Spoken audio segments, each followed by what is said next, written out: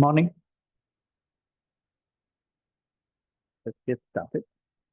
Um, so my role is to welcome everyone to this conference and to allow Susi and Karthik to say a little more about the thinking behind the conference and the convening here. So I'm going to use the opportunity though to have a stab at the conference's title and motivation a little bit, at least to the extent that I have something to say about it. So it's it's delightful to have the range of scholars and uh, motivations, ideas at this two-day conference. We began yesterday with Professor Madhavan Palat getting us started thinking through Nehru's archive in a way uh, organized around the central spine, which is the idea of democracy. And I'm sure we will have more occasions to engage with that over the next 2 days. And I was struck by two things yesterday at the BIC. The first was that I must say that even in the BIC manages to pull a wide range of people into the room was packed, and Nehru's democracy can still fill a room, and that's useful to know just as a prospect. And the second was that many of the questions and the interventions were from not from the people in this room. So they were not the people invited to this conference or academics and scholars committed to these sets of inquiries. So it was interesting to see that there was eclectic range of questions and pretty good, well put and sharp questions. And so I was all in all quite happy to see what we turned out on day one before this morning. But speaking more generally, I think that over the last year and a half, we've had the opportunity at the university to bring together scholars to speak both here at the university and in the city that has cultivated a sort of expectation about what NLS will bring to the city. And that brings that suggests that people now come to many of these events that we host, having such expectations in mind. And I want to signal what that broader change is about and what we're trying to do here as a university. So in 1988, when the university was founded, it was founded as a multidisciplinary university. Now, not many people understand this because it's the flagship program in 1988 and in 2025 remains a 5-year Bachelor's of Law and Arts and Law honors degree. And that is the program for which we are best known. But that program from the very start had at least in a sort of old, I'm going to say Karnataka model of the BA with 3 or 4 social sciences, humanities subjects clubbed together in at least in NLS's case in an equal combination. We did sociology, politics, economics, and history as a part of the BA. And we've done that for 37 years. So it's not like, in that sense, that a social science investment for this university is a new idea. It's not. We've been doing this for a very long time. But I think what has changed, I suppose, in 2025 is that we offer a standalone BA. That is a big change. And the expansion of the last few years has meant that we have faculty in each of these fields at numbers and very bright young faculty, talented faculty in each of these fields. And we're looking to leverage and develop that engagement in an institutional sense. But that is not the motivation for this one. This conference is motivated more by intellectual concerns and provocations rather than just institutional ones. And let me say a little bit about these intellectual provocations, at least in a very idiosyncratically personal way, in the way that I come to these questions, rather than, like I said, I'm going to leave it to Shruti and Karthik to say the more heavy lifting, heavy duty stuff. So I had the opportunity to study here. So I had, as an undergraduate, been introduced to politics or political science, as it was called, um, as a young undergraduate. And what I think we immediately, quite quickly realized was the subdisciplinary boundary within the field that we might call political science seems to be quite varied and at times fractured. So we understand that there is a field of empirical inquiry that we might usually call political science, which might range from the ethnographic to the quantitative political science. We also understood quickly that we must read and appreciate political theory. We had to come to terms with the fact that some of the most influential work in the preceding decades has been done in the field of political sociology. And we also knew that there was some amalgam of all of these that we call political thought. At least as 18-year-olds, most of us felt that political thought is what JNU and DU did, and nobody else globally seemed to do this. Said, okay, that's what they call it in Delhi. But we would work with the other subdisciplinary boundaries. There's very little comparative politics in any case in NLS for sure, and I think more generally in India, there's very little comparative politics as a model. But these other three ideas we were reasonably familiar with, and political thought seemed to be this basket category that kind of put together these various fields in some, at least to the 18-year-olds and the 20-year-olds we didn't really get a hook on what was it? I mean, what is it a subdisciplinary form of some sort? If so, what does it represent? And I'm going to say a little bit about that. So I'm speaking for myself, late in my undergraduate education, we got introduced to the work of Richard Tuck and Quentin Skinner. And then we came to think about, and Arvind and Matthew are here, so all of us came to these questions in a similar way because of, not because of the National Law School, but because of the CSCS. Where we spent a lot of our fourth and fifth years at NLS, engaging with scholars there, and we came to understand that there is a very distinctive methodological position on what political thought can be.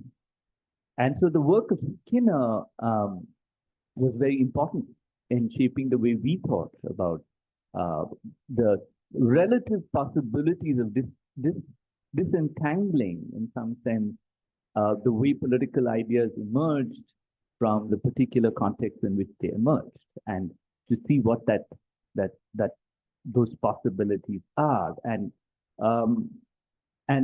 so the Tuck and Skinner view was interesting and useful for us as a way of thinking through this field, but we realized that not too many people use that method in the Indian scholarship.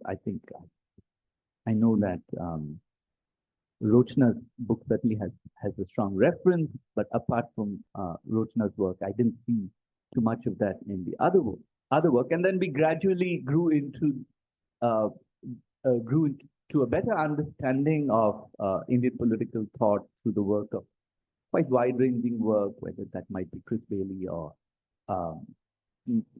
looking locally, Manoranjan Mohanty, also some interesting work that really helped us grow with what Indian political thought can be. So that is sort of a retrospective view of working through these ideas as a student. Looking at it today, clearly, scholars, including those in this room, who sit to my right, Faisal in this room, and several others, my colleagues Karthik and others would put their work within this frame and have a distinctive method and approach to how we might think about this field. And I see in that sense the provocation for this conference a sort of revisiting of uh, a, a medium to long history of Indian political thought, and to, I hope, as I sit through much of the next 2 days, learn a little bit about what might be distinctive about how we do it now. Is this a claim of a tradition just circumscribed by geography and by a particular history, or are we looking at a idea of a tradition that is possibly defined by a method, a distinctive method, uh, and or are we trying to configure this field in some other way, right? And one of my initial interests for a conference like this is to think in along these terms, and I look forward to learning from all of those who are here in these rooms as to how we might do this. Now, it might be that all of what I've said, including the sources I've cited, are not particularly the way that we might want to do any of this, and we might want to do it in an entirely different way. And I hope to listen and learn. Um, I just want to close with an institutional reference. I think that institutions have tended to to plant a flag on disciplines or on ways of understanding fields, and there is a way in which we talk of either a Cambridge school or some such departmental or wider university models. And my my general instinct has been to be a little uncomfortable with the idea that institutions adopt models, and my preference has generally been for a more heterodox sense of what institutions must do in fields. So my motivation this morning, and as we think about this conference, is not that we take Indian political thought to the center of the Southern Peninsula in Bangalore. That's not my motivation at all, right? I mean, I think that there are reasons to engage, and I know that in Indian thinking on the field, this this rubric, the Indian political thought rubric, has dominated the ways in which we have approached our understanding of politics. There's a great value in us re-engaging that. I think Karthik mentioned the sort of untimely demise of political thought that at least some op-ed and newspaper contributors think has occurred.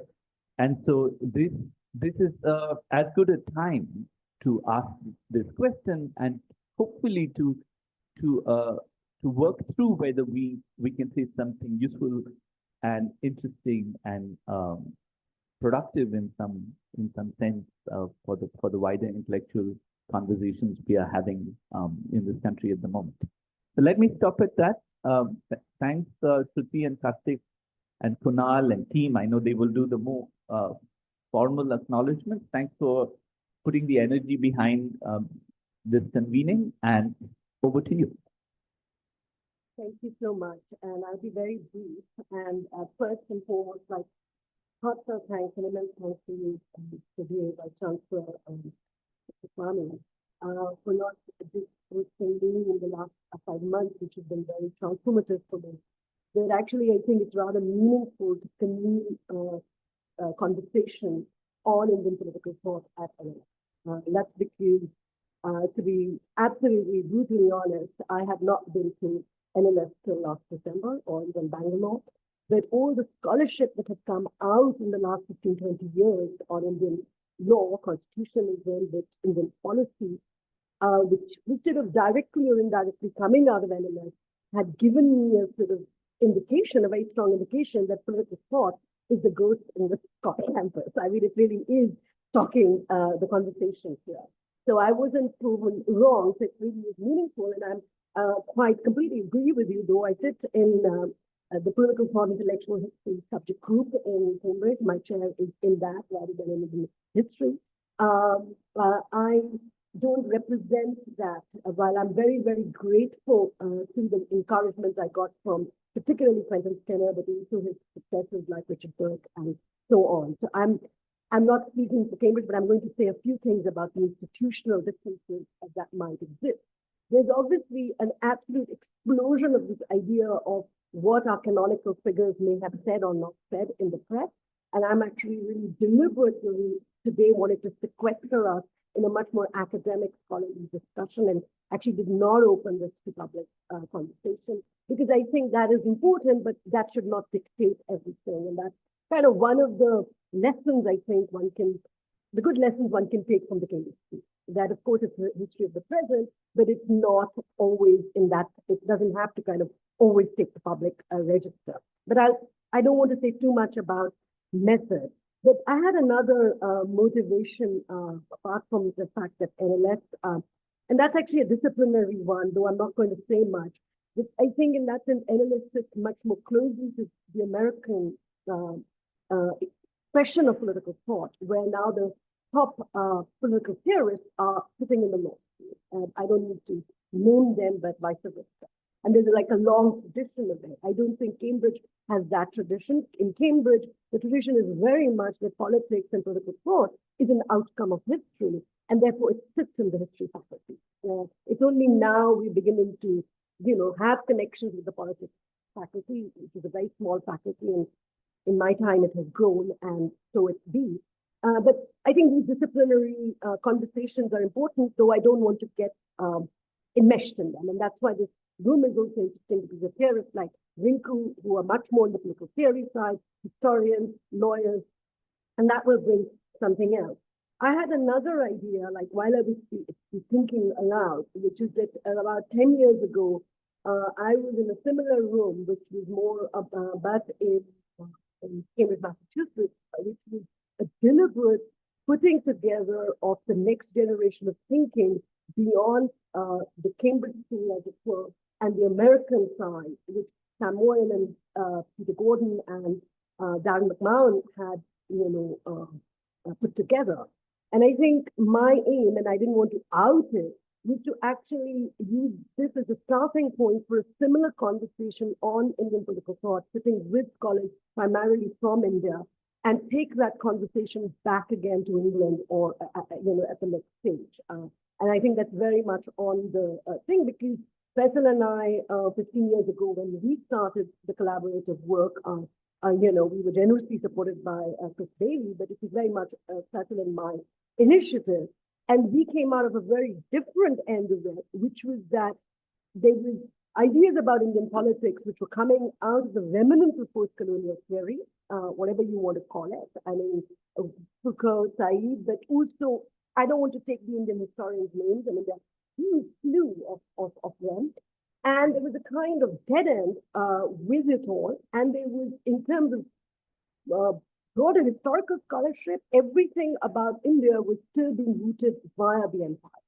So, it still was not simply about the good or bad, but it was really about the impact response around it. And political thought actually offered not just a really precise objective inquiry to create, very simply put, even a very basic canon, whether we like the idea of a canon or not, but even to start putting together an idea of a canon or set of concepts that might be usable for, our conversations. I think that was our very modest, is somewhat declaratory aim about 15 years ago. So the first volume was very open, all kinds of historians. Second volume, which we collaboratively did, was on just one text, which was the Bhagavad Gita, and why people had managed to write so many commentaries in a space of just 20 years, and why, for instance, for Rahul, that would be the question, why it wasn't Shastra, So we just wanted to ask, that question. And I think now, 15 years down the road, partly because Indian public debate has become very dependent on what an Ambedkar said or what Nehru may have said, that's just one aspect of why it has emerged. But I can say confidently that in global academia, and I don't think I'm breaking any news here, Indian political thought has arrived, more than arrived. You know, if you look at jobs, if you look at journals, if you look at any of that, whether there is a consensus on the lines of inquiry, on even the objects of inquiry, let alone method. I don't think there is any of that. And I think, nor am I trying to, not at this point, thank you, Mr. Sweet One, maybe in 2 years, but at this point, I'm just kind of being a bit open to see what, you know, these different debates are and what these different conversations are and what, at least me personally, I would like to see develop. So, for instance, in the canonical understanding of political thought, which is a mainstay of the Cambridge undergraduate degree, you are now being, and it's not just me, but many others are doing it. Certain figures are now being taught. They are part and parcel of the undergraduate degree. And I think we need to move beyond those one or two figures too, and they are being taught because the scholarship is very good on them. I mean, Gandhi, the scholarship on Gandhi as a political thinker is now fully established. So you can give it to an 18-year-old to make some sense of him, Swaraj, which we can't do with Ambedkar. We still can't do with lots of other figures.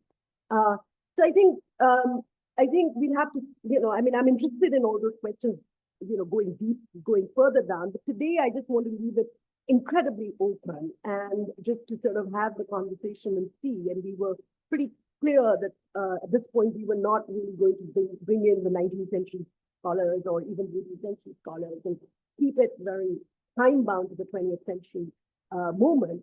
But Faisal and I and my colleague Jessica Patterson, who can't be here, but she will join us, we have been asked by the university press to produce a kind of, you know, volume on Indian political thought, which should be useful. And this is, I think, a really important conversation for it to start anew in India. So I can, you know, for me, that's the biggest takeaway. And I just wanted to, you know, thank you, Sudhir, because it's really your generosity intellectually and institutionally to allow for this to happen and to, you know, I mean, yeah, it means a lot to me. And thank you for that. And I'm sure Karthik will say something more. And but I think of this as a kind of transitional moment. You know, this conversation is a kind of transitional moment. And where we go with it, you see. And so thank you again. And over to you.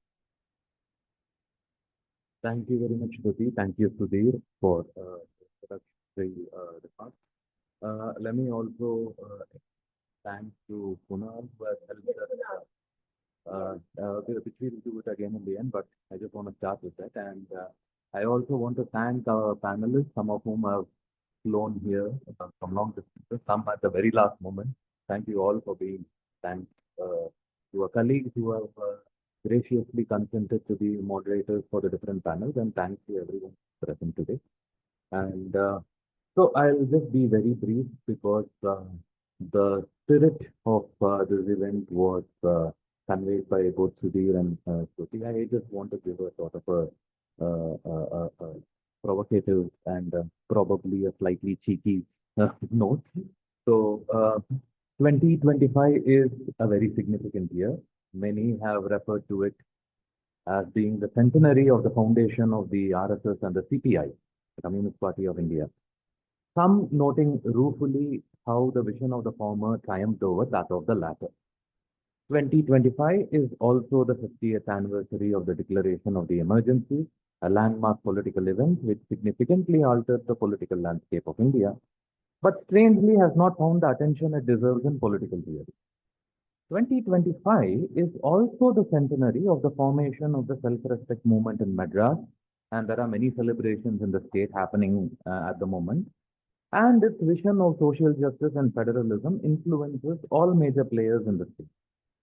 No, in a sense, we could say that the self-respect movement was a precursor to the politics of Mandal. And today, as we stand in 2025, we can say with considerable certainty that at a national level, Mandal and Mandir dominate political conversation, while Marx has taken a backseat. We could also observe that there has been remarkable innovativeness and considerable success on part of the Hindu right in bringing Mandir and Mandal together. The Maharashtra elections is one such example. While the Indian left is still struggling to bring Marx and Mandal in any meaningful sense together. Now, as someone who has interacted with the radical left for a while in my past, and that's why I love to take jabs at them, I can actually see a significant change among many activists that I knew because Charu Mazumdar has been replaced by Mahatma Gandhi, class annihilation has been replaced by annihilation of caste, and the Little Red Book by the Indian Constitution. I could see this happening in the CAA protest as well as the farmers' protest as well. And yes, if yesterday's event was an indication, Nehru is making a major comeback. Without taking names, I do want to credit what has happened between 2014 and 2024 for this significant shift. We think that this is a momentous time to hold this conference on Indian political thought to discuss some of these events, moments, thinkers, leaders, ideologies, and importantly, concepts that shape the Indian present and is likely to shape the future to come. And our panels, as you can see them, are structured in such a way to cover a broad and diverse variety of themes and topics with an amazing set of speakers. Now, we want to see this event as a beginning of a series of events to provoke conversations on different dimensions of Indian political thought with Bangalore and more specifically National Law School as a hub.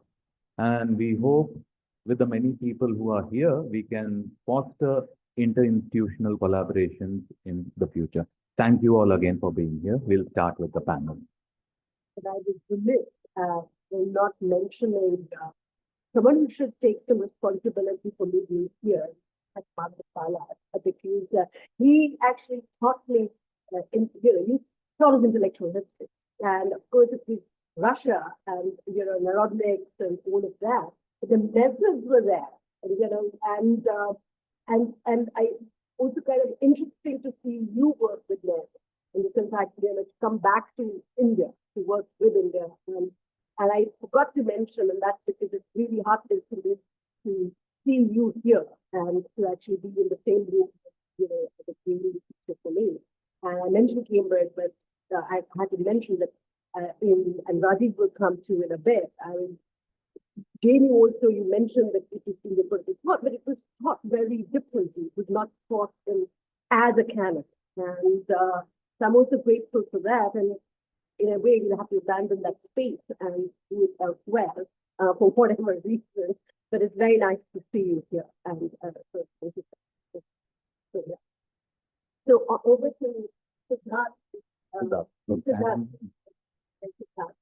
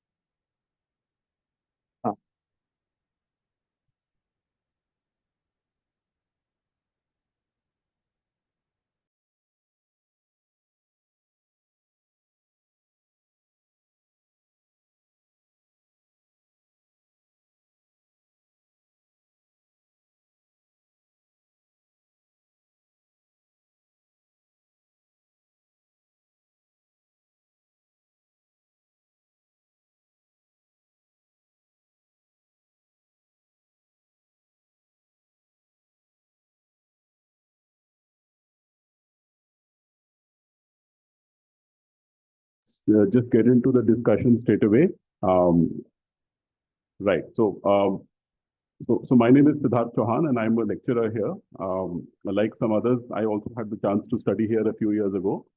And after having rejoined the faculty this year, Obviously, we are seeing an expansion in terms of our faculty strength, but more than numbers, in comparison to, let's say, our previous memory of the institution, there are certainly more people coming in from different backgrounds and different institutional experiences, which is making the current moment of teaching here quite distinctive.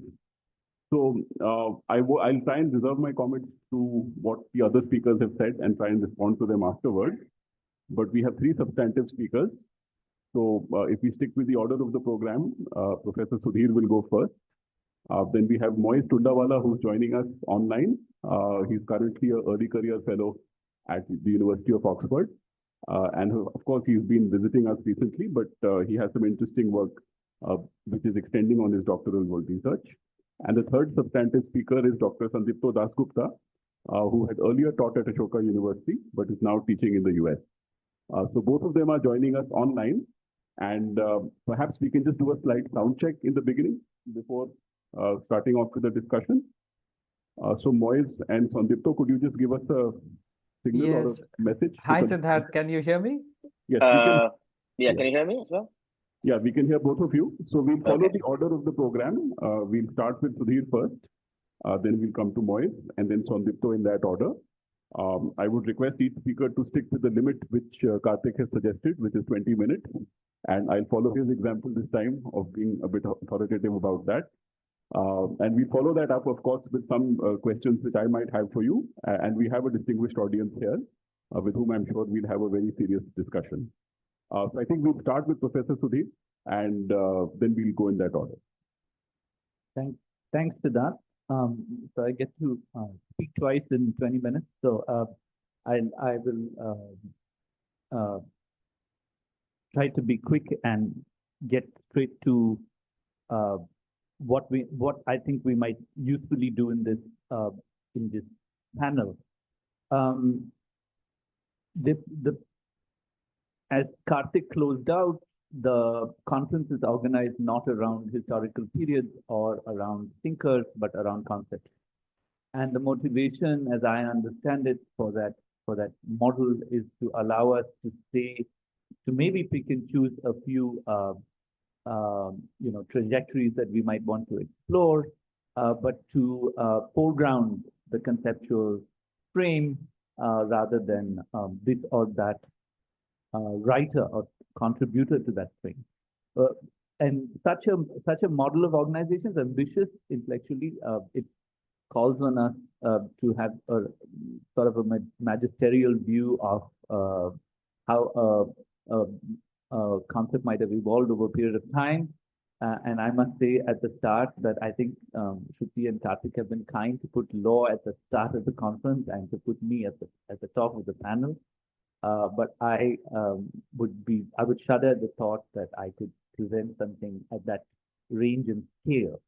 So I think that the best that I can do in the 20 minutes that we have is to take a stab at the problem and try to locate at least where my motivations and interest in this kind of inquiry lie. I apologize to Siddharth that I don't have a paper, but only have scratchy notes and different projects, some relatively more successful and some relative failures, which I want to talk about today. So I'm going to start by saying a little bit about why we might revisit the way we think about law in India, and I'm going to start in that sense in the contemporary. Where are we at? What are the significant intellectual and structural moves in the Indian legal system, and why this is a good time to think about as what I would say, the relative persistence of modern Indian law, and which is, I think, a huge intellectual puzzle that we need to solve. The second part, I want to talk about the Shaw-Mullah, and in the third part, I want to talk about some lessons that we can learn from constitutional framing. So that's the order that I would pursue. So let me start by saying that I know that as a historical matter, we might conveniently break up Indian legal thinking into ancient, medieval, and uh, colonial or modern period. And there is some value in that, and we could attach to each of these periods some discrete text and traditions, and we might profit immensely from looking at the way uh, materials that might have emerged in one historical period uh, both translate and transform into other historical periods, continue across these periods. And I sense that in law, my dominant instinct is persistence, the ability of ancient legal concepts and medieval administrative and bureaucratic structures to continue into modern Indian law. And this uh, this this continuity, I think, is much more striking than might be otherwise visible in the political or the administrative bureaucratic system in looking at key institutions in Indian politics. Um, in the most recent shift in thinking about these issues has been the attempt in the last little less than a decade to decolonize the Indian legal system. Now, uh, we understand that the decolonizing move is one that is widespread, it's not just limited to law. But what is striking about the decolonization uh, push in the law has been that it's had a relative run. So we're not talking about just an idea without a practice. We have an idea and a practice. And we would do well to look at both. And we can see that when it comes to the new codification of the criminal law or proposed codification of civil law, not much has changed. Cynics might point out that section numbers have been changed and statute titles have been changed, but the governing concepts seem to remain the same. Conceptually in the detail, I don't mean conceptually meaning we're just talking about criminal law, but everything underneath that has changed. No, nothing is. The primary concepts of the criminal law, the idea of intention, the idea that we might organize offenses as offenses against the body or against the state, and so on. All the fundamental categories are intact. We might take two views of these developments. The first is that this is just a gimmick, a political gimmick to just reposition or satisfy a manifesto promise, but not really a thoroughgoing reform, and that thoroughgoing reform is somehow to come out on some other side of a wall that we can't yet see. Or the other view might be that that's all that's on offer. That really the retelling of the reworking of a decolonized legal system is this. It's a reappropriation. It's cultural and symbolic. It's not deeply conceptual or institutional in that sense. And I'm inclined to pursue the latter idea. I'm particularly struck that at the end of 2025, at the end of 2024, there was a little notice but important statistical event in the Indian legal system, because for the first time in the recorded history of the modern Indian legal system, the number of cases disposed in the district court exceeded the number of cases instituted in the district court. And this has not happened in 200 years since the company court emerged. And it's interesting to see what might have changed here.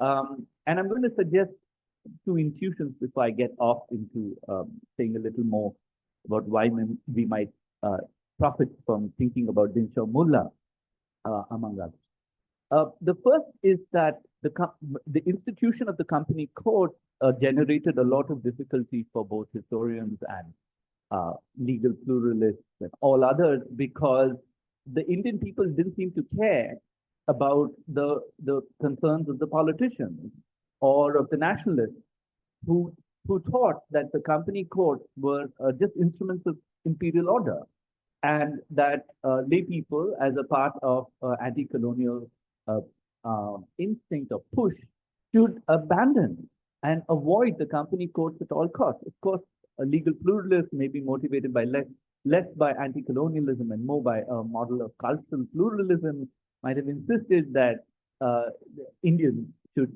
avoid these courts and embrace forms of dispute resolution that were more akin to their caste or to their communities, however defined, or religion. This didn't happen. And despite the large mobilizations around indigenous models of dispute resolution, the company courts were flooded, hence the crisis of the Indian legal system in the late 1700s and early 1800s, and all the way through to 2025, which is that the persistent willingness and openness of the people at large to embrace these forms of bureaucratic, formal, modern dispute resolution models seems to really both shock the academic and the bureaucrat and the political agonist who's wondering why, people who are motivated by anti-colonialism don't seem to practice it too well, at least when it comes to the court. And my sense here is that there is something about the way in which law has been adapted and co-created in Indian society, which is very different from the political form and very different from the bureaucratic form. There are elements of continuity that are striking and something that we must pay a lot more attention to than we have in the past. And I'm thinking here about Lingat and Derrett and other kind of early work that tries to look at what happened to ancient law, or Mark Gallagher for that matter, and the lament there would be that there's such a sharp disjuncture at some point in our political history that somehow all that goes before is forsaken, and we have created something dramatically different and new or something like that. And my sense is that we should revisit that way of thinking about Indian law, and the recent decolonization moves give us more reason to think about what is a remarkable endurance and persistence of legal form in India across a very long period of time. So for me, a critical figure, now we're talking about failed projects, a critical figure in all of this is Dinshaw Mullah. Now, Dinshaw Mullah is an inconvenient figure in many ways. He's aligned with colonial government. He's no nationalist, and he's no anti-colonial thinker. But Dinshaw Mullah is the single most important modern legal thinker in India, more important than our constitutionalists, and more important than anything else that we might see as critical and important. Why is Dinshaw Mullah important? And just do a short biography. Mullah did many things. He was a solicitor and formed India's first Indian-only law firm, solicitor's firm in Mumbai. He happened to write the most important academic legal commentaries on almost every part of Indian law: family law, civil law, company law, and tax law, among others. He also happens to be the great codifier that we have not named, who's not Manu, but Mullah. And Dinshaw Mullah was in the law commissions that wrote the Great Code. And he had a long influence in the making of Indian law as a legislator. And to add to those roles, he was also a judge, and played an important role in the emergence of Indian judges in a colonial legal system.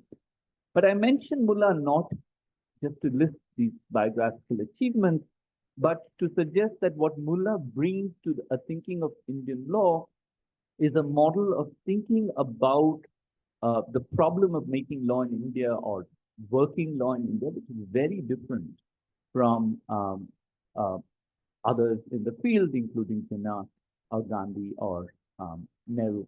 Nehru, I mean, just about the least, I'm sorry, Madhavan, thinking about law, I mean, just about the weakest lawyer among the four would be Nehru. Ambedkar, Gandhi, and Jinnah had a lot more to say about how to think about the law than Nehru did. At least of the archive I know, and I know you can correct me that as to whether that's a fair statement.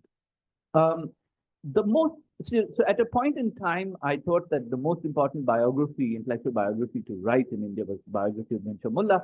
I tried, and I ran up against a very little material, both in the British archive and with the family in Bombay. And so, talking about failed projects, here's one of them. The best I can do, though, by way of contrast, is to think about the work of Mitra Sharafi. Because Mitra's work in this field is fantastic. And I think it's fantastic not just in its method and detail, but also in its attention to method, as to what is it about the Parsi community approach to a colonial legal order that allowed them to be both extremely successful in a professional sense, yes, but also the shapers of Indian law. And it's important, and I mean, if anything, I suppose she ran up against similar constraints. Dinshaw Mullah doesn't have as much a pride of place in the book as he might, and Mitra configures the problem as a problem of describing how the Parsi community developed law for itself. You know, she has a slightly different frame of reference from what I'm suggesting. What I'm suggesting is that the story of Dinshaw Mullah, among others, tells us a story about how somebody from that milieu reshaped Indian law by a sort of a synthetic embrace of the colonial legal order, but not giving up the traditions that came before them. Now, in Mitra's work, she uses several categories, and I'm not going to try and catalog them and you know enter into a sharp argument about them. But what is striking about the motivation in the book is that Mullah and others from the Parsi community, their model of intellectual inspiration is Zarathustra. The idea that the law-giving tradition that they are concerned about is not Manu, and it's not the Sharia. It's a completely different model in a both religious and intellectual tradition, motivation for how to think about what are useful laws in India of the colonial period. And she talks about the manner in which those religious and intellectual traditions were redrafted or redeployed in an Indian context. And to me, that working out is the most important working out that we must do across various traditions, right? How is it that Mullah, among others, found that the colonial legal system could be adapted to and inclusive of the intellectual, emotional, and political concerns of the Parsi community? It's that those feats of creativity and legal adaptation that allow for the Indian code, and here I'm talking about the core code, the penal code, the civil code, the evidence act, and the criminal procedure code, so on, to have the kind of longevity and persistence that they have. I think there's a part of the story there that we need to understand. To be clear, I put Dinshaw Mullah as a key figure, not because I think it's to the exclusion of everybody else. We should be talking about others.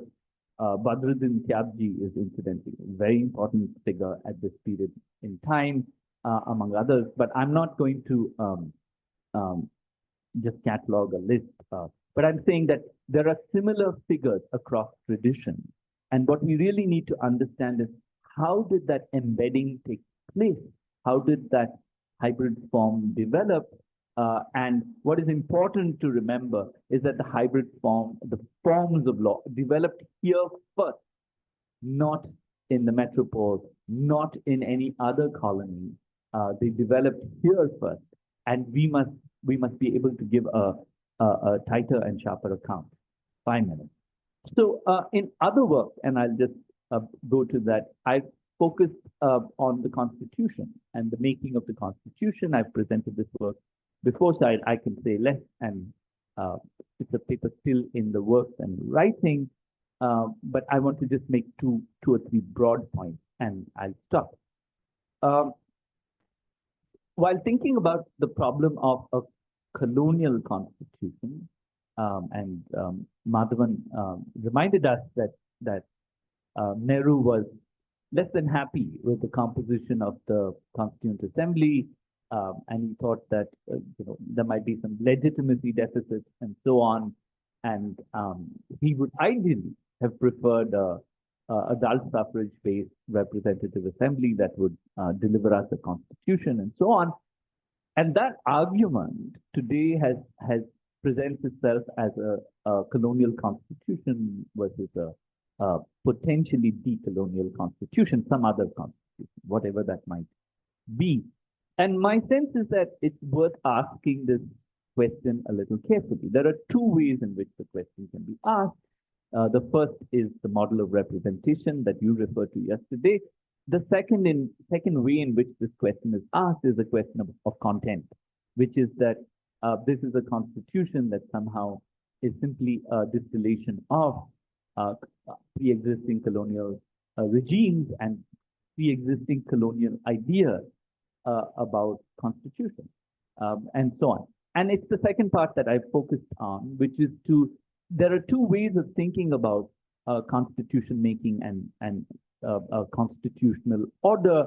One way is to think about text and borrowing. The other way is to think about influence.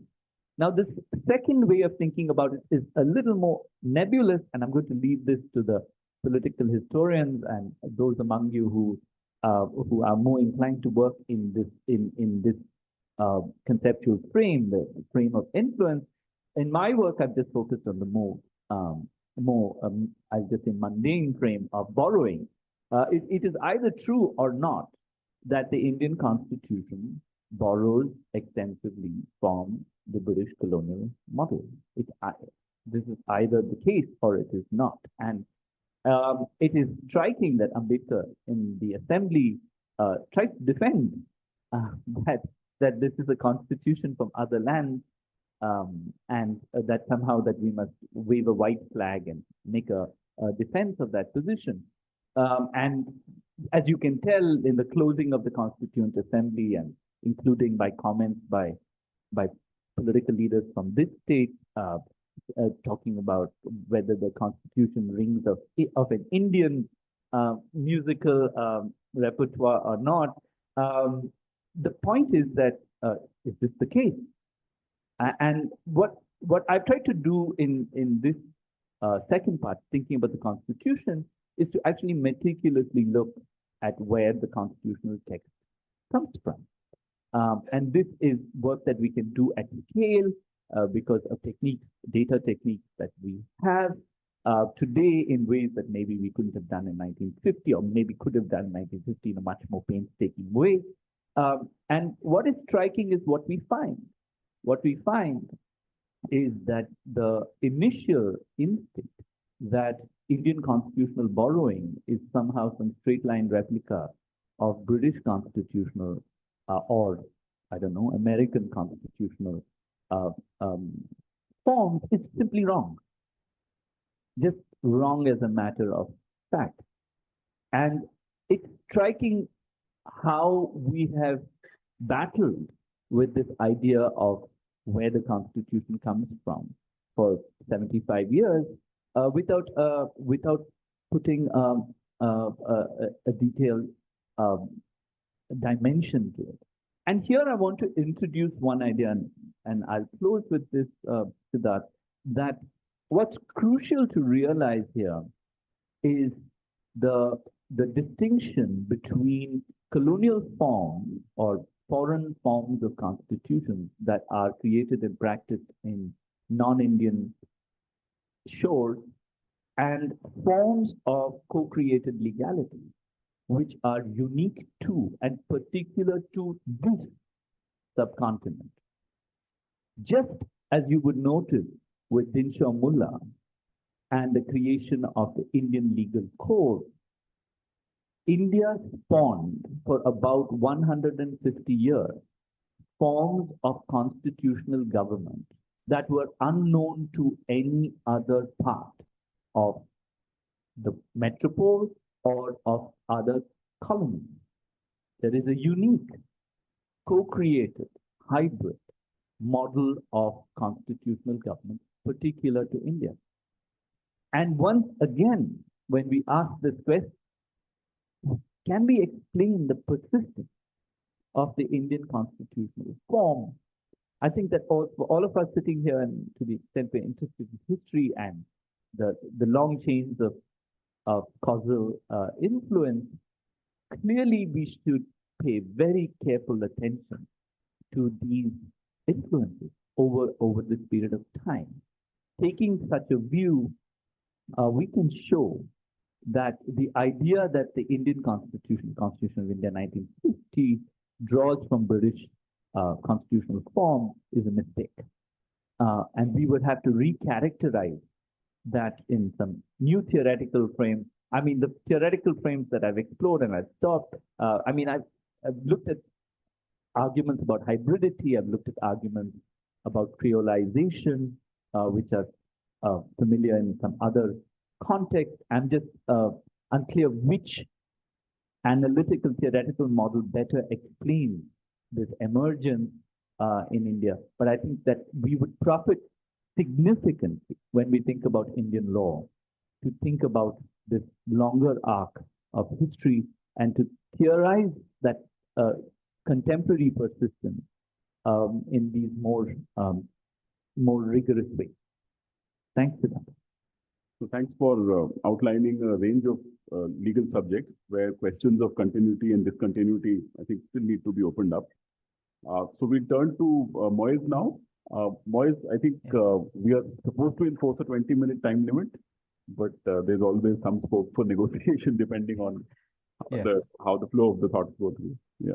Okay, thank you. Thank you so much, Siddharth. Very good to meet you once again. I had a chance to meet Sudhir and Sandipto in the UK very recently. So glad to be participating in this conference. Many thanks to Shruti for the kind invitation. And also, I just hope, however, that I am coherent enough because it's 4:30 a.m. for me here in Oxford.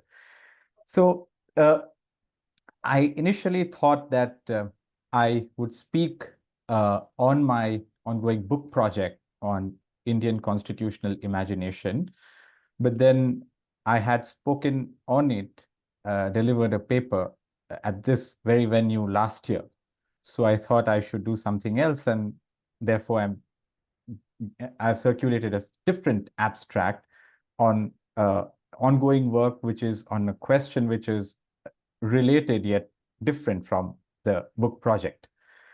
Constituent power versus constitutionalism in Hindu and Muslim political thought.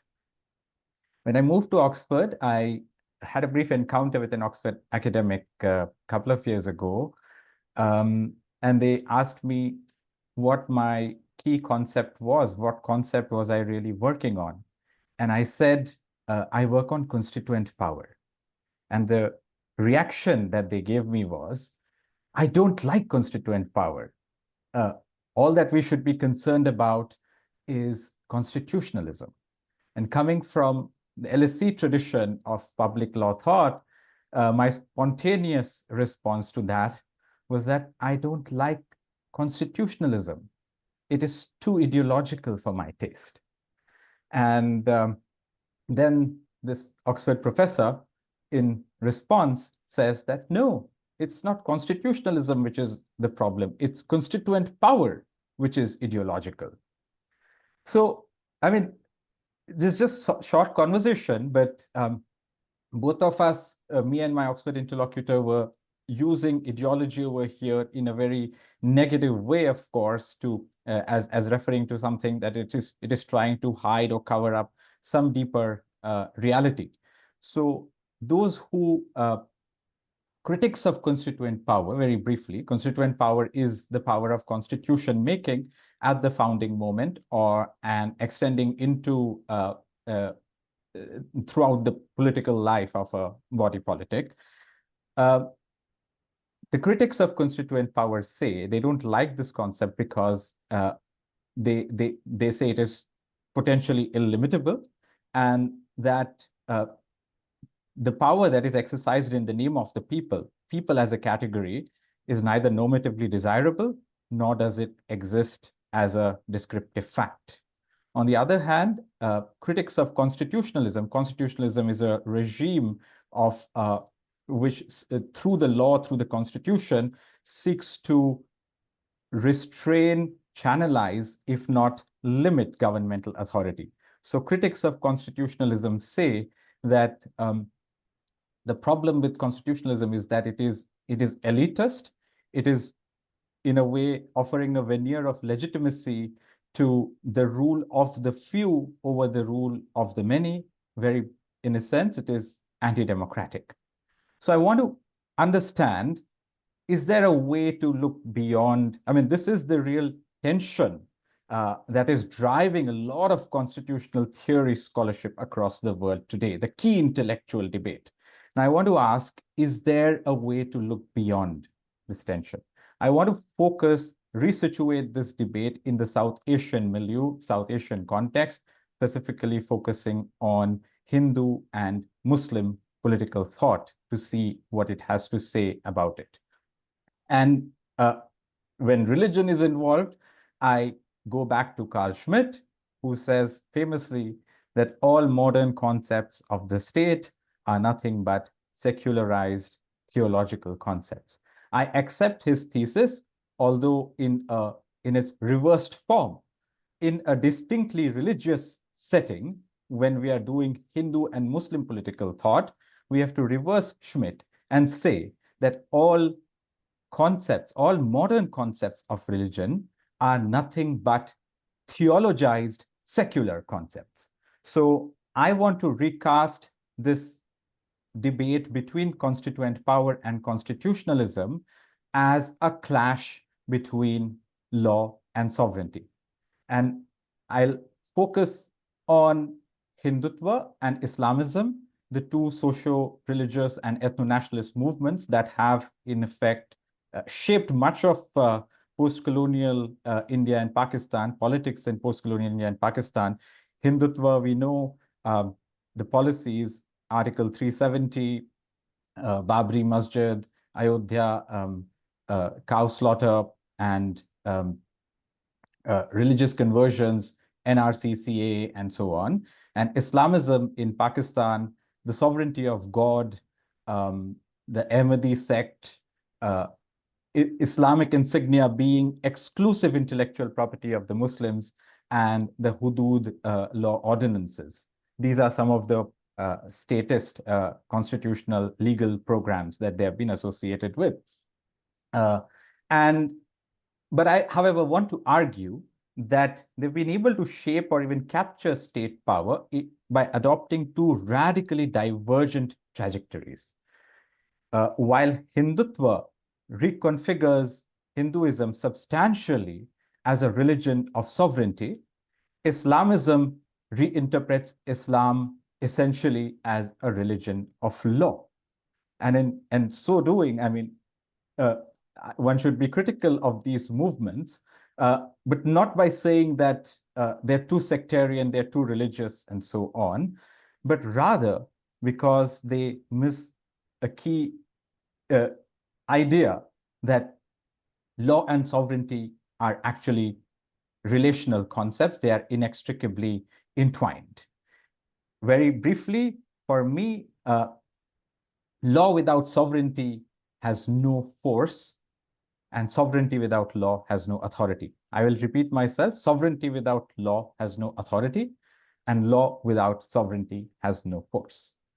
This might seem like a very simple proposition, but not simple enough for those who are bickering about constituent power and constitutionalism being two antagonistic concepts. Before getting into, I mean, Hindutva and Islamism, I want to say a few things about what I mean by law and sovereignty.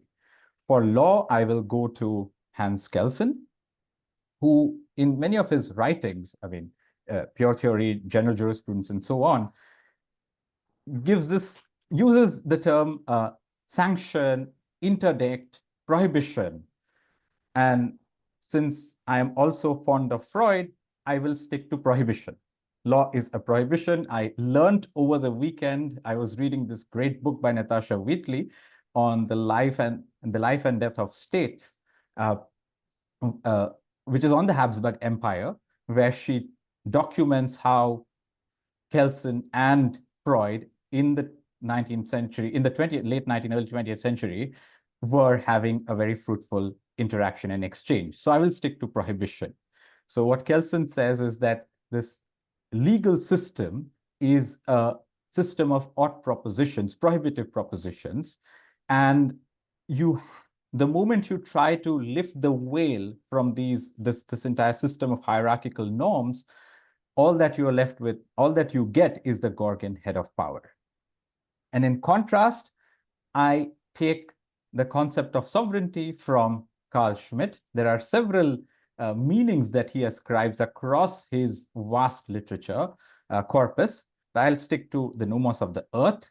Sovereignty is, and first and foremost, it is acquisition.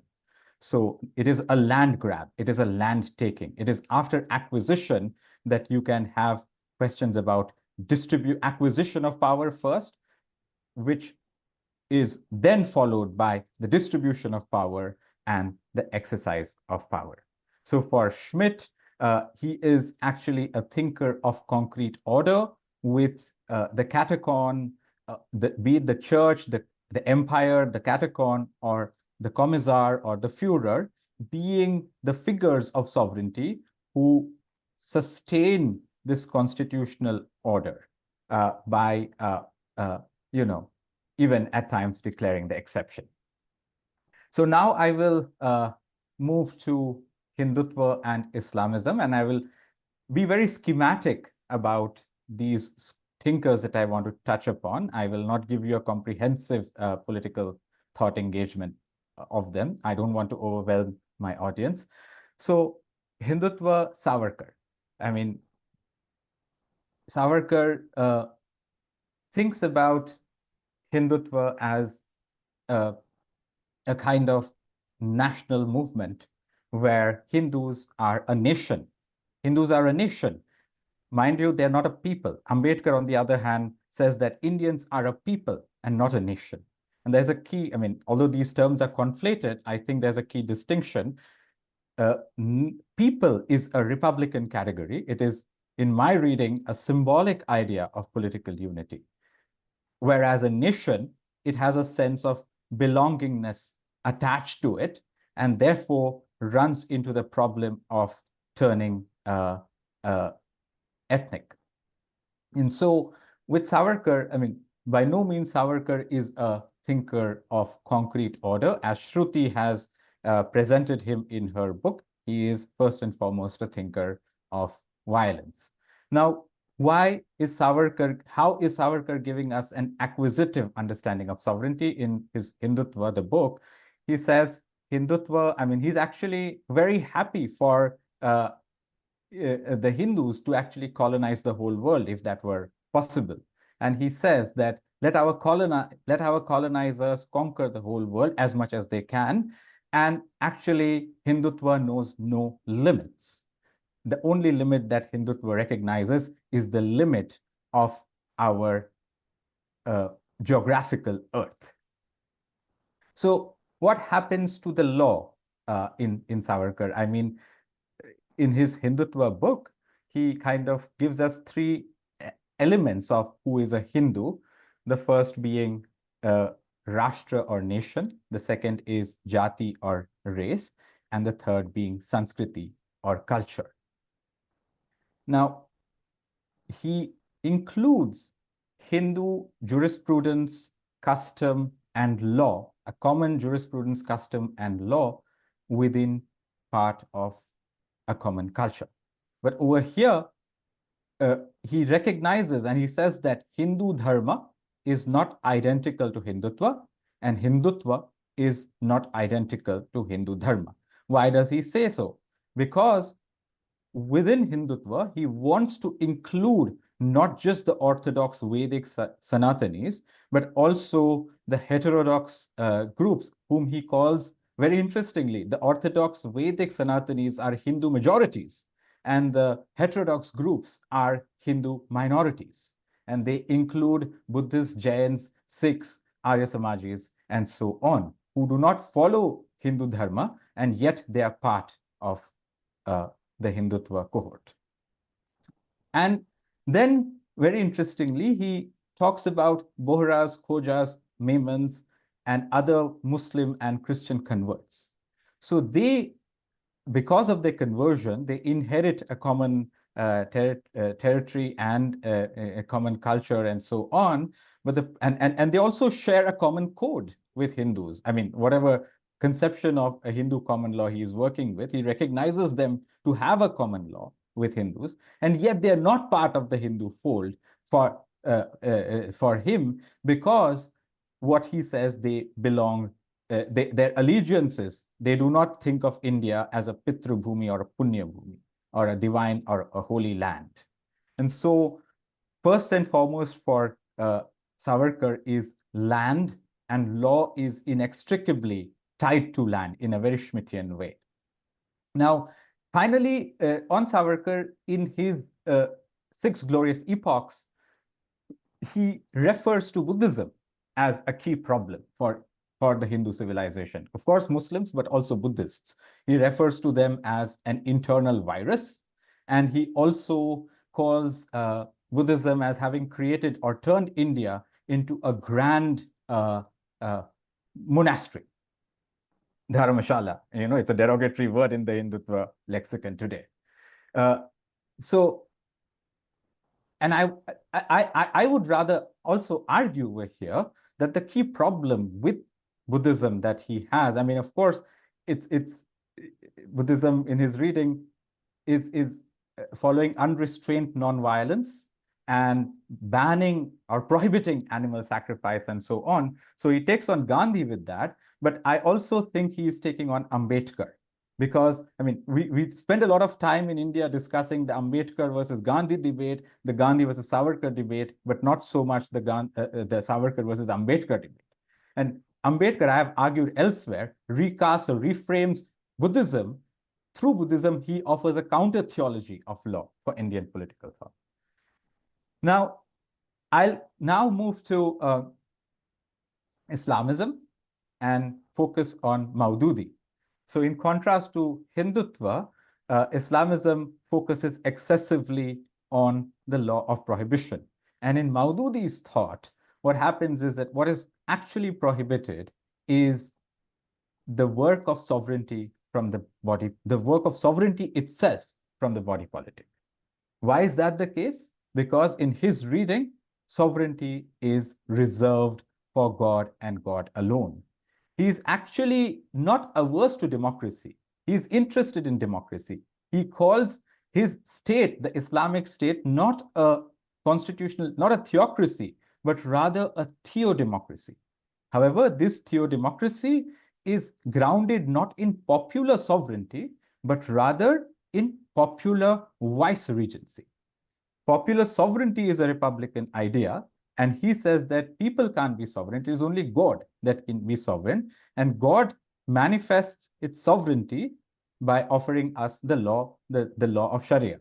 And the definition of God that he talks about is, oh, everybody understands that God is a creator. Even non-believers recognize that God is a creator. What they don't understand or what they don't want to recognize is that God is both Ilah and Rabb, which means nourisher, master, and overlord. And the moment you rework God into these categories, the only sort of relationship that you can have with God is that of an abd, that is a slave or a servant. And this, as abds or slaves and servants of God, the Muslims in this Islamic state, all that they are having to do is to indulge in the dull and drab practice of either interpreting the law or following the law. And these laws that God has given in Maududi's reading are obviously, full of gender regressive norms. They give minorities protected status as Zimmi, but with second-class citizenship and so on. And extending into, the present day ISIS and Taliban and so on, and the kind of things that we are reading about on women in Afghanistan. So now I want to, in the last maybe 4 or 5 minutes, move to offer counters to Hindutva and Islamism as exclusively religions of recasting Islam and Hinduism into religions of law and sovereignty by looking at the 2 other thinkers who were, I think, doing it, this relationship, working it out more creatively. One is Iqbal, who very interestingly says that Islam, in his modernist rendition, is nothing but the Islam and the state in Islam is nothing but the working out of equality, freedom, and solidarity in the human world. And so Iqbal too works with the prohibitive law, and the prohibition in Iqbal is that a finality of prophethood. There can be no prophet-like figures anymore. Yet, I have not come across in his work so far the expression sovereignty of God. The finality of prophethood is fine, but with the finality of prophethood, what you actually, it lands in all sorts of problems with the Ahmadi issue, but what it does in Iqbal's work is that it creates the conditions of possibility that once there are no more prophetic figures that can come, and as Faisal has shown in his work on Iqbal and the Muslim Zion, it kind of allows for sovereignty to be passed on to the human subject. In a way, the humans are partaking in a divine partnership in a creative act with God. God, he's not saying that, unlike Maududi, that God is a creator God and so on. In Iqbal, God can have creative partners with human beings. And politically, Iqbal gives India the federation as a model. So federation, it gives India the patriotism of Muslims, and it gives Islam, it relieves Islam of the taint of Arabian imperialism. And to the Islamic world, Iqbal gives not the model of popular vice-regency as Maududi was giving, but the model of an Islamic republic. And he is actually very inspired by the reforms that are actually taking place in Ataturk's secular, supposedly militant secularist Turkey, of all places. Now, very quickly, on to the second figure, Gandhi, who I want to touch upon. And Gandhi, of course, it's rather a daunting task to interpret him as a thinker of constituent power, because he, in his own work, always talks about the distinction between power politics and truth politics. Power politics as negative and truth politics as positive. However, I would argue that he very well understands how political power works. And beginning with Hind Swaraj, he refers to this model where the colonizers have colonized us, not because of brute force, but because we have consented. We have been persuaded into our own colonization, because we are the ones in the colonized world who have this appetite for the material pleasures of the market economy. And so the only way, very much like Hannah Arendt, the only way that you can, attain Swaraj or self-rule or freedom, acquire Swaraj by following this prohibition of disinvesting from the colonial regime and its material capitalist economy. And that is the model for Satyagraha as well. And, he, in his final days, he even offers joining the Constituent Assembly as a kind of constructive Satyagraha or as a substitute of Satyagraha.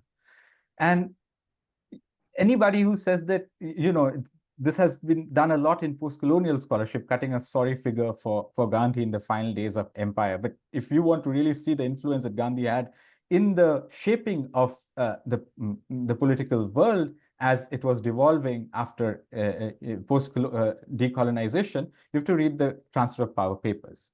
And over there, I mean, Gandhi is very happy, actually, very much like Iqbal, with a federation to begin with in the Gandhi-Jinnah talks. But then Jinnah is moving on to talking about parity, and which Gandhi says parity is worse than partition. So he is happy with partition, but not absolute parity between Hindus and Muslims. So over here, he draws the line in some ways. But so he believes in the sovereign Indian nationalism, secular Indian nationalism. But this line of sovereignty is acquisitive sovereignty, is drawn on the basis of the prohibitive law that implicitly bans the creation under the constitution of a Hindu state or a Hindu nation. So I want to end now with final couple of remarks. Since the 1990s, an end of history moment, there has been this talk that history is now over and we have moved past the age of sovereignty and we have moved into an age of post-sovereign or non-sovereign constitution making. But now only to be supplemented, this remark, and there's a lot of scholarship on this concept as well. But in this populist authoritarian moment, we are returning to a kind of situation where we have constitutions and constitutionalism, but these are post-law, post-legal, and even non-legal constitutionalisms that we have at play. So, I mean, my submission is that we need to take both of these categories seriously together to make for the political world as a life in common. And to the supporter of constituent power, I would say that you might not like law, but remember, for law is important. The prohibitive work of the law, as we saw with Gandhi and so on, the prohibitive work of law is actually necessary to institute a multitude from a state of nature into a people, and in today's day and age, convert an ethnic nationalism, ethnic nation into a secular and republican people. And to the supporter of constitutionalism, I would say that I am with you on your insistence on law and legality. But remember this one point, that law is actually, by its nature and at its foundational, at its core, incomplete. Not so much, not merely because law is full of holes and gaps and inner contradictions, but more fundamentally, in this age, in this modern age marked by the death of God and what is known or referred to in psychoanalytic literature recently as God becoming unconscious, there is no substantial social authority that can actually guarantee the enforcement and implementation of this law. And so the struggle for the rule of law, the struggle for legality, and all the attendant high constitutional values that all of us we believe in has to necessarily be a political one. Thank you. Thanks, Moez, for really presenting a fairly in-depth argument within the time constraint. But I'm sure there'll be a lot of questions based on the authors that you have covered. So let's move to Sandipto. And Sandipto has circulated an abstract which talks about looking at property law, but not through the classical lens of redistribution, but through ideas of sovereignty. So Sandipto, once again, I think 20 minutes is what we are prescribing. And then hopefully there'll be sufficient time for a response and discussion. Thank you. Thank you for organizing this. Thank you for inviting me, Shruti and Karthik. It's also good to be back at the National Law School, even though virtually. And so just bear with me, I have a bit of a sore throat, so my apologies in advance. So I'm, because of the shortage of time to jump in paper directly, I just want to say a couple of things in forward. As Siddharth suggested, my paper is really to think about the property debate around the time of independence, not in this sort of classic sort of liberal versus socialist term, but in terms of property versus sovereignty as two constricting sort of powers.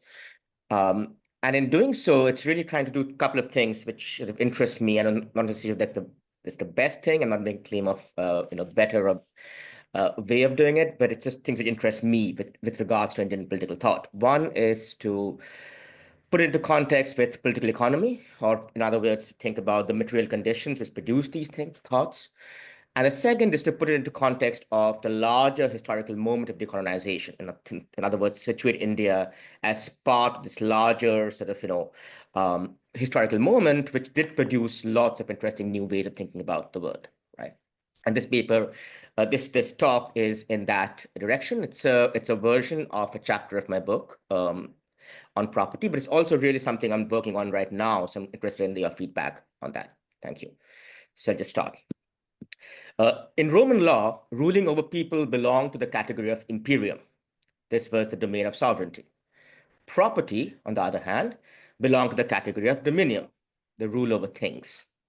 This distinction has been reproduced in modern legal and political systems through the binaries of public and private law, politics and economy, state and market, and constitution and contract. The former, the domain of sovereignty, the latter, the province of property. At the turn of the 20th century, many began questioning this simple separation by noting the imperium of property. Their argument was that property was not, as it appears, a relation between a person and an object, that is, a thing we own. It was a set of rights that operated against other individuals. Property was therefore more properly a relation between individuals. At the core of that relationship is the right to exclude others from the use of and benefits from that object that you own. That object is something that is required by others to survive, say land, factories, food, and so on. Then that translates into a very real power to make them do as you wish. As a result, property becomes a sovereign power compelling service and obedience. In agrarian societies like the American South or the formerly colonized world, where most people survived on the products of the land, this was an obvious and explicit fact. Ownership of land conferred enormous power over the live world of rural societies, enough to withstand and even overwhelm the egalitarian impulses of electoral democracy.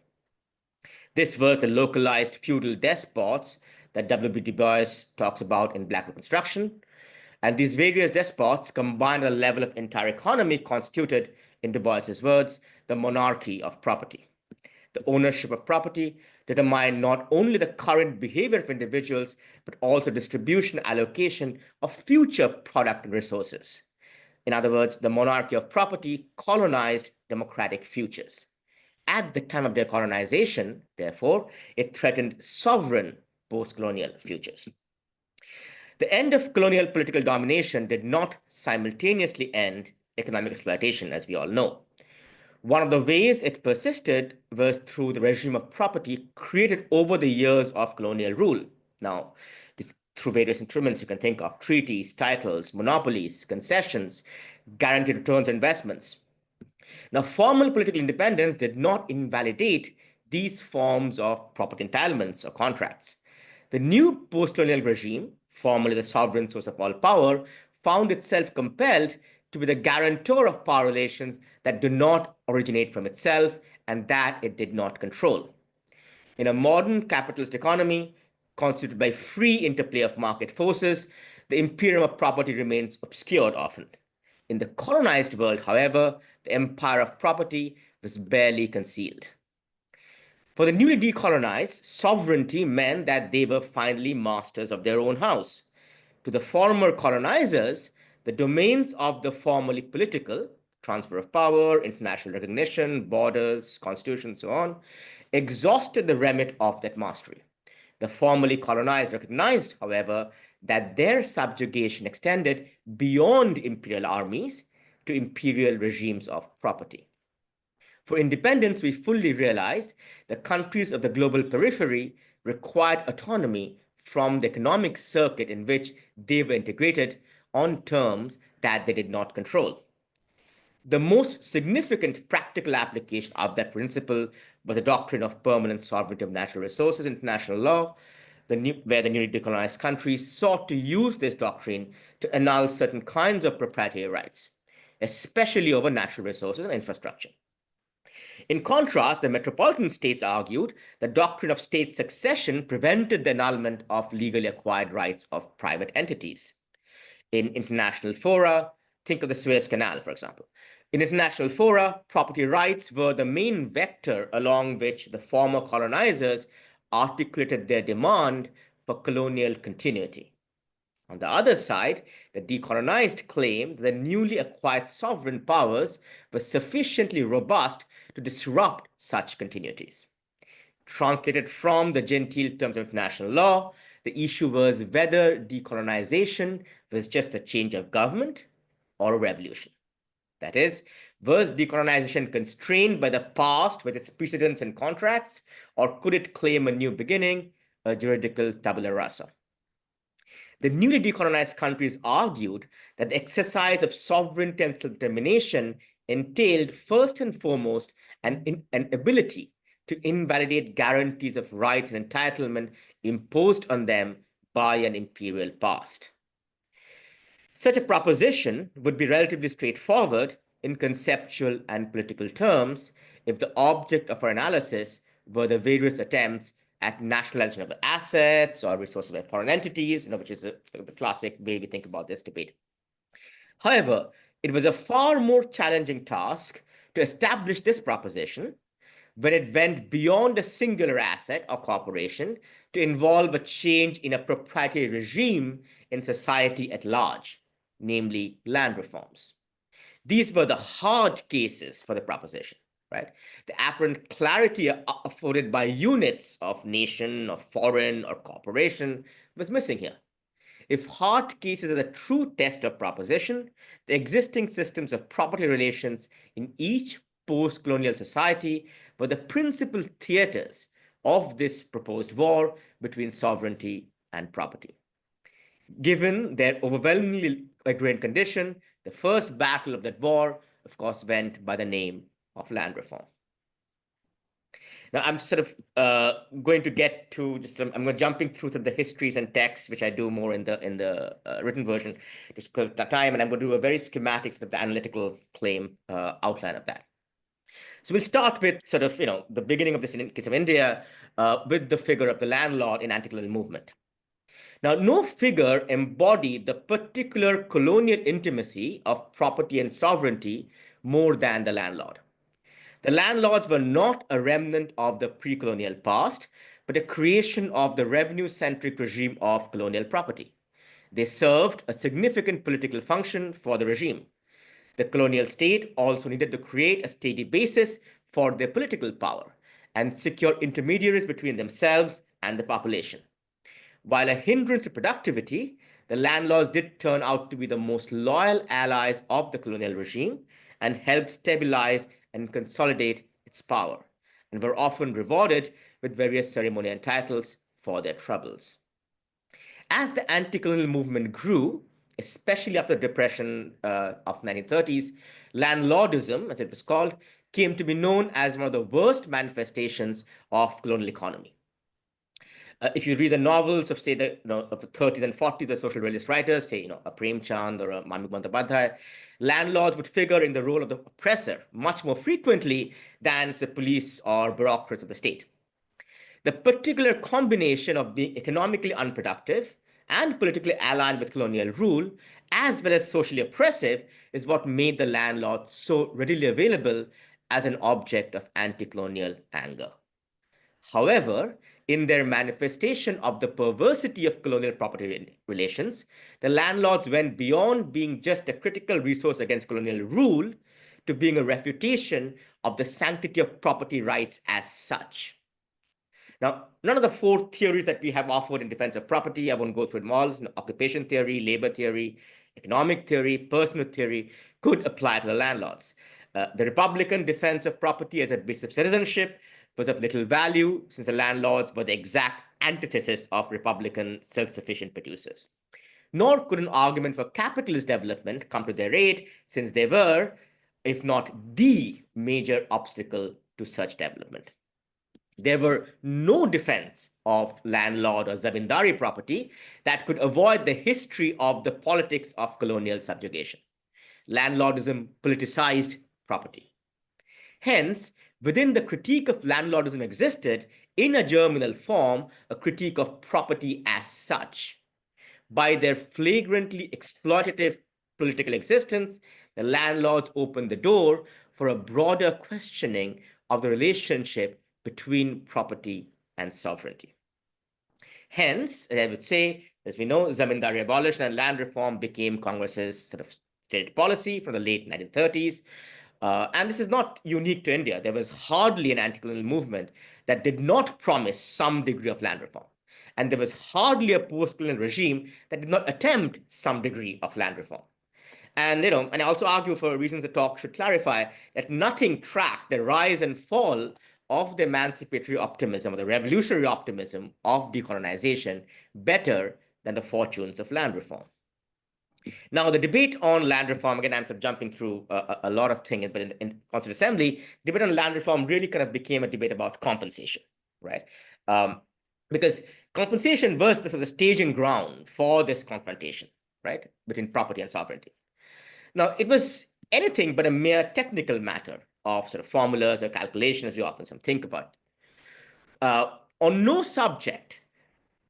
other subject, is the gulf between the periphery and metropole in interest, perspective, and position potentially so great, nor pregnant with passionate and violent conflict, right? This was the writing of the Jamaican economist and diplomat Norman Girvan in the years 1950s. Paying something, anything, in return for the expropriation of property was an acknowledgement that the sovereign could not completely disregard property rights. Girvan suggests that in the case of third world countries against a multinational corporation, this acknowledgement was compelled by a realpolitik, that is, the inability of the newly decolonized to fully overcome the economic power of the metropole. However, beyond this acknowledgement, the post-colonial sovereign still required the ability to make alteration to extant property relations.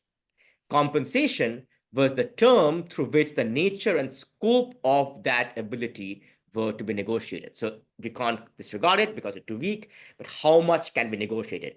That was compensation was about. The debate on compensation, how much, who determines it, whether it needs to be fair or full, and so on, became by proxy a debate on the social value of different types of property, but not really a question on the institution of property as such, as we'll see. Now, there were arguments in the assembly for and against compensation. I will take the most sort of important example of each side to show this argument about how it became a debate about property and sovereignty. So now the pragmatic cases for compensation offered a telling insight into this sort of precarity, as I say, of post-colonial sovereignty. And the core point here was that a guaranteed compensation, including the Constitution, was required to reassure foreign investors which a capital and technology poor country like India needed, right? And this is people like K.T. Ahmed Ibrahim or Patel himself actually was one of the most sort of vocal advocates of this. And a contemporary observer noted that there was a recognition in the assembly that the capital and effort essential for economic growth would be discouraged by laws unsettling property rights.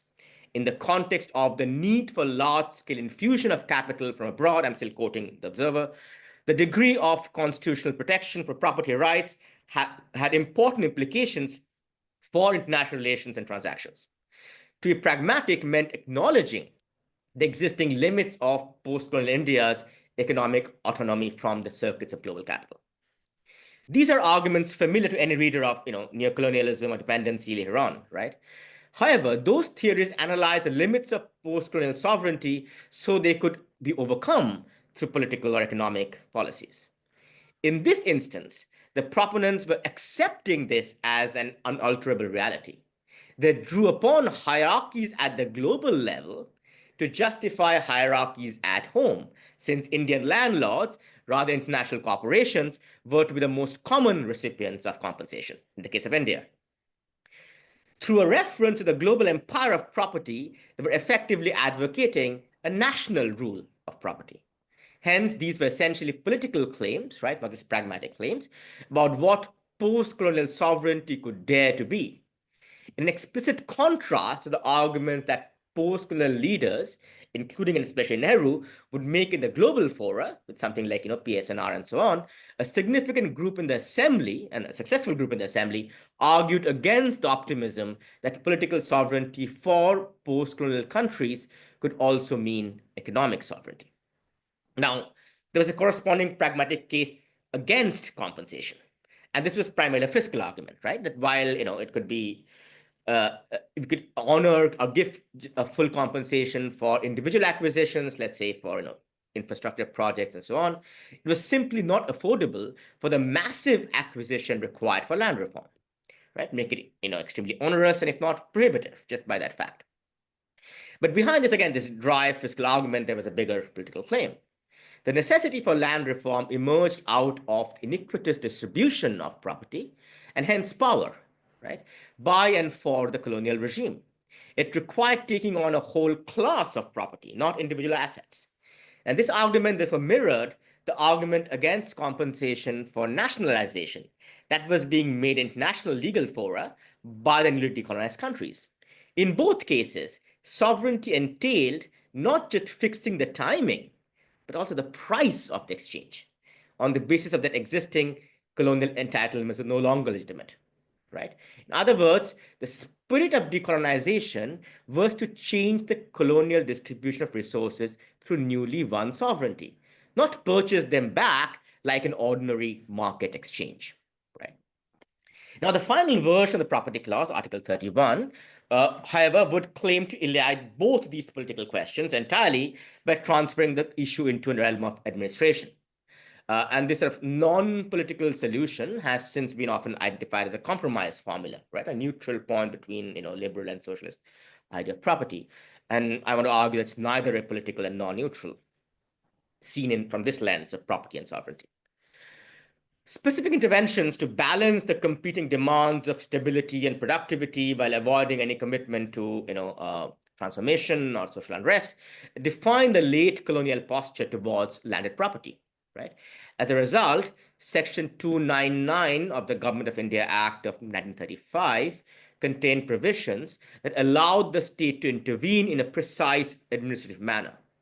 At Patel's suggestion, Section 299 would become the model for the eventual Article 31 of the Constitution.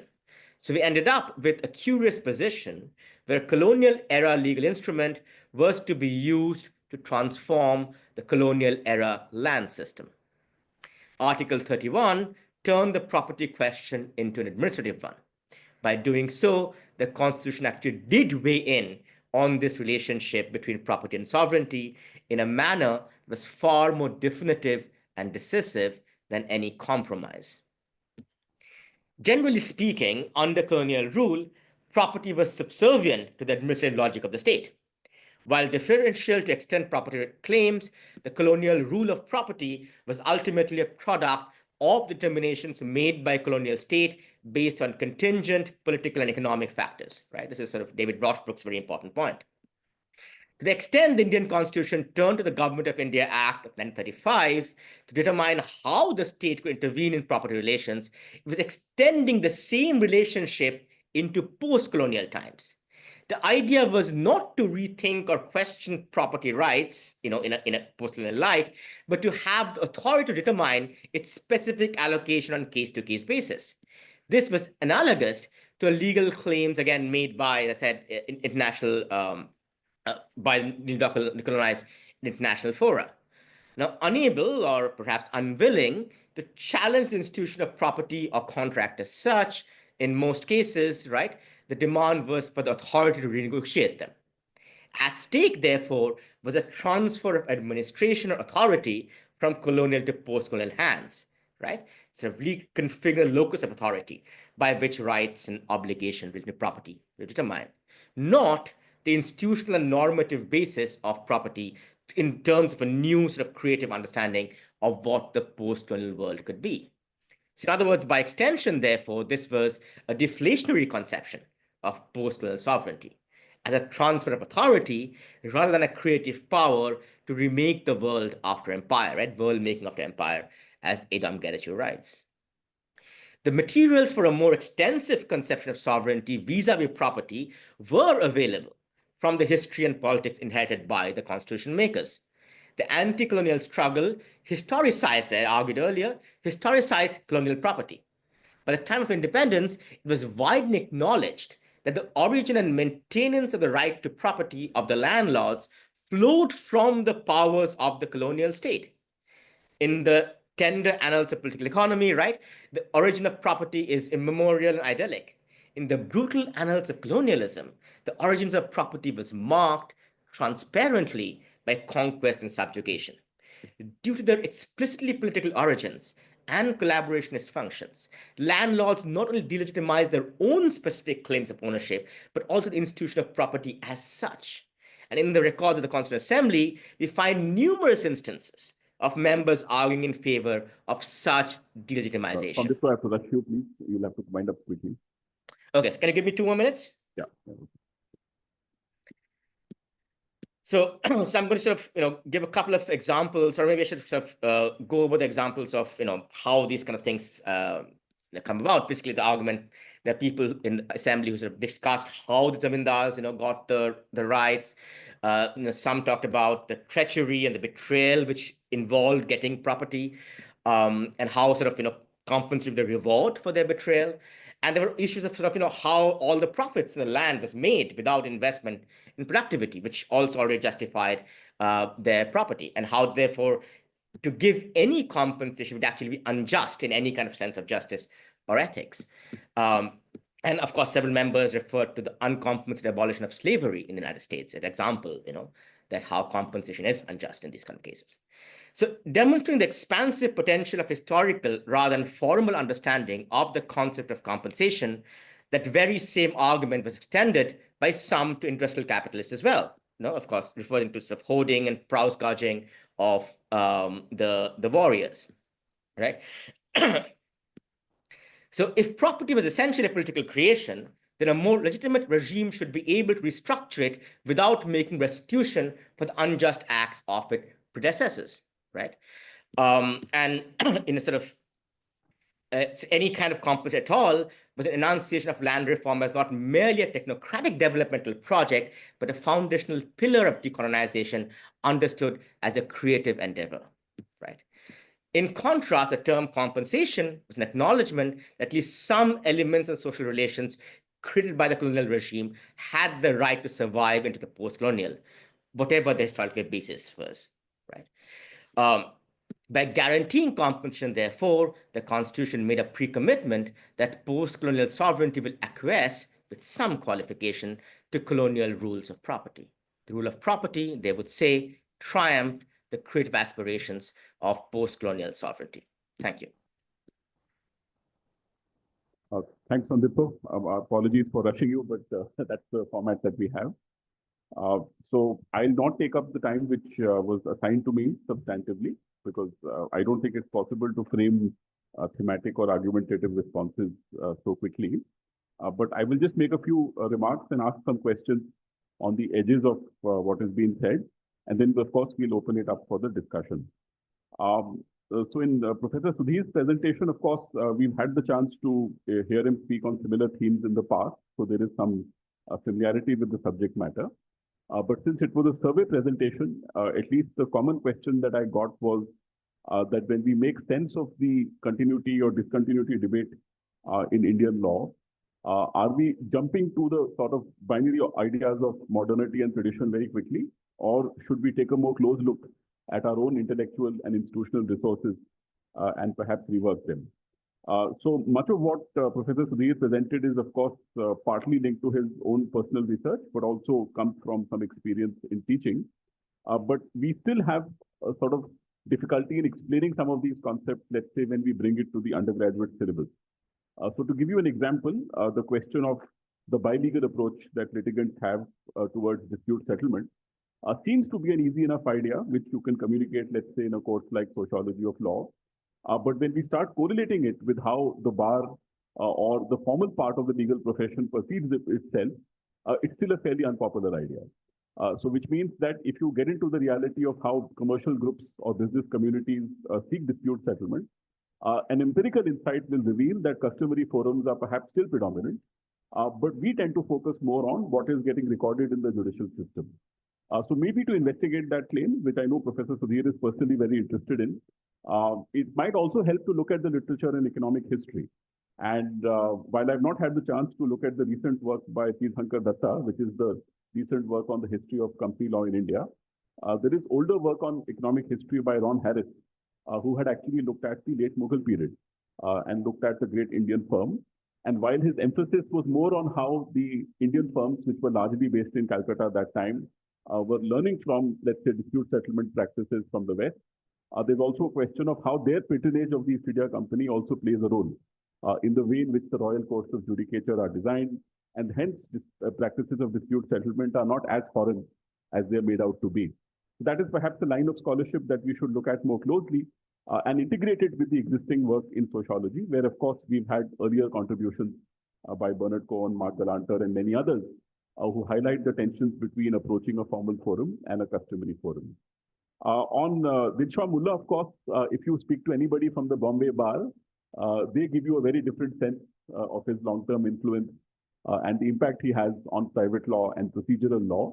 But once again, the further you go from the Bombay High Court, you encounter the sort of criticism which Professor Sudhir also is engaging with, that we perhaps have not given him his due, both in terms of his intellectual and institutional contributions to the design of Indian law. But having said that, there is, of course, older scholarship which predates the sort of interdisciplinary turn in Indian legal studies, which was making this argument in a more crude form. The argument about Anglo-Hindu law or Anglo-Mohammedan law, resulting from the adjudication, not just in the phase following the establishment of the High Court, but also going back to the Mufassil courts in Bengal and subsequently in Bombay and Madras. And while that work may be largely doctrinal and perhaps was speculative, there is older work by people like Alan Gledhill, for instance, which establishes that idea fairly clearly. That what company courts were doing was then essentially an exercise in negotiation between insights from customary appointees, especially in areas like family and property law. And of course, their absorption of English common law was also happening at the same time. So by the time you establish the high courts and you integrate the district courts with the high courts, you are in fact creating a hybrid legal culture, which the colonial bar was also very familiar with. So I think Alan Gledhill, of course, was amongst the first to document and frame that phenomena. And then by and large, we thought that it was largely a discussion in family law, until, of course, these questions are returned to public law as well in the 90s. On the third bit about the framing of the Constitution, of course, this is a much wider discussion these days. And if we turn to social media, the debate seems to be polarized between the Indic Collective and the few people who read constitutional history. The Indic Collective, of course, has a much larger platform. They reach people's opinions very quickly. And their argument, of course, is that decolonization for them is not about including excluded voices, but returning to some imagined pre-colonial past, which is largely not even a sustained reading of Hindu classical texts. So I'm not quite sure what their argument is. But having said that, if we were to engage with this question more seriously, there is, of course, the possibility of invoking hybridity, which is what I think Professor Sudhir and his team are working on. But there is scholarship in comparative law, which has looked at mixed legal systems with other contexts in mind. And I think I mentioned this to you earlier as well, a few months ago, that the work of the Turkish scholar Esin Uruku, recently deceased, and Su Faran, has actually systematically looked at the sort of growth of mixed legal systems across the world. And they have not limited themselves to countries which were colonized by European powers. They've taken the idea of mixed legal systems more broadly. Of course, Esin Uruku's work is centered on the codification efforts in Turkey, which happened a century ago. But from that engagement, she moves on to many other jurisdictions, including island nations in the Pacific and smaller countries, which the literature on comparative law often doesn't pay attention to. And they construct an argument about how to look at mixed legal systems, not just in terms of the connections between colonial or indigenous roots, but also in terms of the accommodation of pluralistic sources from religion and economic institutions. So there's certainly a lot of material to mine, which one can use for a project such as the one which is being pursued. With Moise's paper, of course, there's a lot to respond to, and I'm sure many participants here will have questions of their own.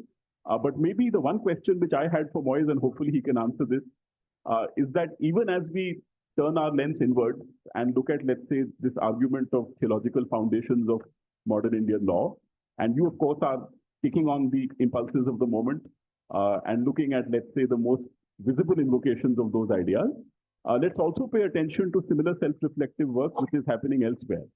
And since I had the opportunity to teach the course on comparative law for our master's students, I've only recently come across this literature. I'm sure Moise is more familiar with it. But the work by a scholar from Finland, Jaakko Husa, is making a very interesting argument about the Christian foundations of civil law systems.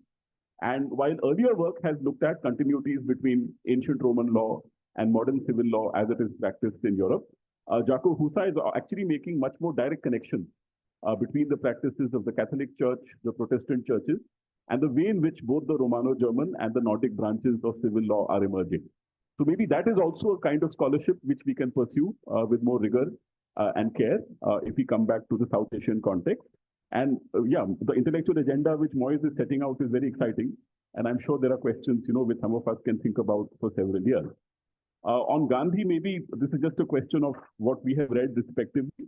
Moise's argument about how Gandhi can be a moderating influence or could be used as an intellectual resource, largely to engage with the claims of Hindutva. I was reminded of the recent book by Akil Bilgrami, where he makes a different argument about drawing continuities between Gandhi and Marx. Of course, not many people seem to be convinced by that argument. But Professor Bilgrami's argument seems to be that apart from emphasizing duties of self-restraint at the personal level, the other major continuity between Gandhi and Marx is the concerns about alienation from local culture and alienation from what is authentic. Of course, both of them then deploy that insight for different reasons. For Marx, it's a criticism of bourgeois liberal democracy in early 19th century Europe. For Gandhi, of course, it's a critique of the colonial state. But I'm not sure how that comparison can be mined further and used to perhaps engage with the current moment, which some commentators have loosely described as neoliberal Hindutva. I'm not even sure if we should call it that, but perhaps we should seek more refinement of what you're trying to contend against. Sandipto's paper, fascinating, took me back to the course on constitutional law I took with Professor Uday Raj Rai 20 years ago in this campus. And I think even though those courses were doctrinally focused, but some of the arguments which Sandipto is offering, of course, also reflect a deep insight into comparative politics.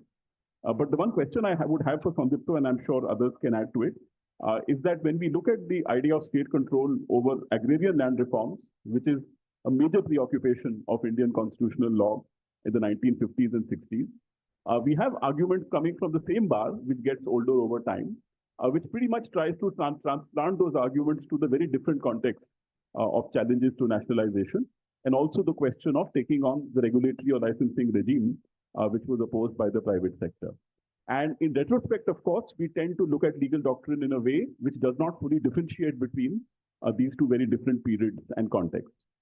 So since you're much more familiar with the argument about how patterns of redistribution might have been set not just by the constitutional text, but by the logic of imperial power, maybe we need to look for more resources to think about how these problems should be differentiated today. Because for the practicing lawyer, the question of compensation for the taking of surplus land is very different from the question of protecting a private business, which may have been taken over because the relevant government thinks that it's failing or the workers aren't being paid their wages, and how the surplus should be redistributed. So I think for the practicing lawyer who's actually bringing these disputes in the court, the nature of interests are very different. And I think we should be able to communicate how sovereign power shapes those disputes in a far more accessible way for these ideas to gain traction. I'm not sure if that's your intent, but that might be a useful way of presenting the argument. The minor quibble I had, of course, was maybe just a different perspective altogether on the role of the zamindars or the princely rulers in the early framing of these issues. Of course, there is a doctrinal narrative which says that some of the early cases against the land reform laws were brought by the princely rulers whose lands were being taken. But if you take a more systemic view in terms of electoral representation, accommodation as governors, resources for litigation, and subsequent accommodation, actually that group did not have it that bad. and large landlords and princely rulers still continue to exercise a fair amount of social and economic capital in the agrarian economy today. So the rhetorical question would be, yes, there was piecemeal attempts at agrarian land reform, which perhaps were more effective in the left-run states. But for most of the Hindi heartland, the Raja Saab culture is still pretty much predominant. So I'm not sure how we have been able to use the anti-colonial emphasis on economic justice to change social relations. That's, of course, a much larger question, not directly connected to your paper, but just a rhetorical response, perhaps, which I had. So maybe we should collect questions, and then we can go in the order of the speakers to frame the responses. So if we can have a show of hands, Professor Shruti, Professor Rinku, Karthik, okay. So insiders first, right? Right. Or institutional insiders first, right? Foreign insider. Right. So very quickly, thank you in particular, and thank you, Moez and Sandipto, particularly because you were on this kind of grueling hour. So I have a question for Sudhir and Moez. So Sudhir, just very basically, what is at stake with what historians would call the anxiety of influence? I can understand the kind of current debate where the colonial thing has come back in this really weird way in India, where being colonized or whatever. But one could make a very simple claim and say concede and say, well, yes, it's colonial. Either one response could be a rhetorical response and then say, so what? Because it's not about the content, but the authorization and the context, which is totally changed. Even if you say, I'm not of the view that, say, 1935 has to be the precursor to the Indian Constitution. I mean, there's that debate on Indian democracy. No, even I'm not of that view, but even if I were to concede it, that it is that, it is completely transformed given the fact that the sort of the sovereign basis, or what political thought people would call it, the context has entirely changed. So I'm just curious as to why this anxiety around influence. Do we really need to, belabor on it in some ways? So what is at stake is really the point. So Moez, thank you so much. Really, as always, terrific. And I just wanted to, I wasn't very clear, and I'm just going to go to the very basic question again. And it's not because I have a view. I'm not quite clear about this distinction between sovereignty and the law. And what do we gain by making this distinction? And I'll tell you what is at the back of my mind, which is something I'm working with, which is, of course, Richard Tuck's big argument in his last book that, sovereignty and government have to be distinct for a democracy. It's a kind of normative argument, but it's also a historical conceptual clearing argument in the seating sovereign. So I'm just not sure why or what is the fundamental distinction between sovereignty and the law. I mean, it can be the same thing, surely. And in lots of ways, it is the same thing.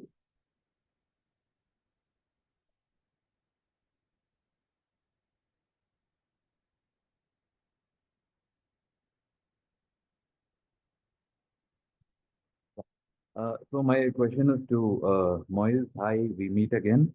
And so I have many things, but I just restrict to two. So this point about theologized secular concepts, I would really love it if you can put it on paper sometime so that I can cite it. So my question is, you made this observation that Hindutva views Hinduism as a religion of sovereignty, right? So what sovereignty is this? State sovereignty or popular sovereignty? Yeah. And in this, what is at work here? Is Hobbes at work here or Rousseau at work here?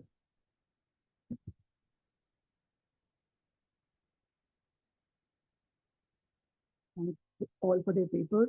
My question is for Moez as well. It's about the title, which is Constituent Power versus Constitutionalism in Hindu and Muslim Political Thought. And in the paper, you spoke about Hindutva and Islamism. These terms were used in that, the Hindu and Muslim political thought got transferred into that. So I was wondering also, because those of us that are teaching political science have been talking about Assad in class and with each other. Assad asks us to make a distinction between Islamism and Arab nationalism. He's searching for a category through which that, some difference can be attributed to these two social forms. So if I go in that spirit and ask a bit more, what for you makes something essentially Hindu political thought or Muslim political thought? Is it the utterance by someone we recognize as a Hindu or a Muslim, or are there some features, or are there some themes on which they might disagree, but these constitute their preoccupation? So when I convert to Buddhism, for instance, what am I doing? Am I doing secular nationalism, or am I doing what Assad calls moving in the sphere of conduct, where I'll have to meet with state power at some time, but that is not my telos from the beginning, or is it? So some clarity on this distinction between Hindu or Muslim political thought also is a way for us to our conversations to ask, how do we understand difference? How do we start giving labels, working purposes even, but what can we say a bit more? Thanks. Should we collect more questions, or should we have responses in the order that we went with? Okay, I think let's go with the reverse order. So I think between Sandipto and Moise, who would like to go first?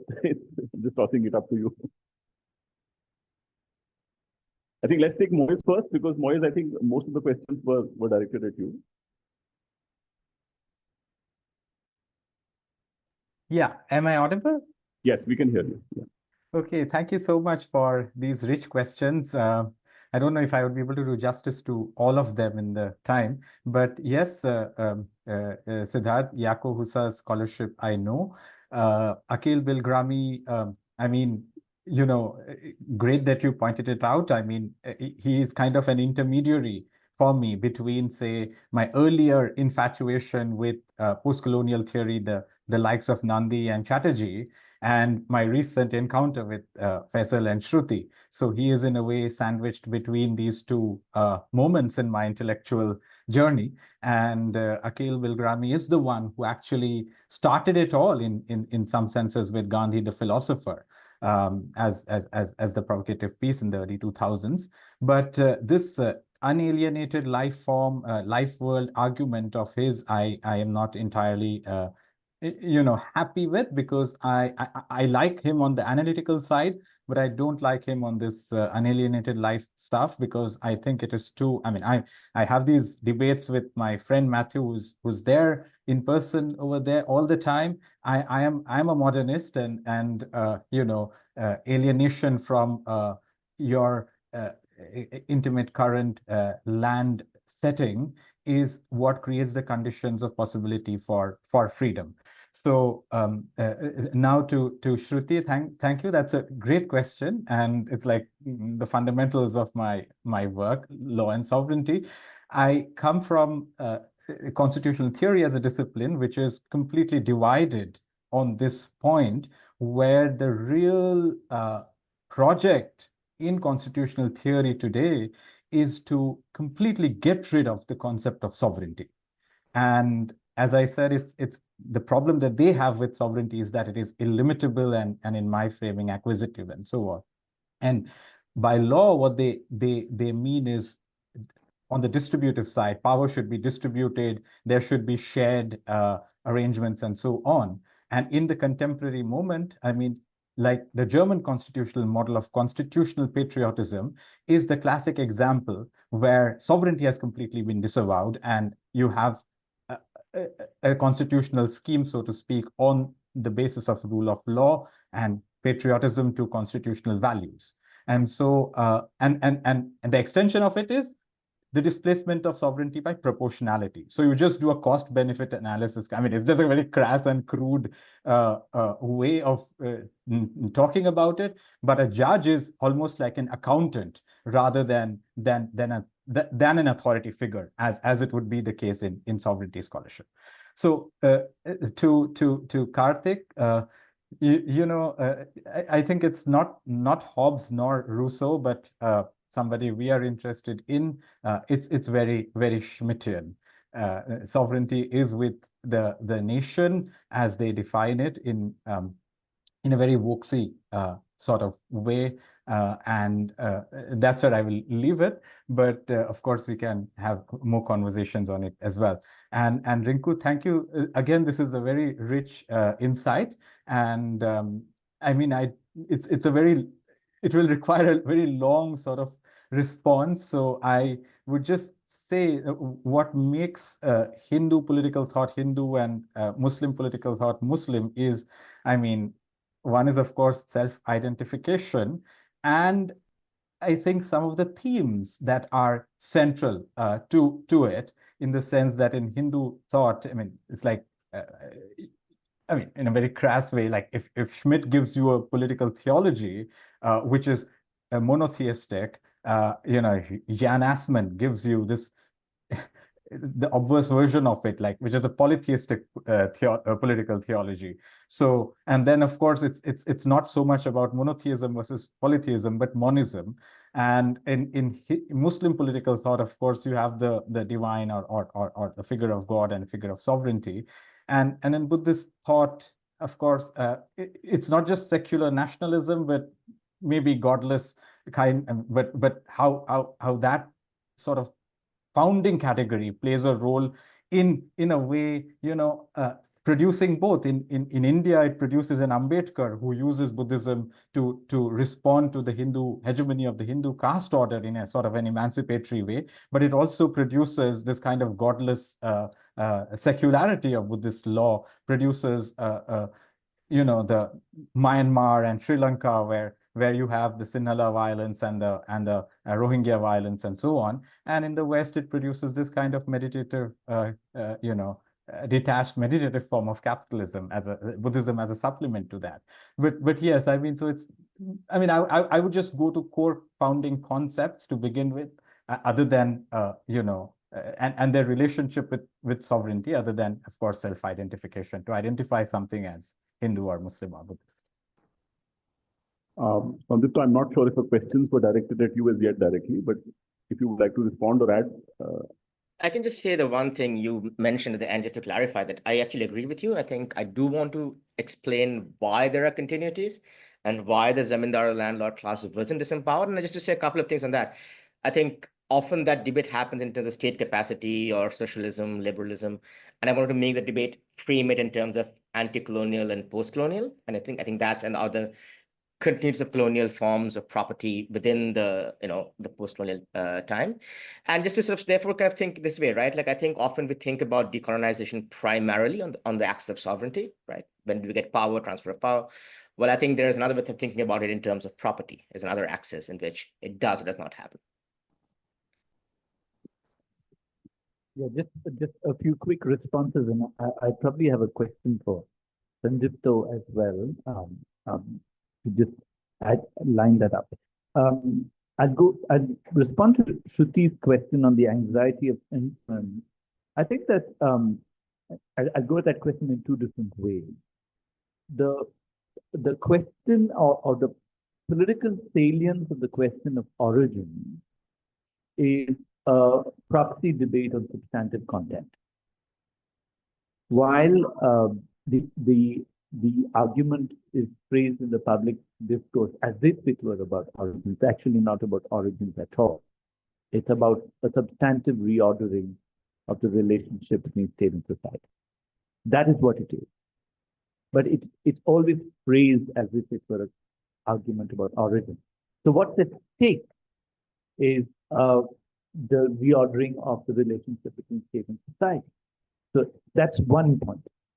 The second is that, as Madhavan rightly pointed out, that someone as astute and careful as Nehru on so many questions is woefully inadequate on the question of law.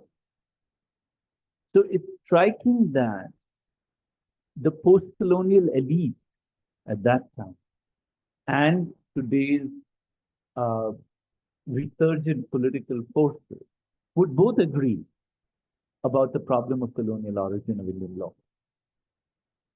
So I think that misrecognition of origin and its practice is really important, because there is a remarkable consensus about the problem of colonial origin. Hence, repositioning or characterizing it is extremely important. Because I think that, I mean, generally speaking, we're not, many of the questions yesterday, Madhavan, to you was, in what sense is India politically successful? And we are politically successful in terms of the stability of political regimes and so on. But on various other fronts, we come up short. And on the question of economics, given 75th year anniversary, there are many anniversaries that were mentioned by Karthik. Karthik never mentioned the 75th anniversary of the Constitution. If there's one remarkable success, it's the remarkable stability of legal order. And I think that is something that we must, how have we missed it? How is that happening? So I think that if we misrecognize the nature of the legal order, the risks are this, that the only remarkable success of post-colonial continuity is this. And it would be a tragedy if we fail to recognize why it succeeded. So that's my response to why the anxiety of influence. Right? Siddharth made many points, but I'll respond to one. To the question of legal practice, what do lawyers think they're doing? And I thought you made that, and it's interesting that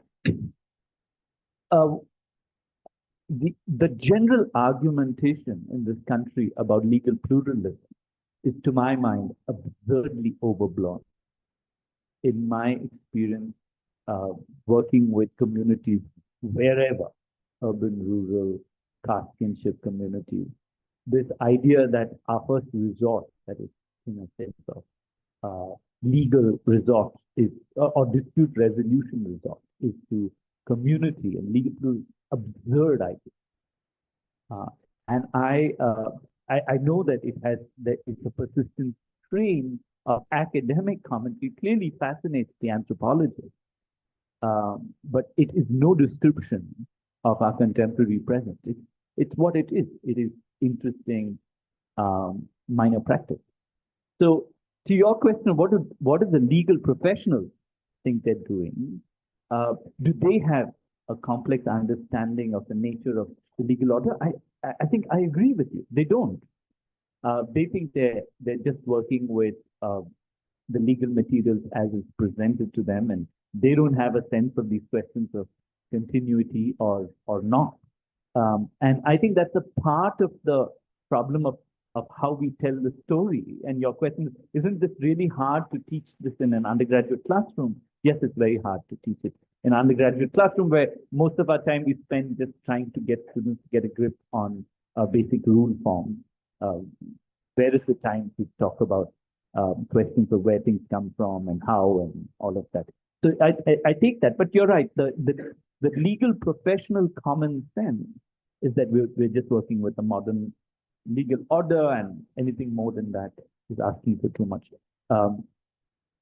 To Sandipto, I'm just going to just ask so that's just a minor question. So that imperium dominion point, the Roman law category point, Sandipto, is it your proposition that we should give up on the idea of dominion and replace it with imperium as the overarching category of how we organize social and political life? Is that the upshot of the argument? What is that what we learn from the post-colonial constitutional experience with property law or the problem of land acquisition? Is that where you were going? I didn't get that sense. And let me stop with that. Back to you. I think maybe we can just collect the last round of questions as well. So Professor Chandan, Sanjay, Rahul Sagar, right? Yeah. So we'll go in that order. Oh, and Sushmita. Okay. Oh, then I have to play Taskmaster. Okay. Time-bound questions. Just to provocative point back, I think the stability of the legal order that you are alerting us to, the constituent side of that is the legal pluralism that you feel is a minor presence. Because the informal working out of what feels like a formal thing is a huge part of the whole story. And I think we can't discount this side. I had a question for Sandeep though. Sandeep, though, Bhikkhu Parekh, talking about the personal laws that we have here, religion, says that the Indian state shares its sovereignty. I thought it was a nice formulation. So in reference to the continuities in property regimes that you were alerting us to, what does it say on the nature of Indian sovereignty? Because it runs into hundreds of kinds of land tenurial systems, and it works out all kinds of ad hoc arrangements. And it's not a high-handed bulldozing of all tenants into one. It's an extraordinary working out of local level rapprochements of various kinds. I'm just wondering if it's an occasion to reflect on the nature of sovereignty also.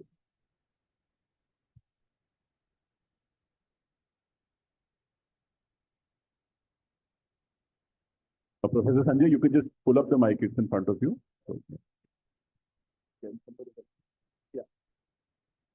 Yeah. Thank you very much for this opportunity. Wonderful presentation.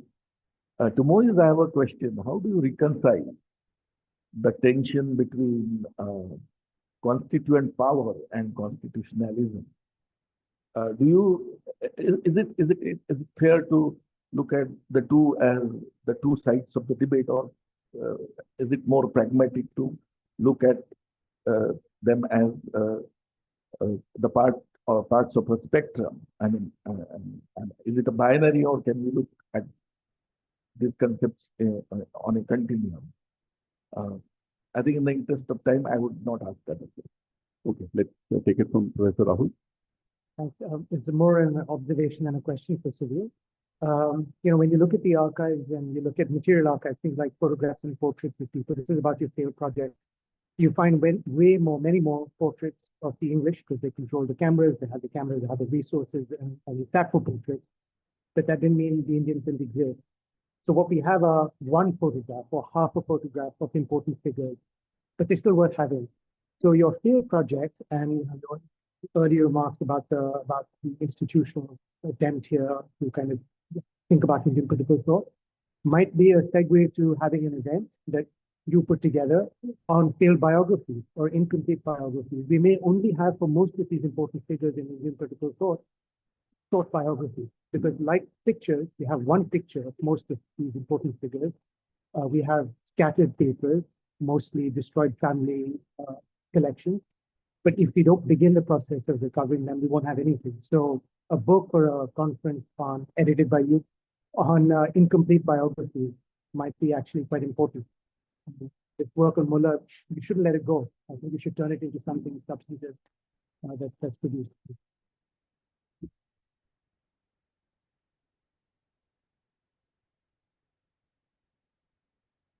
Go on. Yeah. Well, thanks very much for all these papers. I have a question for Sudhir and for Moez, and I'll smuggle in one Dipto as well.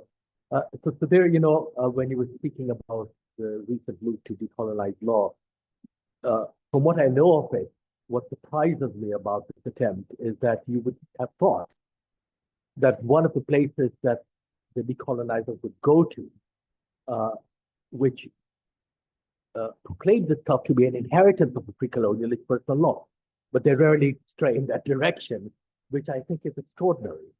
And this connects up to what you said about Mullah as well, because whether it's Mitra Sharafi's work or other work on Parsi modernism, there you have the remaking of Zarathustra as a prophetic figure and a hander down of law through the, as it were, modern Parsi takeover of the traditional Zoroastrian religious leadership in Iran.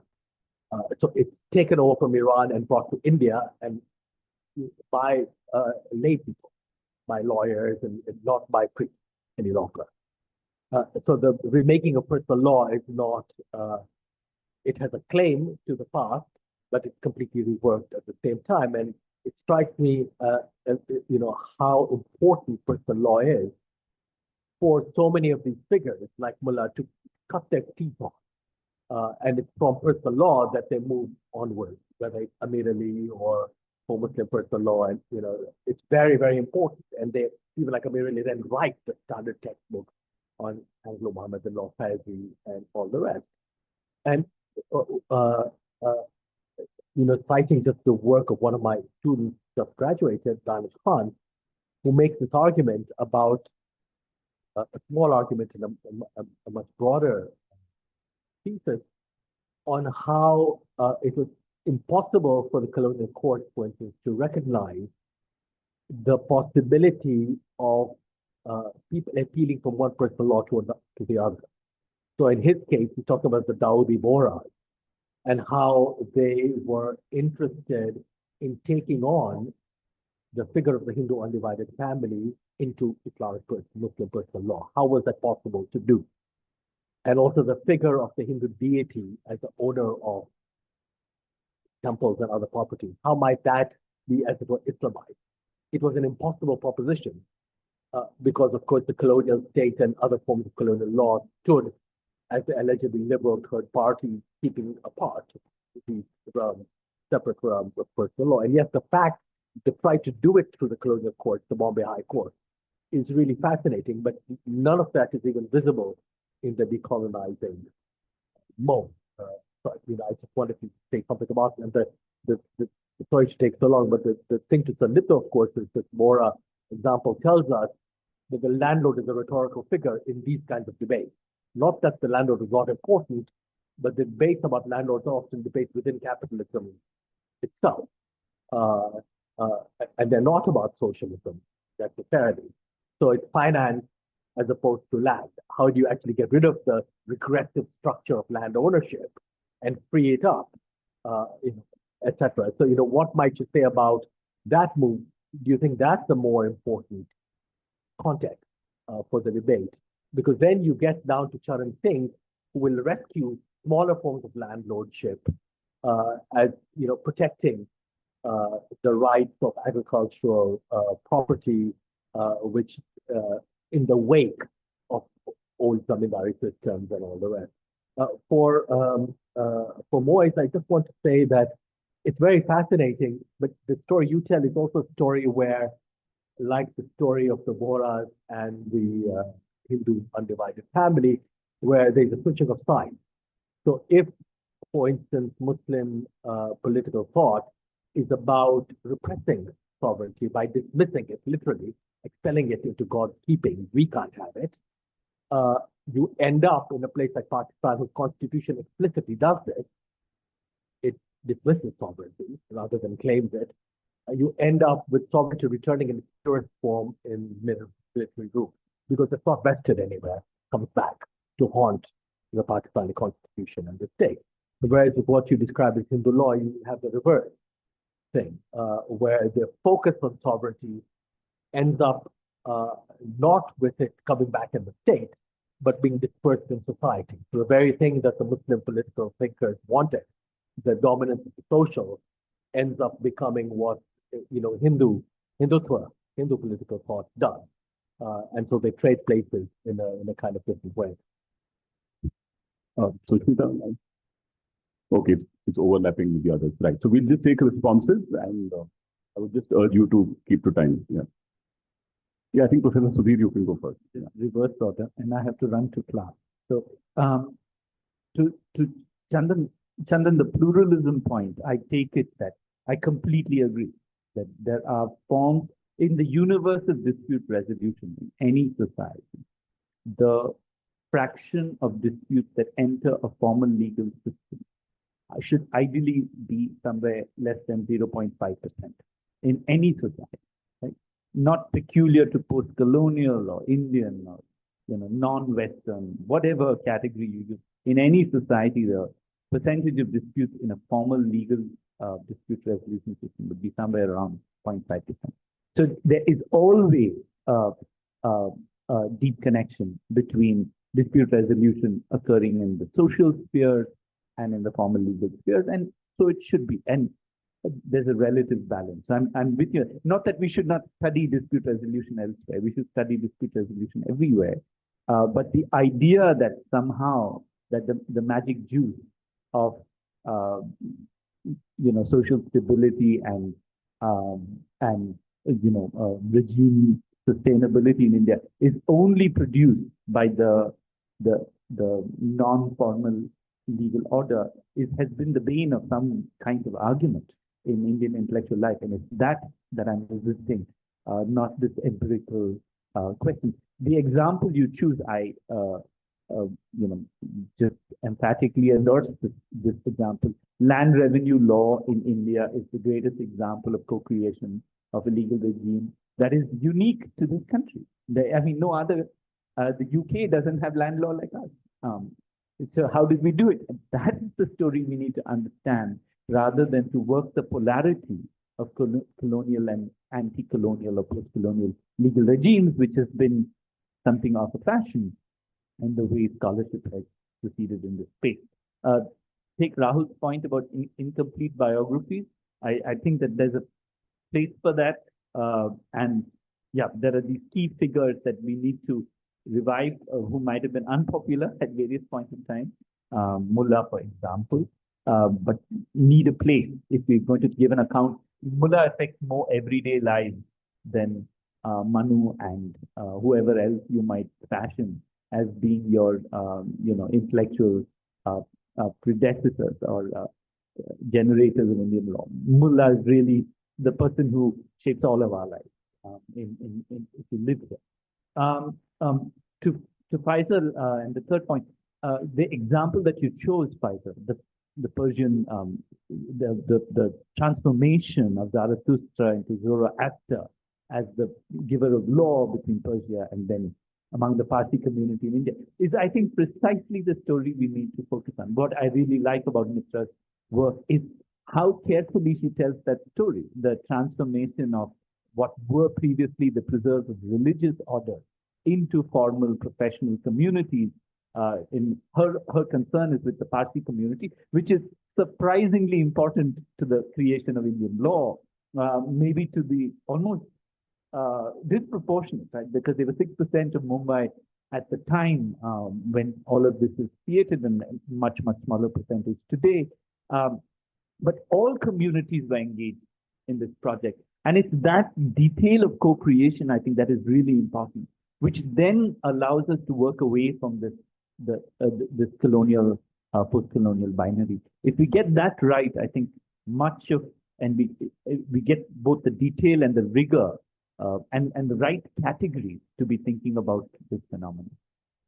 Thank you. Boys, I think you can go next.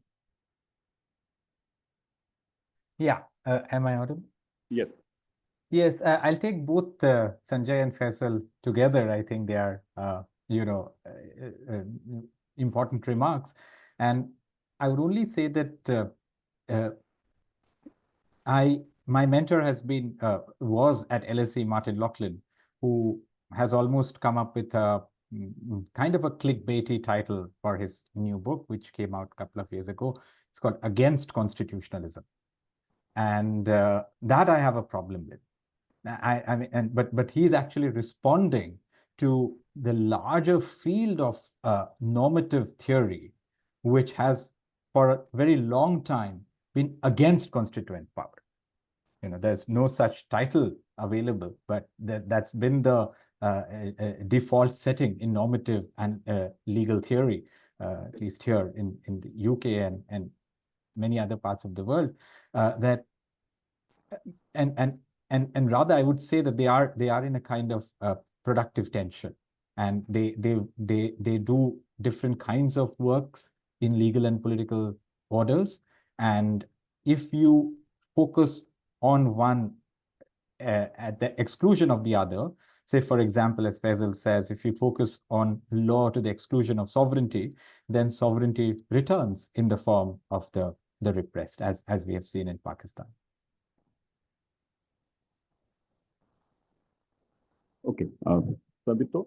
I know there's not much time, so I'd be very, very brief my answer.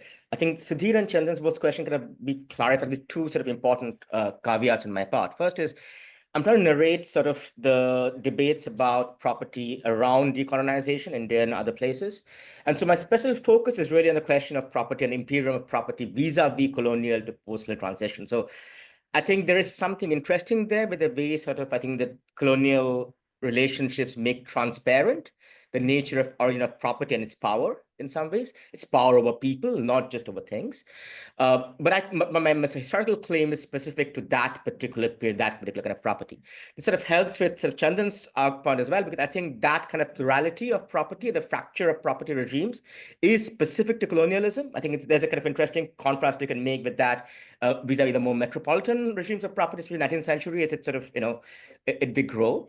And so, and this sort of goes to Sudhir's point. I think what you talk about as hybridity, I would say that is a nature of the colonial form of law itself, right? So I think maybe I would take issue with the idea of co-construction, because I think there is one group which has more agency, the colonial state, vis-a-vis the other. But that form is the form of colonial rule, where there is this kind of commingling of regime stability with kind of revenue collection, which requires you to not, I couldn't do this quote in my paper, there's not time. There's a great quote by Henry Princip, who was this famous colonial officer, who said that 400,000 shillings are too much to sacrifice for the principles of political economy. Right. So there's a way in which you kind of have to make it. This is kind of a point that I said David Washbrook and others have made about this sort of fragmented and sort of contingent nature of colonial legal formations. Right. So so Faisal's point, very, very briefly, I think Charan Singh is an extraordinarily important figure in intellectual history of property in India. I have a bit about him in the book version of it. I think, and he actually makes this point to say briefly, which is that I think what he says very, very, very presciently, I think, is that what happens in the constant moment is that zamindars are made into figures, political figures primarily, as officers of the state, collaborators, and that is abolished rather than figures of property. And he kind of says this great line that in India, we save property by abolishing zamindari, right? So this kind of separation of politics and economy which happened, which I was saying under colonial, anti-colonial movement was kind of fused together, are brought apart to save the form of landed property rather than zamindari as a political figure. Just a quick answer. So I thank all three speakers for covering a very broad range of issues in a very compact format. I'm sure each of their works will obviously give us more opportunities for engagement in the future. And I'm especially grateful for Moez and Sandipto for disrupting their sleep cycles and joining us from other parts of the world. But in the interest of time, I think we are about 7 minutes above the 2-hour slot that we thought of. So let's reconvene at 12. That's reasonable, which also gives us time to talk to each other. So let's aim to start the next panel at 12, so that we can move into the next discussion. There is a tea and coffee arrangement just outside, and enough of us will also be doing police duty to get back in.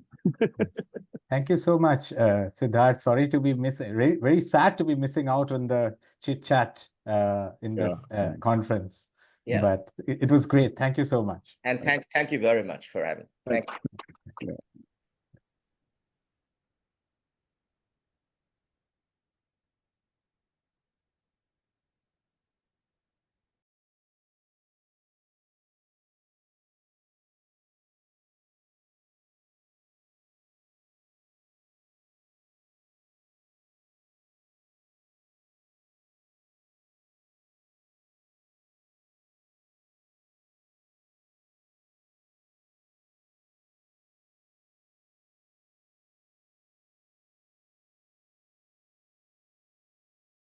And I'll be moderating, and it is my burden to moderate before the lunch session.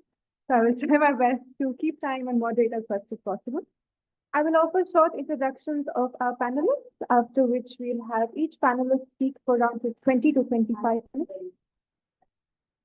Perfect. After which we can have longer time for questions from the audience. All right. Our first speaker is Professor Shruti Kapila. She is a professor of history and politics at the University of Cambridge, where she also serves as Director of Studies at Corpus Christi College and co-director of the Global Humanities Initiative. Currently, she is a visiting professor here at the National Law School. Our next speaker will be Professor Karthik Ram Manoharan. Dr. Manoharan is an assistant professor of political science at the National Law School here. Previously, he held the position of the Marie Sklodowska-Curie Actions Individual Fellow at the University of Wolverhampton. Our last speaker for the panel is Professor Arun Thiruvengadam. Dr. Thiruvengadam joined NLS in September 2021 as Professor of Law. His teaching and research interests lie in the areas of constitutional and administrative law in India, comparative constitutional law, law and development, Law and Politics in South Asia and Welfare Rights. My honor to start the panel. Professor Kapila. So I'm sort of there on the program and not there, so I'm just going to be very like 5 minutes. I don't have a title, but we need to make time.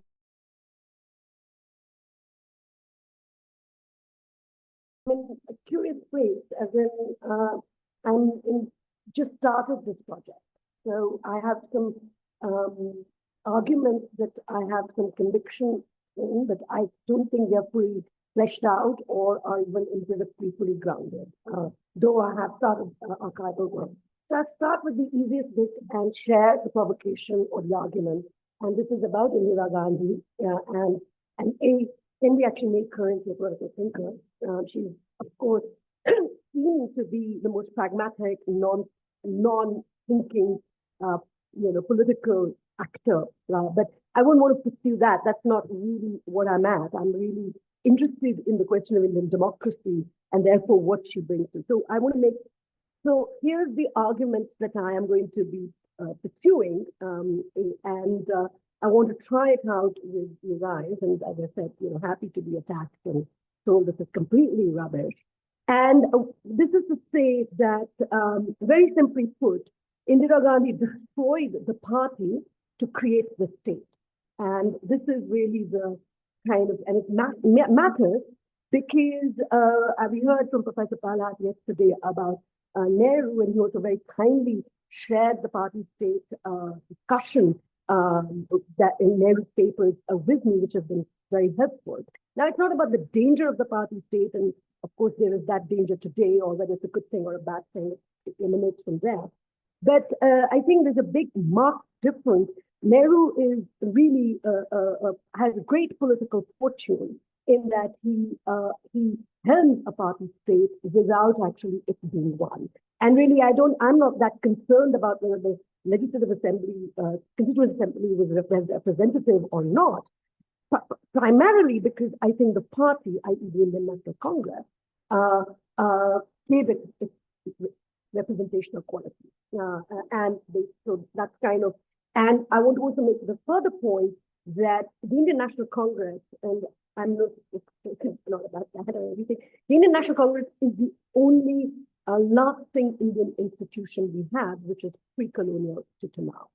So it really deserves our attention, both in its sort of, in its colonial formation, but also in its transition to democracy.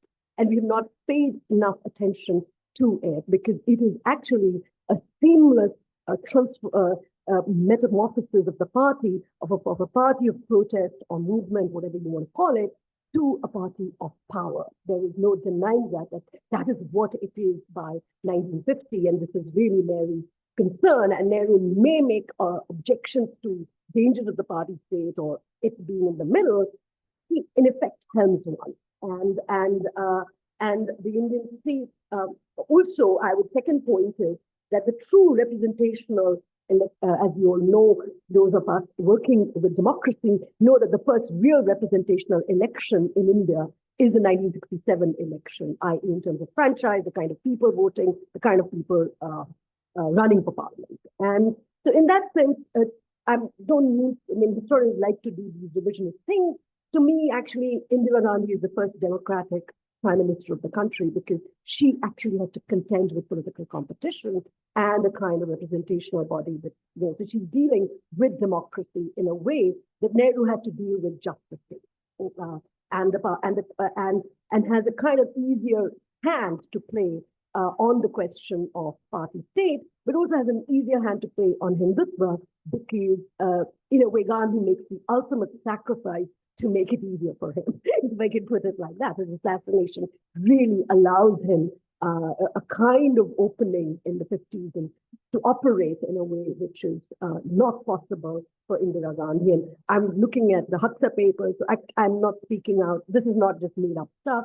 This comes from archival work on the kinds of political.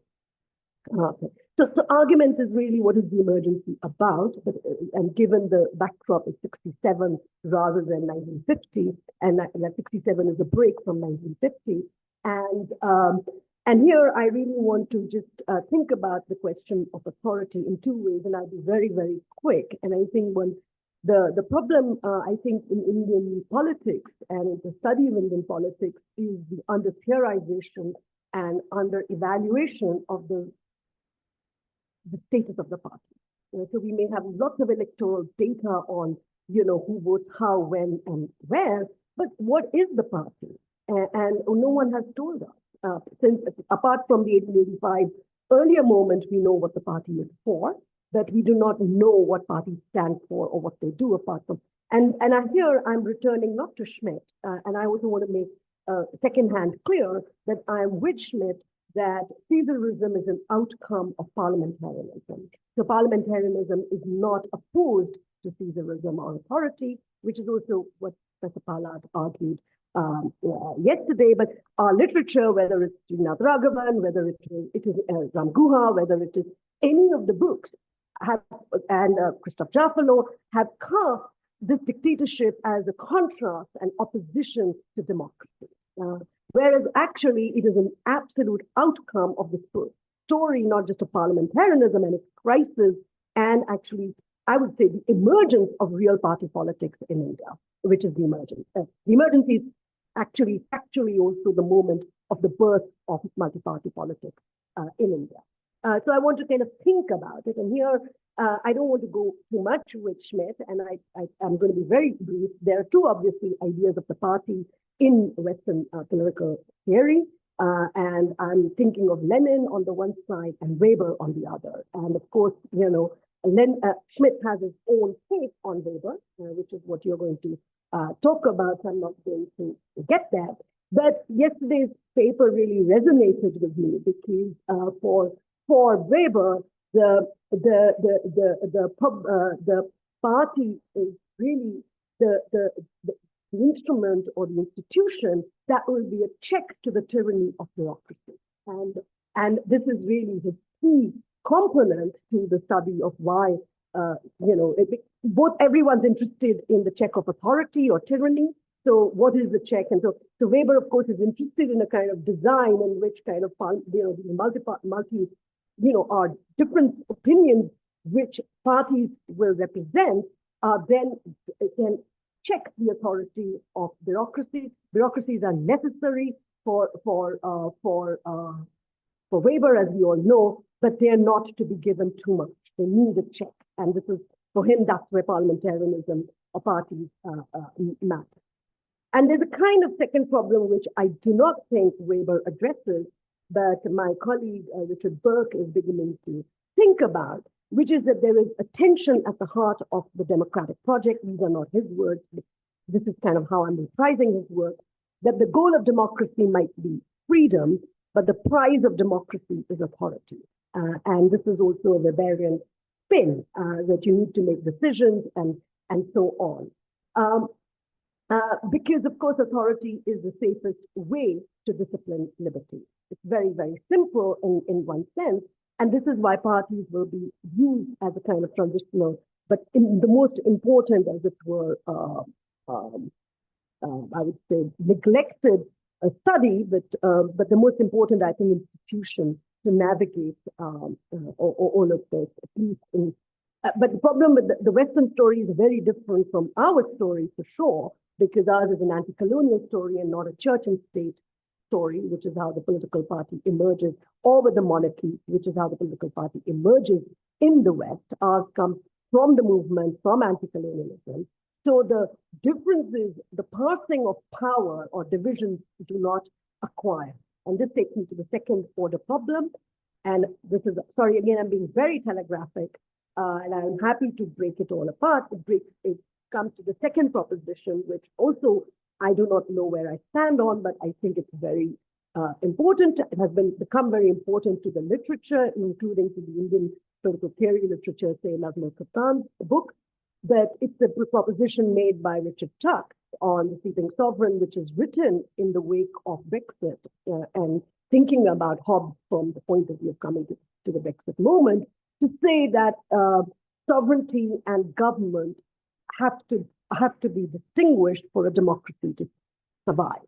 And so where does We may not know where sovereignty may come from. This may be a debate around whether it's constituent or wherever it comes from, but there needs to be a separation. And the state, again, reprising, these are not his words, the state at best is something that sets up the stage for politics, but is not the actor, will not be the actor. This is the kind of classic, and this is what is required. That is what will make, Now in India, we do not have these distinctions, neither the kind of passage historically of the division of power, but we do have a very powerful party as the key instrument and key institution of politics, which predates independence.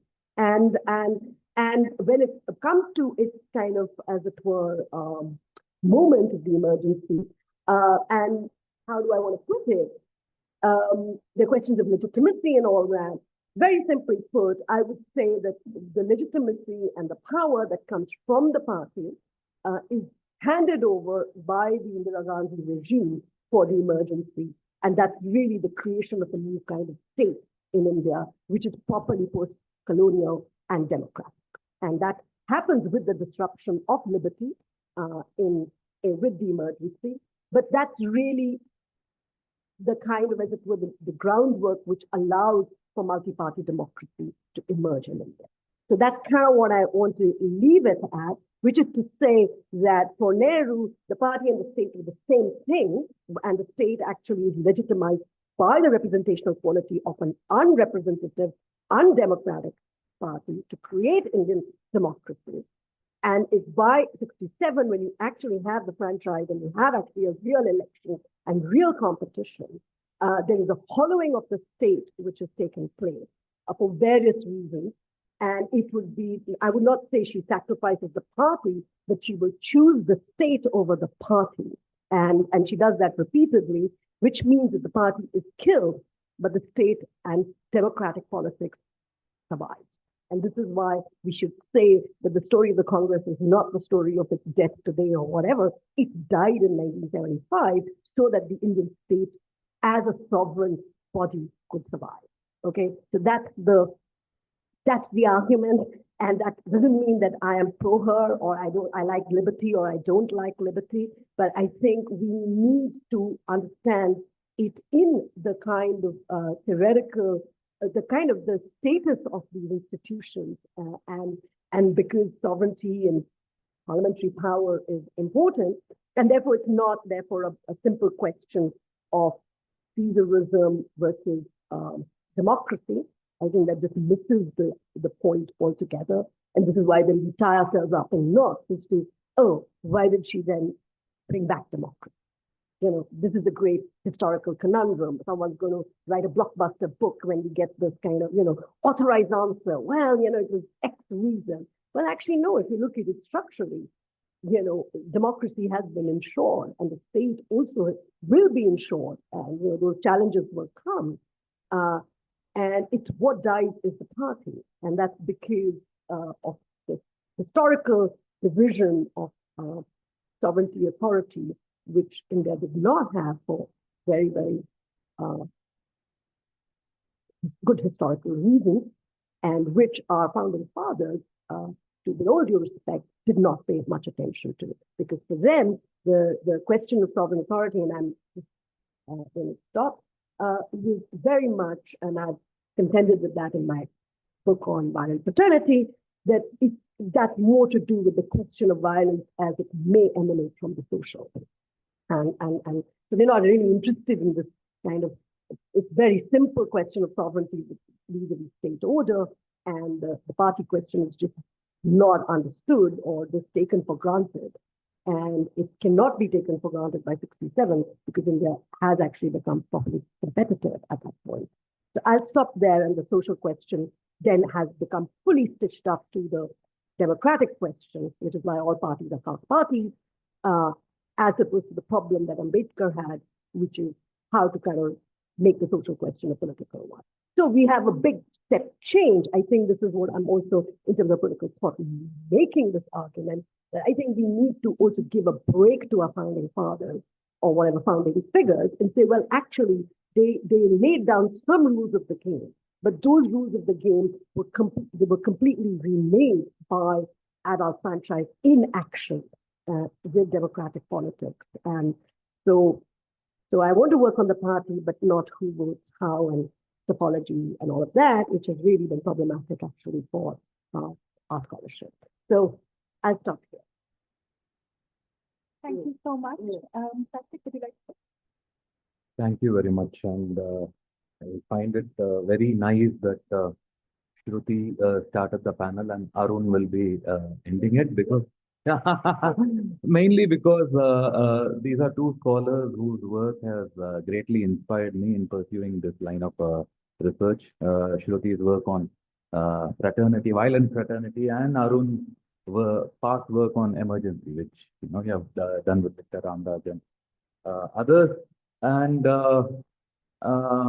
let me also just give a very brief background information over here that till now I have worked with Frantz Fanon and Perrier, and my research interests were on tensions between universalism and particularism, especially in relation to questions of identity politics and social justice.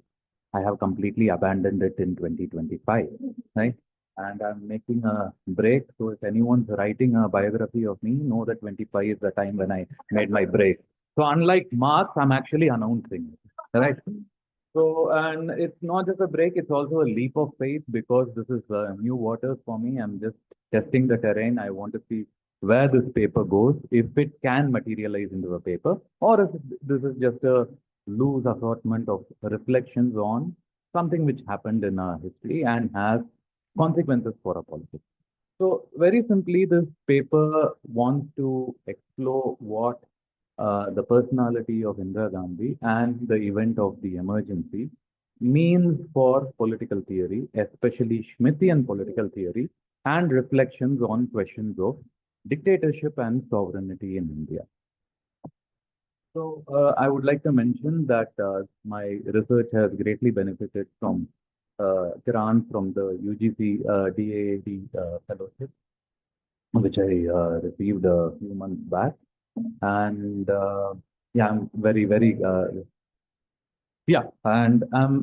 grateful for the UGC DAAD grant for funding my research.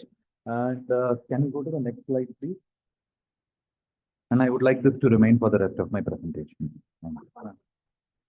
So now let me start with the short quote of Carl Schmitt from Dictatorship. So he gives a definition. Dictatorship is the exercise of state power freed from any legal restrictions for the purpose of resolving an abnormal situation, in particular, a situation of war and rebellion.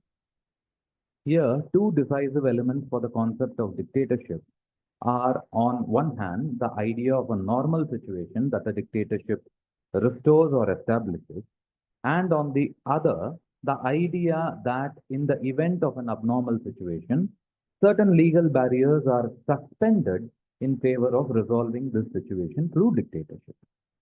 Now, he further subclassifies dictatorship into two types.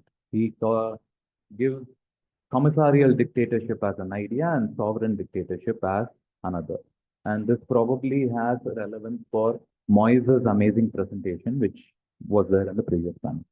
Now, commissarial dictatorship, Schmitt describes as the discretionary enforcement of exceptional measures whose aim is to restore public safety in both.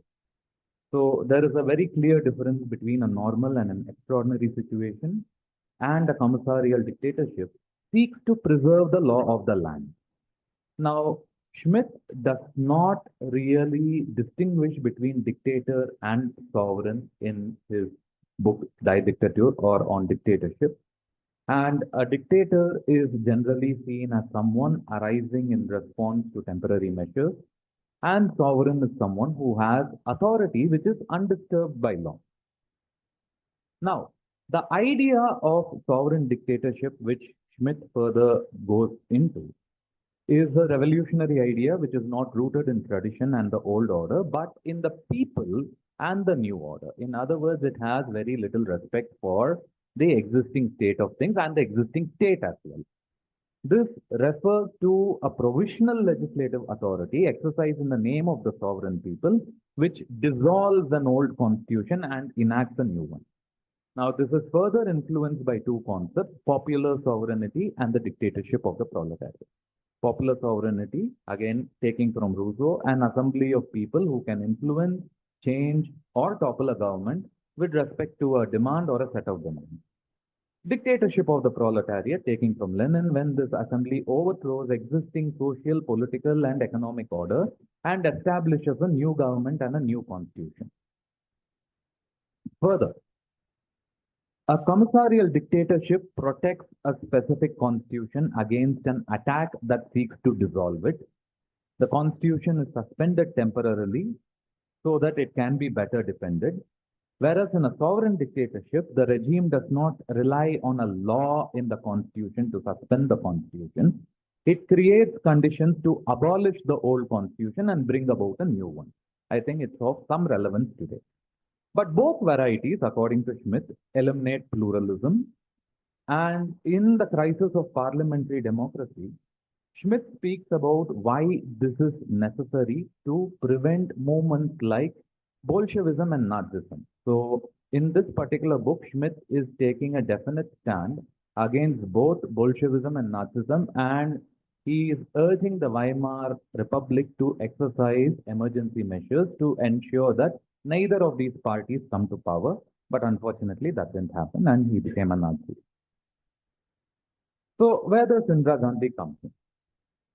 Now, I don't want to go into the background of why, when, and how the emergency was declared, but I just want to look at certain statements which Indira Gandhi made after the emergency was declared. She says that the emergency was proclaimed because threat of disruption was clear and imminent.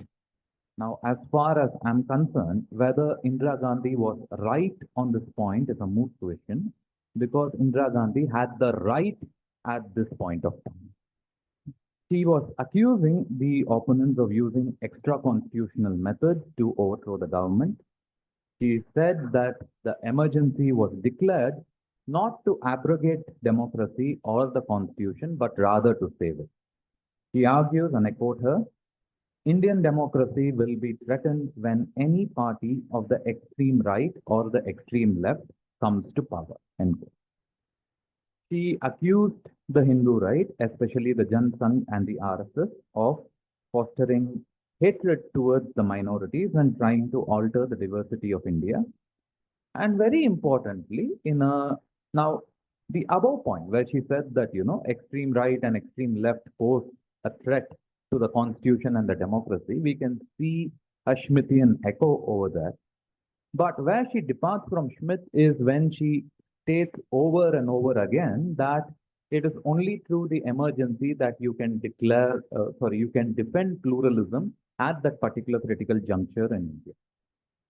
Now, let me just digress to a recent book on the emergency by Christopher Jaffelot and Pratinav Anil, titled India's First Dictatorship. Now, I have some issues with the book, which I'll just list out over here. Now, first, they describe the Indira Gandhi regime as sultanism, drawing from Yuan Lin, but they don't substantiate it much, except for mentioning here and there that Sanjay Gandhi was behaving like a sultan. I can refer to 100 other people who even today behave like sultans, and I'm not sure if all of them can be called sultanists. At another place, Jaffalo and Anil call Indira Gandhi's regime as organic statist. They say that the regime was bereft of ideology, and why? Because they say that it promoted depoliticization and rejected intellectual debates. They claim that Indira Gandhi had a shallow commitment to political values, and follow up saying that she had a strong preference for social and political order, as if order is not a political value. And then they say that to Indira Gandhi, the Hindu nationalists were not adversaries, they were enemies. And then again, referring to the authoritarian personality scale, they say that Indira Gandhi showed affinity with rightist values. So There are many places in these books where they sort of self-contradict themselves, but they want to give this image that, or make this argument that this was some form of a sultanate dictatorship, which was constituted without respect for the law of the land and the constitution. Now, Indira Gandhi repeatedly emphasizes, as I said, that the emergency would protect Indian democracy from falling prey to anti-pluralist forces. She affirms that India will not be a one-party state and that the rule of law will not be abandoned. And to her credit, the overwhelming majority of political parties in India were not banned, though many were arrested, many leaders were arrested. She brings about, and this is well known, a change to the preamble to include socialism and secularism. But she justifies it by saying that this is done to protect diverse interests and marginalized groups. Now, she makes a very important argument that a revision of the Constitution is integral to the Constitution. Now, this probably also adds to what Professor Palat was saying yesterday, that Nehru did not view the Constitution as supreme and absolute, but as something which was amenable to changes in changing time. Indira Gandhi also tells explicitly that she opposes the idea of constitutional supremacy. She argues instead that the people are supreme, but the people's will is represented in the parliament. She refutes the idea of an unalterable basic structure and insists instead on the unfettered right of parliament to make amendments. So accordingly, the 42nd Amendment was passed in 1976, which increased the power of the parliament to amend the constitution without judicial review. Now, the rationale, according to her, was to promote harmony among executive, legislative, and judiciary. She said that the country is in the midst of a revolution and hard and important decisions needed to be taken to reassert the sovereignty of the people. Now, this sort of a language might tempt us to assume that what was happening over here was an exercise of a sovereign dictatorship. But I would argue that what was really happening was the establishment of parliamentary sovereignty or parliamentary supremacy within the ambits of the Constitution. Now, David Dysenhouse and Michael Head. I'm just making a jump over here because to argue if these sort of emergency provisions were really necessary. David Dysenhouse and Michael Head are critical not just of exceptional measures taken during emergencies, but of emergency powers as such. Nomi Claire Lazar, on the other hand, argues for the retention of emergency powers, but without treating it as exception. She instead says that you can still make a defense of emergency powers within a normative framework, and she challenges the norm-exception dichotomy in Smith. Now, we can see, if we were to take the argument that social and political order was an important value for Indira Gandhi, we can argue that order is also a political value, but it can also be seen in conjunction with other normative political values like justice and pluralism. Practically, we can argue that emergencies can be declared not as exemptions, but in conformity to norms, ethics, and political leaders and civil servants can be held to normative standards. Clinton Rossiter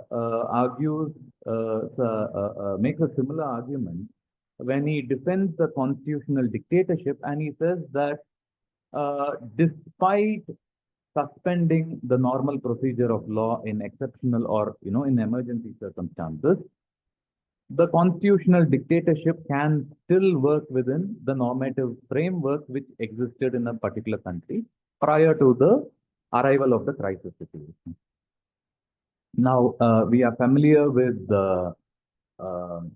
this phrase that necessity knows no laws, but necessity is also the mother of innovation. A lawless sovereign need not be the answer to an emergency, but a sovereign who innovates according to the emergency situation.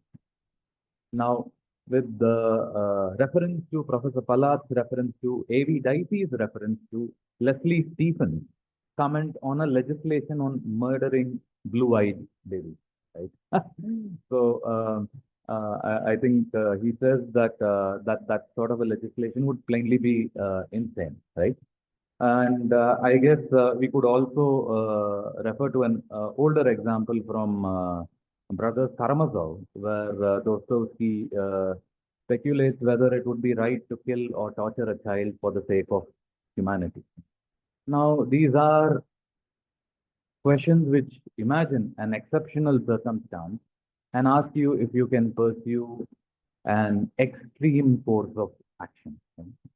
But I would like to argue that an emergency is a suspension of the normal procedure of law. It is not a suspension of logic, right? So, going to the Indian example, we can probably logically argue that a ban on organizations like RSS, the Jamaat, or Naxalite outfits can be justified using logic. But let's say what happened to someone like Snehalata Reddy against, a very popular activist and artist in Karnataka, against whom not even a single charge sheet was filed, but was just arrested, put in prison, and tortured, and eventually succumbed. I don't think this can be ethically or even logically justified. But can emergencies avoid cases like these? That's the question. A point to consider as a historical reference over here would be the mass internment of Japanese and German Americans during World War II. William Rehnquist makes an observation on this. Actually, I have a few more points, but I'll just shorten it.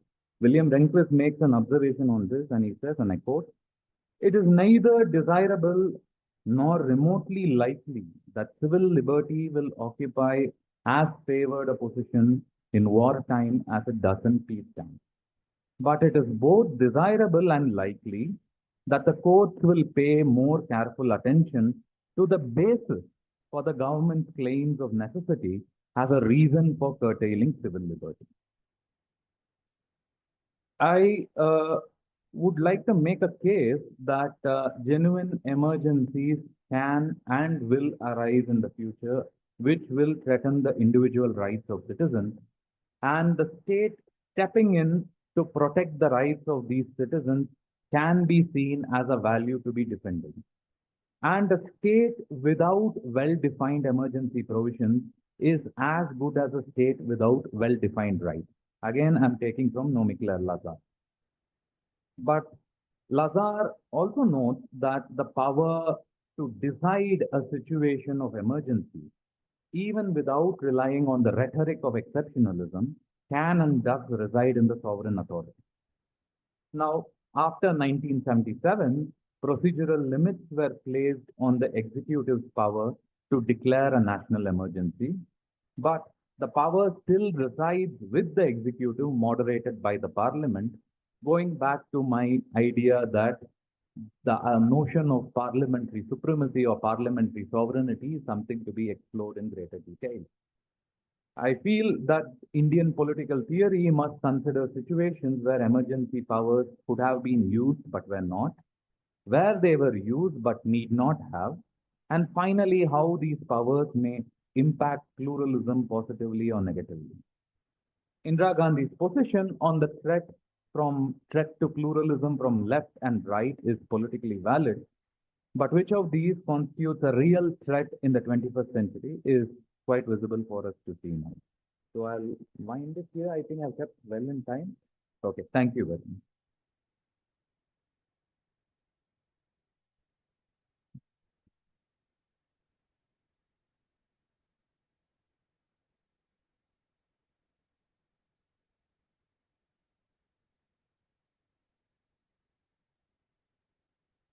Thank you.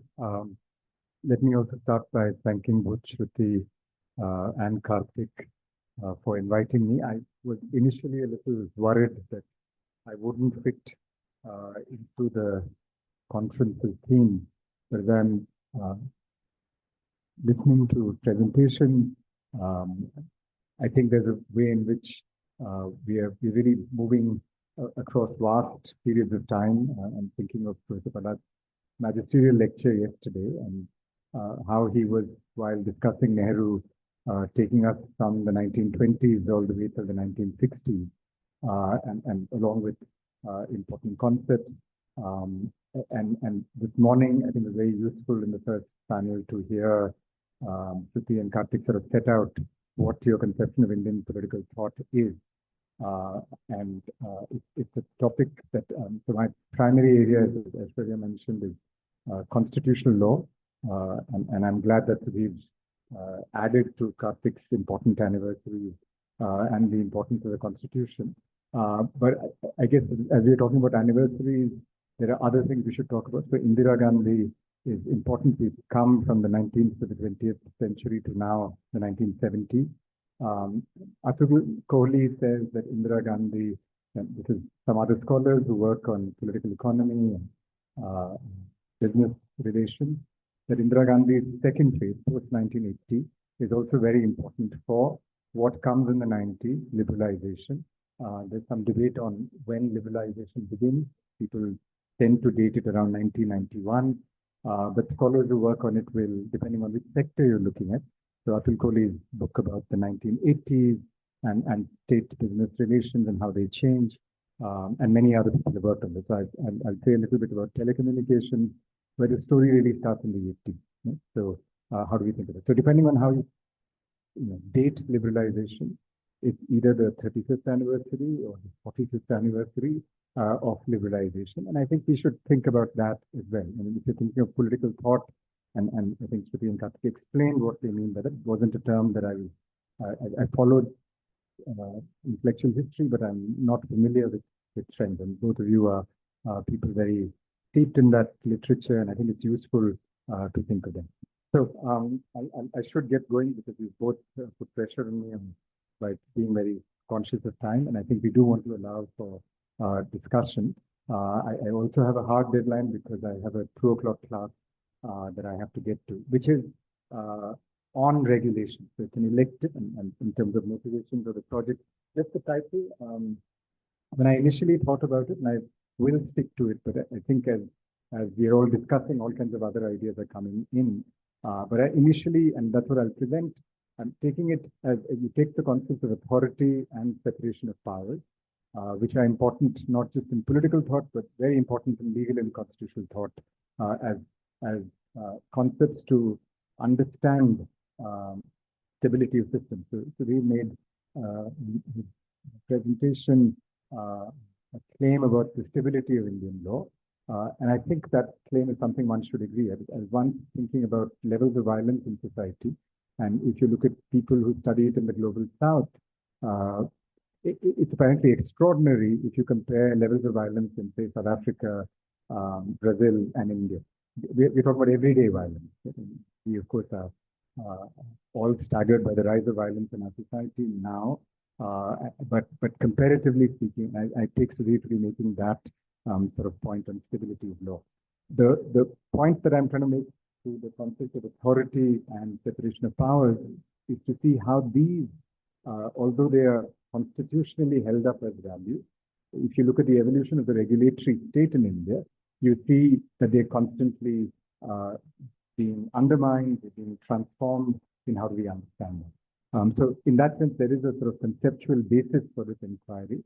But the idea is also very much to bring in the economy. And I think Professor Palak was asked a question. I think the last question was, what would Nehru have to say about current economic policy and how would that? So I think that's very important and something should be studied. So I think Manish in the break said, I'd gone up to 2025, and I said there isn't enough literature for the second Modi term. So there is literature to the first term, and that's what I think I'll look at. We're too close to the current era to make claims about that, and I'll say a little bit. So just continuing on that. So this draws from current research. Like Shruti, I should say I've been thinking about it for some time, but this is very exploratory. So I really welcome comments. And it may be that not just concepts of authority and separation of powers, but many other concepts need to be rethought as we think of the Indian regulatory system. So as I said, liberalization and how does that get factored in by people thinking about political thought is, I think, something for us to consider. I should say the Indian telecom sector is still regarded, I'm surprised that the literature keeps saying how telecommunications has had a revolution in India, and it is that's why I put success on the sports, right? And there's a question of how do you measure success, right?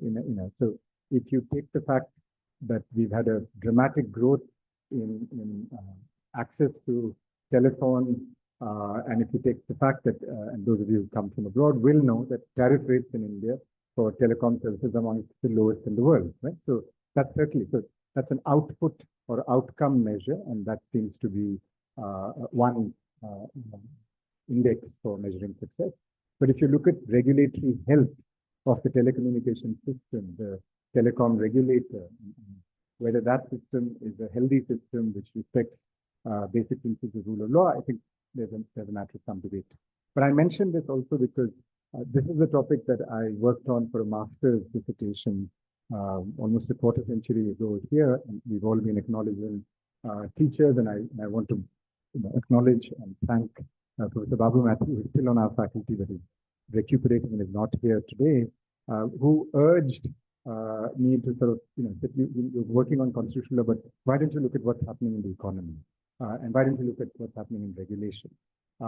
I wrote a very forgettable dissertation, and I never published that fully because it was so inadequate, but it also reminded me that to understand questions of political economy, if you're a lawyer and a constitutional scholar, you really have to equip yourself in ways to be able to do that. And I'm going to say that although I'm making a plea to say we should think about it, there's very little literature on it. So there are a couple of people in the room, my colleagues who teach courses on regulation and public policy program and elective, and whenever we get together, it's trying to look at a pool of literature which we can draw on. And so regulation in India is still a very nascent subject. There are a few good books on it, and the edited volumes, and there's work that's coming in. But I'm hoping that bringing regulation into the mainstream of discussions will be very useful for people to think about these questions as well. So the Palat's talk I thought was useful in also highlighting contradiction, and I think I thinking about that in the course of this course on regulation that I'm currently teaching, and how do we look at those contradictions or tensions as was referred to in the previous panel? How do we make sense of this? And finally, just to say, we made the case for that, but I think political economy, I've learned a lot in the work of the Rudolph and Lloyd and Susan Rudolph's work, and I don't know where it is characterized, who teaches it. Is it taught in a political science class? Lawyers and constitutional scholars rarely refer to it. But In Pursuit of Lakshmi is, I think, a fantastic book, which really brings together the regulatory state is a term that Rudolph used in the early 90s. Not coincidentally, because they are very much, when they were based in Chicago and traveling to India, they were obviously following what was happening in the US. So if you look at where does the regulatory state come up, it's not really a term that Indian scholars use. It's also a point of view, we've been talking about hybridity and fertilization, so it probably comes from there. Moving quickly, this is the outline. I won't be able to make the entire presentation, but what I've done, and I don't normally use PowerPoint, but I think PowerPoint is useful if the speaker is struggling with coherence, and these are really notes, so you can see what are the ideas and what is the literature that I'm trying to study and track. So as I said, authority and separation of powers. For the purposes of the conference, I'm going to try and focus on those concepts a little bit and say a bit about where that is. Constitutional theory and models. I think we've talked a little bit in the earlier panels also about how do we understand the Indian Constitution as its frame. And I am one of those who think that it is a remarkable exercise of innovation. Professor Palat suggested that Nehru was disappointed with the output of the assembly. I think you said he also thought that it was colonial in some ways. Then we can, in the previous time, we talked about what is hybridization. I think Sandip's point was where is the question of agency, if you are a former colonial power trying to emerge out of that. All those are valid questions. But I would say that the Indian constitution is an amalgamation of the British Westminster model primarily, and I think Shruti talk also highlight, and the puzzle that she identifies is why were they not thinking of the political party question, right? Which by then, we were talking about Schmidt, the 1949 Basic Law was already there. They should have had access to the fact that Germany was thinking very carefully about political parties and what can we do, and the idea of militant democracy was already being formulated. So that's a real big gap in the constitution. And I take Professor Pallad's suggestion that, and I think Nehru would say we shouldn't deify our constitution. There is a tendency today where the constitution is set up as an alternative God or Bible or holy book. And I think we should resist that tendency. Valorizing a human-made product, which is flawed and has its errors, is important. We should. There is obviously a political symbolism to the constitution, and activists will use it, social movements use it, and they should. But I think scholars should be a little wary of jumping onto this bandwagon of valorizing things in a way which obscures the task of trying to understand what are the defects and how do we also move forward on that. And I would say, and I think Shruti put it nicely, it's not that the framers, they were a remarkable generation and they thought about lots of questions, but sometimes their ideas were just simply overtaken by events. Right? And they could not have, nobody has a crystal ball to be able to see the future and anticipate it all the time. So a lot of scholarship, and I think it's important, there's going to be for the 75th anniversary, a series of books coming out, talking about the founding period and all of that. All that is very good. We need to understand that very much.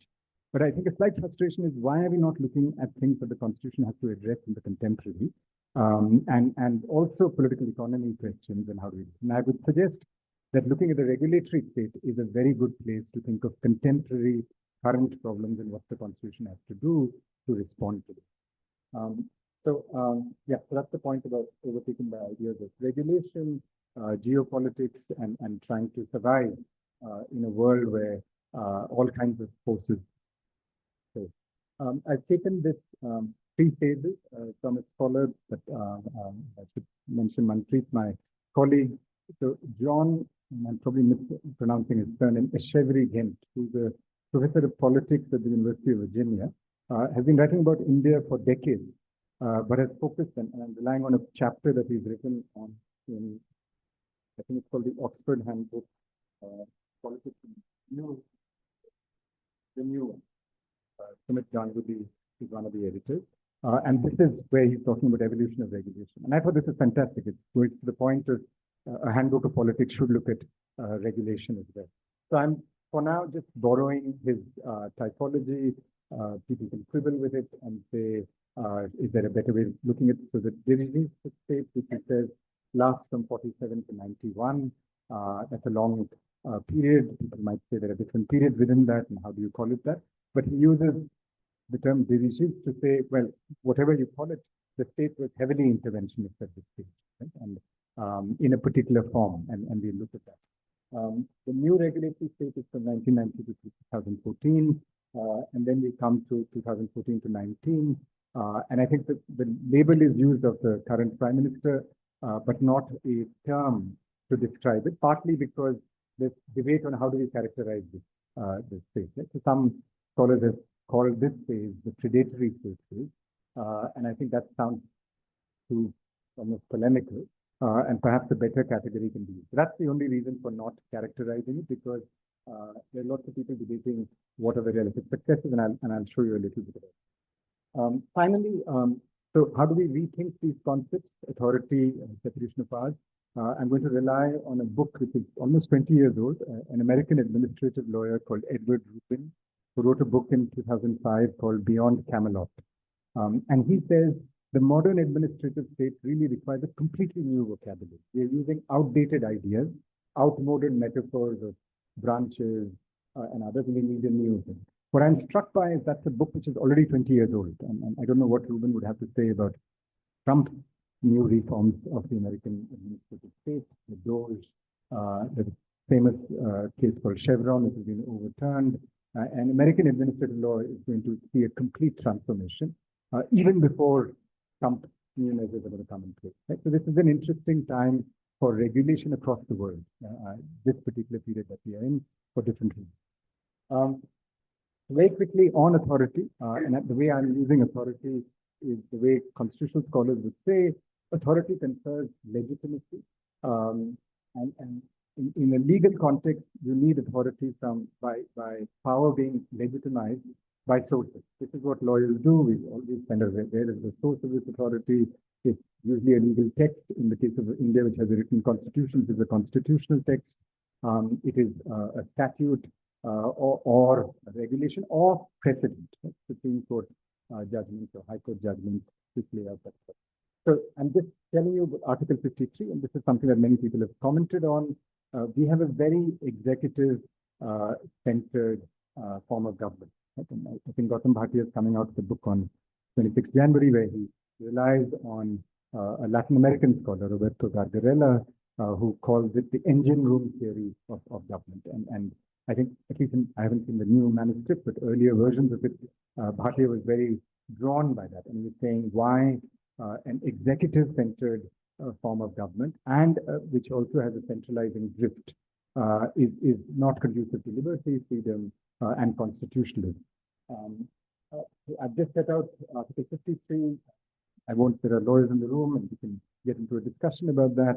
How does Article 53 vest executive power in the political executive in India? And as you can see, it's a very broad branch of power. That was the original constitutional compact. Is something that Nehru and Patel were absolutely of a consensus of in terms of that the governing should be. We've talked about the role of Parliament, and Karthik ended with, I think, a provocative question. If all your remedies for abuse of emergency power ultimately rest in Parliament, is that a viable solution? Right?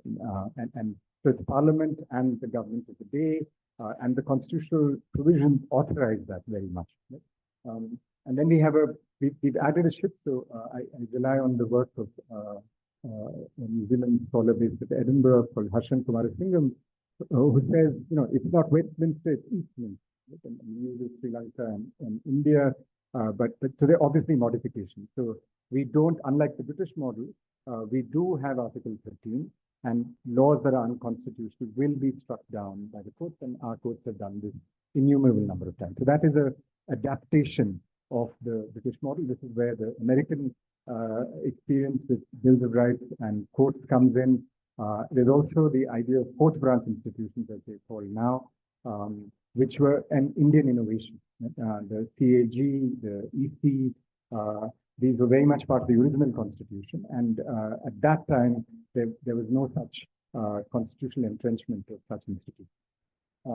Moving quickly, similarly for separation of powers, and I don't have to, this is fairly well known. So the Montesquieu theory of how do you broadly separate out that. When we teach courses on constitutional law, we often say that this is the guiding principle of the constitutional order, right? The separation between, again, a gloss on it. We don't just talk about horizontal separation, because we have a federal polity, and then the 73rd and the 74th Amendments in the 90s have also added a third tier of governance. So we have both a vertical and a horizontal separation of powers, and the addition of fourth branch institutions, which are constitutional, and then we could all talk about statutory institutions. I think Professor Palat yesterday said that Nehru would not have been very happy about this multiplicity of institutions, all the various others which are added on, and that partly goes to the problem that I will identify in the regulatory state. We have a whole host of institutions that have been created, and they don't seem to be coherent organizing principles for understanding how they're all supposed to interact with each other. As far as how much time, yeah, thanks. So I'll speed along. So these are the two concepts that I'm trying to look at. So how have these concepts played out? Very quickly, I'm going to suggest that in the Nehruvian era, the courts were, this is a question of some debate, but were largely deferential. It's not that they were completely timid and rolled over. The First Amendment, as Professor Prahlad discussed yesterday, the provocation for that was court order. Right? In the Romila Thapa, Bhushan cases for free speech, the early, I think the Allahabad High Court struck down a land reform measure, and that seemed to unite Nehru, Ambedkar, and Patel to come together and pass the First Amendment. Right? They were certainly not. They recalled Alladi Krishnaswamy's idea that we want judicial review, but the judiciary should not become a super legislature. Right? So again, there's an affirmation of parliamentary sovereignty. Parliament, they didn't say parliamentary supremacy, but the idea very much is that parliament is the main institution. And at that time, of course, because of the party state idea, it effectively meant the executive is supreme. Right? And that's the reason for the First Amendment, and also the very problematic insertion of the Ninth Schedule into the Constitution. This really creates a legal black hole. And Constitution scholars, I think, haven't paid enough attention to that. There's a certain tendency to say, well, it's not a very good idea, but let's give the founding generation credit because they had to take care of that. Right? It's a hugely problematic idea from a constitutional perspective. How can you have a schedule where anything that puts in is immune from scrutiny? Right? And where is that? The Supreme Court is yet to decide this question. It's been in suspension for a long time because there's a fundamental contradiction there, which you say if you have now basic structure, but why can you not review one schedule in the Constitution? Similarly with separation of powers. Separation of powers, however else you see it, the vice that it identifies is all these forms of power cannot be vested in a single institution. Right? I would suggest that this has never been adhered to in India. We've all along, although we make great rhetorical claims to separation of powers, in its entire history that we've seen processes where power tends to get concentrated in particular institutions, and not just the executive. So going very quickly, in the first phase, what Eshwari calls the dirigible phase, if you look at what is happening and how this phase is, so we still have very much so the actors here are the political executives, career civil servants, the relative powers of the Prime Minister's office, the Chief Minister's office, the All India services. The idea of accountability here is through the notion of ministerial responsibility and parliamentary accountability. Right? So everything is accountable through the institution of parliament. And we see tensions very early on with the establishment of the Planning Commission, which really was an extra constitutional body. And we know that John Mathai eventually says, I'm the finance minister, and I'm not able to decide policies. The Planning Commission and P.C. Mahalanobis become so much more important while not holding a constitutional or a political post, right, in that sense. So we see trends of that. I've just put literature here where a series of scholars examine this Mittelmann's book, which is sort of biography of Mahalanobis as well, really tells us the power of an office somewhere within the PMO and the Planning Commission, how it can really determine all of that. Right? So if you think about authority and you think about separation of powers, none of that applies to regulating this sort of field. Right? Vivek Chibber's book, which I think is fascinating, we're looking at the how capital and how do you push development, right, in terms of that, and some of the follies of the Planning Commission model are very contrast again with South Korea to make that point. Okay, let me just speak through. So the regulatory state, and just in terms of the people not familiar with this literature, there are many ways to define it, but broadly speaking, the idea of rule-based, technocratic and juridical approaches to governance implemented by independent agencies. Right? So, T.V. Somanathan, whom I reference, is currently the cabinet secretary, but has been writing very insightfully about the Indian state from an insider's perspective. Sort of points out that in the earlier phase one, you had some agencies which had connections to government, but had some arm's length from it. So the idea of independence is not new to us. But as I say in the second point here, the rise of the regulatory state is a phenomenon that happens globally. This is after Margaret Thatcher in the United Kingdom, Ronald Reagan in the United States, this idea that you must have an independent regulatory authority, which comes to us from OECD countries, but then gets spread dramatically. It becomes a default. It's also a function of the World Bank and IMF conditionalities. So that's being propelled in the global south. There's a wonderful book by Navroz Bubash and John Morgan on regulatory state in the global south, where they talk about the diffusion thesis, which is an idea that David Levy-Ford, who's a governance scholar, really comes up with. Right? So just in terms of India, we did have some independent authorities, and the RBI could arguably be called an independent regulatory authority as a central bank treated in 1934. But as Somanathan points out, there are almost 40 of them have been created just since from 1991 on. Now, the tensions that come up, and this is covered by Shevri Gent's chapter in the New Oxford Handbook, there are multiple tensions. So what happens in a situation in phase one where there are no private operators? Now, with liberalization, you have private enterprise now coming into every sector. So that there's an incumbent government actor who is obviously going to be very territorial. So in telecom, in the 90s and 2000s, you have these big debates and battles, court battles between the Department of Telecommunications, which is located within the Ministry of Communications, and the newly created Telecom Regulatory Authority of India. Right. So that's the first battle that happens. There is many of these regulators. This is Somanathan's problem with the 40 new institutions. Many of them completely concentrate legislative, judicial, and administrative authority in one institution. Right? And courts start quickly intervening and saying this violates separation of powers. But courts don't seem to be worried about the fusion of other powers. They're only worried about their role is being excluded.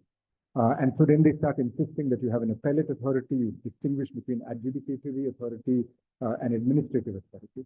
And so those are some of the tensions that get up. They're the old problems of weak state capacity, weak administrative law, which also compound this problem. I'll very quickly get into this. Every hence identified three particular problems in the first Modi government era. They do have, I have to say that they say things like the insolvency and bankruptcy code and the GST. They think were measures which were in theory good. In fact, all governments seem to have supported them at some point of time, but the way they were implemented then starts getting into trouble. Right? So they rely on demonetization, the Make in India initiative, and the three things they focus on is regulatory decisions. Right? So by 2015, when Digital India is announced, you also get now what scholars have called regulatory capture, the entry of Reliance Jio into the telecom sector, which cannot be justified by any rational measure. There's a lot of backroom deals, regulators refusing to penalize an actor who's really stepping outside the line. So the theory of regulatory capture comes in. And finally, this is of course quite a crisis in a state which has to make data available. We know this and on many measures, how GDP is measured, or data on GDP, or any of that. We've not had a census for the longest time in India's post-independence history. The political management of economic data. Right? And all these leads to things, but I want to emphasize that all of the things that we're talking about have existed from the time of Nehru to Modi. Right? It's a matter of degree, but not of kind. And so in that sense, this is not a problem of the last 10 years. This is a problem of the working of the Constitution from its very... I'll end with this. So I guess the question I'm asking is, how do we think of these concepts of authority and separation of powers? I have to, in a month's time, start teaching another course on constitutional law. And this time, thanks to the regulatory state, I think I'm going to not be so confident that separation of powers is the great principle which undergirds the Indian Constitution. It may be, but the Indian Constitution is also the Indian regulatory state. And therefore, you need to question whether that principle is really so clearly sort of followed. The second question, I don't have an answer to that. That's the problem of being early on. How do we then find ways to step? But I go back to Shriti's question as well. Going to the founding period is important. We understand what were the ideas. But I think this is inevitable in any polity, that as you now work the original design, you're also dealing with a very complex world where there are pressures from geopolitics, from others. You have to sort of, make it up as you go along. And I think this is Pursapala's point about how Nehru was skeptical of theoreticians, as he put it, was much more a practical, pragmatic man. And as you try and find out whether there's consistency, that's going to be tough. But that doesn't mean that we look for workable, serviceable concepts, right? And how do we do this? So I'll end with Edward Rubin. I'm not persuaded that that will apply because his analysis is very much grounded in the American experience. But he wrote this book, as he says in the preface, after 20 years of teaching American administrative law and being very frustrated that the principles that he was setting out don't describe the reality of an American administrative law. So what he suggests is that we jettison what he calls outdated concepts, outdated metaphors. He suggests instead, and I think that's the way he described it in his 2005 book, and I would say it certainly doesn't describe the American administrative state in 2025, but it did 20 years ago. And his metaphor is you replace branches with networks. So he says the American regulatory state is a network of interconnected institutions, right? And you're much better off studying those interconnections instead of pretending that they're somehow, watertight compartments. And then he says, and this is important for the larger inquiry I'm engaging in, even questions of power and discretion, you need to rethink that. And thinking of authorization and supervision may actually be more useful in an administrative sense. I'm not saying this applies to all conceptions of power and discretion, but he says when you look at the administrative state, which is looking at everyday running, not big constitutional law battles over, I think, one nation, one election, or whatever. It's how do you administer telecom licenses? How do you manage bids? How do you ensure how many players there are in that market? So I'll leave it there. I don't have a positive thesis. I've laid out for you how other scholars have looked at it, and I'm very much in that state, but I'd love to hear what you have to say. Thank you.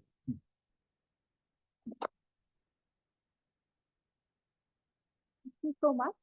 Perhaps we can collect a round of questions and see how much time we have left.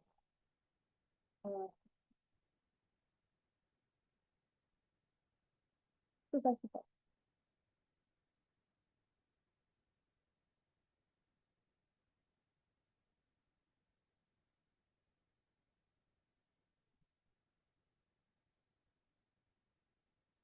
So Shruti, you're almost complaining that Nehru was inadequate for winning so handsomely. You're almost suggesting that Nehru, something wrong with Nehru winning so handsomely in the elections. But let me, that's only a aside. But let me ask you to look at it this way also. Yes, he ran a party. By the way, we are saying too often party state. He suggested it in passing. He did not say it is a party state. He was comparing between the British and the Soviet and saying we are somewhere in between. Not that we have really got a party state. But he had a multi-party situation from 1937 to 1947. So he was functioning in one. It so happened that geopolitically, that multi-party situation was reduced in 1947. Otherwise, there was an opposition there. So he has been fighting an opposition regularly in a completely multi-party condition. And then he won. So it was, I do not want to say artificially created, but it was suddenly created out of the blue. It was, and then he continued the same way.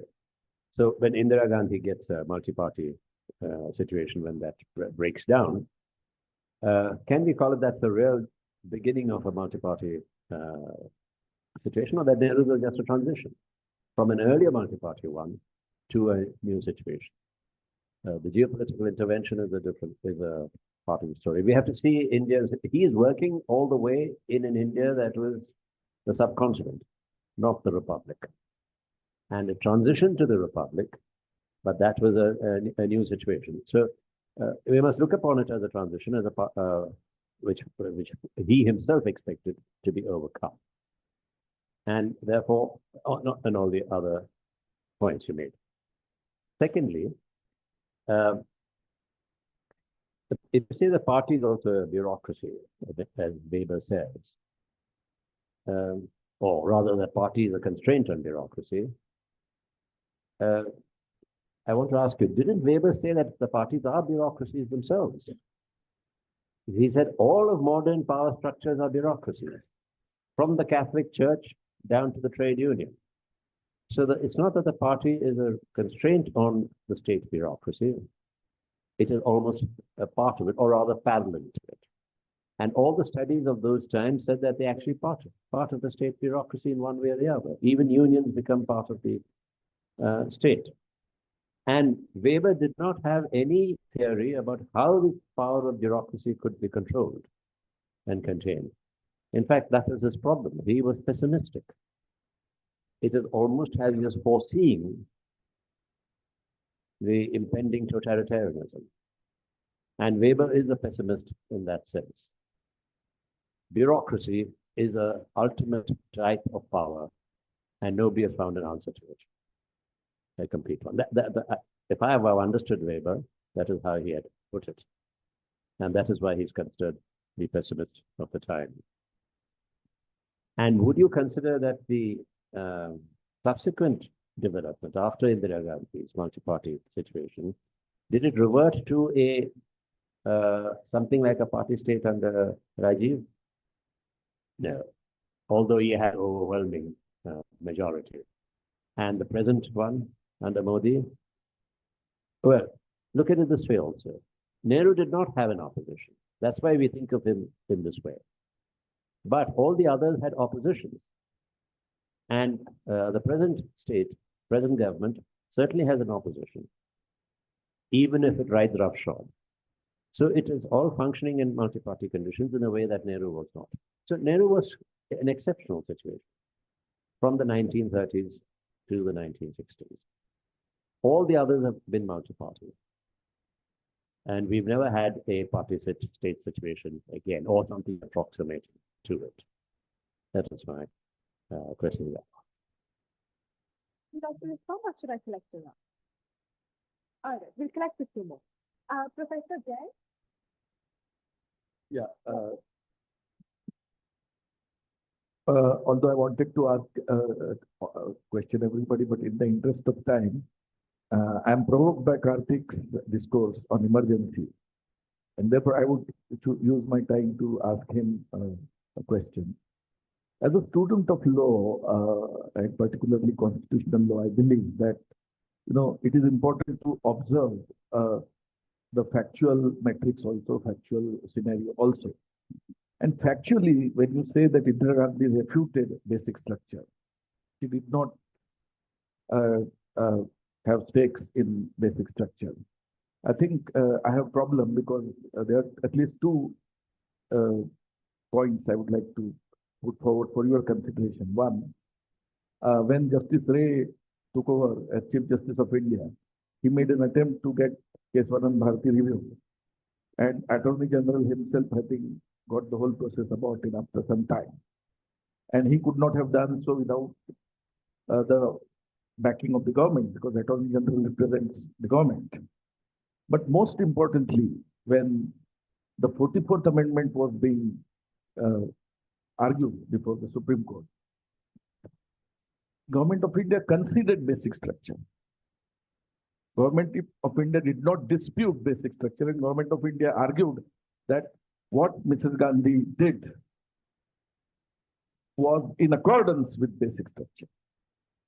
Right. So, and therefore, I think the task of the Supreme Court was made easier by the government, because the government was overconfident that it would get the judgment in its favor. So, therefore, how to reconcile this constitutional interaction with political theorization, which you have tried to do by invoking scholars like Schmidt and others. So I would like to hear more. It's very interesting, but at the same time, very provocative. I'll take Akshat's question. We can maybe have a round of responses and a second answer.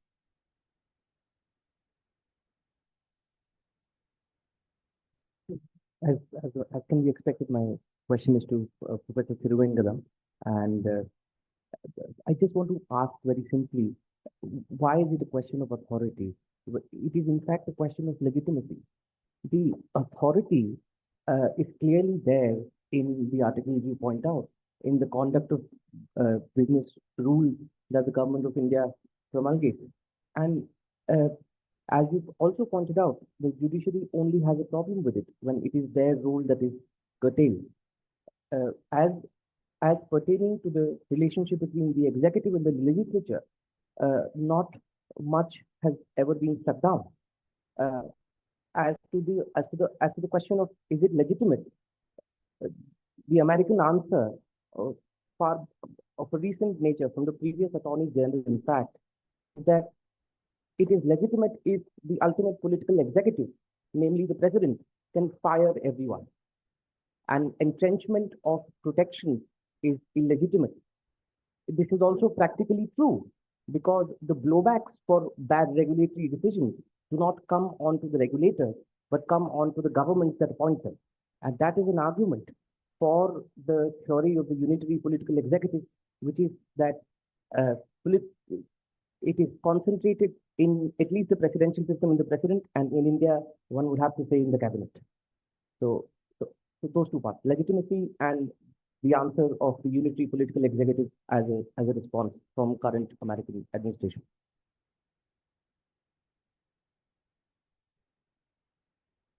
Okay. So please go ahead. Please do.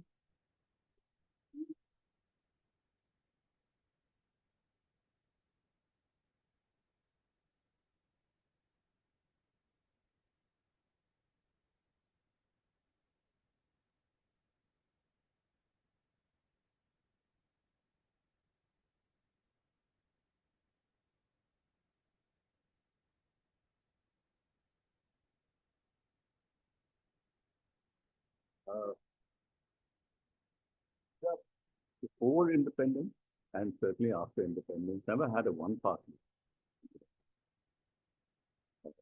state or even a one party kind of polity. There were always multiple parties. I mean, 1951, the first election. Not only that, but I mean, the Socialist Party, Kisan Mazdoor, I was looking at Wikipedia, Communist, Janasang, Hindu Mahasabha, Forward Bloc, all of them won seats in the parliament. I mean, so nobody could ever claim that this is a one party. But there was a one party dominant system, which collapsed in 1967 when Mr. Gandhi, a lot of them actually came out of the Congress party. Many of these parties came out of it. And so the Congress party was never really a party in the conventional sense. It was more a platform, as everybody knows, movement, a platform. It was called the party, but so I mean, we should be kind of careful in using this. I have another question which is more conceptual, which is to do with dictatorship and democracy then, and emergency powers and so on, but I'll ask that later. Thank you so much. Maybe we can respond in order of the questions if you'd like to go first. Sure. So the argument, and this is the provocation, I'm glad I have to manage to provoke you. It's not that I, I'm fully committed to any of this yet. But the claim is not that there are not multiple parties. That would be empirically incorrect. The point is that the Congress Party is hegemonic for sure certainly by 1950. What between 47 and 50, whatever, but by 50 it is hegemonic. So I have a critique of Rajni Kothari, which I am too timid at the moment to share, but I do have a kind of exhaustion with the Kothari reading of Indian Party. Which is not, and I'm not willing to share it yet because it would be premature, and I'm very respectful. So that's why I'm not sort of saying this. I've deliberately not used the Congress system. I have used the relationship of the party, which is dominant, of course, in relation to the state. It is the state that is made by Nehru in the name of the legitimacy entirely comes from its representational quality of being of the party. Now, what that party is, it's not simply a platform. It may be a movement, but certainly from 48 to 51, it transforms, as I say, it seamlessly to an organization of power, whatever you want to call it, party or not. I'm going to stick to it because officially it is. So that's the question. Whether it doesn't have a huge bureaucracy, even till date, it doesn't have a big bureaucratic structure. It's one of the criticisms of the Congress Party that it lacks that structure and so on. So I'm not saying it's the same as Western. I made the point that our parties are not the same. They don't originate from the same impulses from the West. But that doesn't mean that the literature on the status of what a party is in a democracy, and that's the second point usually Professor Pala. The question is not that, is not what's happening in the 30s and 40s.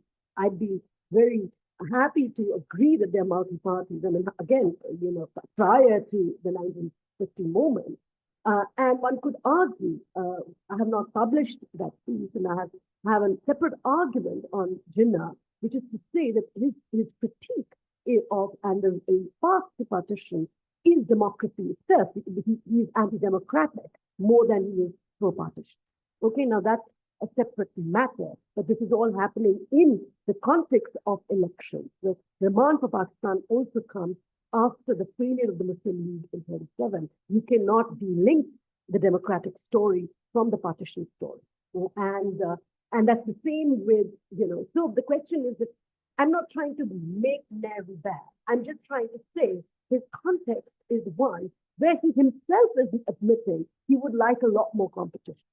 Yeah, that's all. It's just to say that, and that there is the tightness. He wants to lose the tightness. I'm not saying that he is committed to tightening the relationship between the party and the state, but the founding of the Indian state happened thanks to the Indian National Congress's very strong legitimacy for that. And my point, I'm using the word legitimacy now, and I deliberately use Weber, which is, of course, I am a mixed person, and but I wanted to not just repeat what is going to come, but I am interested in the bureaucracy story, particularly with the Indian, just empirically. So in the archives, and I don't want to give away my story, I want people to read the book, but it is a fascinating story why the Kashmiri Mandarins will be gotten rid of by Indira Gandhi. Yeah? I mean, they're running the Indian state for 25 years, and she overnight gets rid of them. And if that's not the most powerful block of Indian bureaucratic power, historically, I don't know what it is. And so I'm interested in those empirical stories as much to track down the relationship between party bureaucracy. And that's really, at that very basic level, that's the thing. That's why I return to Weber. I'm willing to concede. I'm not, I'm not saying that Weber is not saying that parties don't have a bureaucracy, but he feels that parties have the better chance at stopping that tyranny of the bureaucracy. Whether they're successful or not, pessimism or not, this is the one place where, because there is multiplicity of public opinion, there is a chance. That's all. He's not really giving it any more than that. I mean, that's why you could call him a pessimist. And I think the second order problem, and I just want to, make that point because it's about the democratic competition. That's the key difference. And it's not about one party. And even today, if we were to have written in the press that we have gone into a party state, and that happened about 2016. It doesn't even take much longer than that, and one can make some other arguments what has produced this moment. But that's not because other parties don't exist. Many, but we have like almost, I don't know, last count 400 plus parties in this country. Yeah? But it's about authority. So the question is about authority, and that's the second order question. That the problem, the structural problem for India and back to Nehru was that the sovereignty government distinction was not made, and that was just the founding moment, and that distinction willy-nilly Indira Gandhi has to. And that is what preserves democracy. So that would be the argument I would run with. And that, it doesn't mean it always leads to good conclusions. The tough point is that this is the distinction which will lead to Brexit. He's for Brexit, but, so it's not simply about liberal, conservative, pessimism, optimism. It's like what is going to hold whatever we nominally might call democracy. That's the kind of revisionism I'm going for. I'm not saying I'll convince everybody, and it's very hard to make this plausible. As I was saying to you last night, it's very hard to make it plausible because repeatedly our political discourse and our scholarship is telling us that authority and democracy are, opposite. And you don't even have to go to Schmidt to say actually all like dictatorship and democracy are two opposite things. That's the entire concept now for 60 years on. And to just land something to say that, well, actually it's the same, about the same process is going to be the first order challenge, quite apart from the party state. So, I'm not saying Mary is bad. I'm just saying the context that they are working in is completely different. So, yeah. I think the question from Professor Gyan is to you. Thank you very much, Sanjay. As always, on-dot questions. Can you hear me? Yes. Okay. Thank you. And just regarding this, the question on basic structure, can we agree that again, I'm not a constitutional expert, as I told you, this is my first foray into these sort of arguments. But can we say that secularism, federalism, and individual rights are the three key components of basic structure? Can we say that? Yes? Answer popularly. Yes, fine, perfect. So I assume that, sorry, I may be wrong here, that it was in the period of emergency that the directive principles became legally enforceable, right? It was at no other point of time in Indian history that the directive principles were legally enforceable. That was a direct assault on what we understand as individual rights and liberties. Second, federalism was openly undermined. Education, which was on a state list, became part of the concurrent list. After the revocation of the emergency, this was not restored. It continued to remain that way, right? And the most important thing of the emergency for me, of course, is making secularism as part of the preamble. So now I want to say that what we understand as basic structure should be seen in two breaks: before the emergency and after the emergency. Because why? I think something got established over here, which was the supremacy of the parliament over constitutional supremacy. I just find this interesting because I was watching this Ranthor's Twitter debate after the Supreme Court struck down this PIL to have secularism removed from the Constitution. I think some right-wing guy had said that secularism is not Indian. It has been imposed against the ethos of our nation, blah, blah, blah. And the Supreme Court struck it down, telling that, no, this is part of our basic structure. Now, at that point of time, Sai Deepak made a very important tweet. He told that this has to be fought in the parliament and not in the court. And I think he's right. And he is right. So,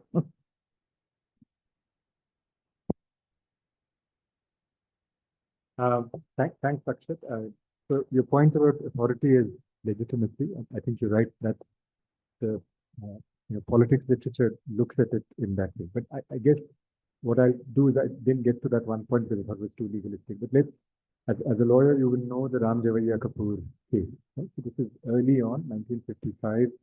It's decided by B.K. Mukherjee, who is the court chief justice. So this is the point that I was making, that the early court was largely deferential. And as you said, they were also, many were British trained. There was this idea very much, they hadn't really imbibed the idea of the Constitution and Article 13. So in Ram Javaiya Kapoor, it's a fascinating case. Every time you teach it, It involves an interpretation of Article 162, which is the analog of 73, also to do with executive power. That's why I put it up on the slide. So here's a bookseller who's got a business of having their books be brought by the State Department for use in schools. Right? Overnight, that facility is reversed. The government decides that they will do something else with it. So Ramjavaya Kapoor, one of the booksellers, goes to court on this and he says, I have a fundamental right. This is my right to trade and profession. I've been practicing it for many years. There is no complaint about the services that I have provided or the quality is bad. The state has decided overnight to deprive me of it. Under our constitution, you need 13 and part 4, part 3, you should have passed a law because only by law can you infringe my right. The court, and there's some really good argument raised about this, but the court then gets into this idea of what does Article 162 allow, and the idea that executive power is coextensive with legislative power, which is true, it is. But then there's the question of authorization, right? So it's not just a question of legitimacy. I would say from a legal authorization perspective, you could argue that the executive power may be coextensive, but Article 13 very clearly says that if that power is going to infringe on a citizen's rights, it needs to be authorized by Parliament. Right?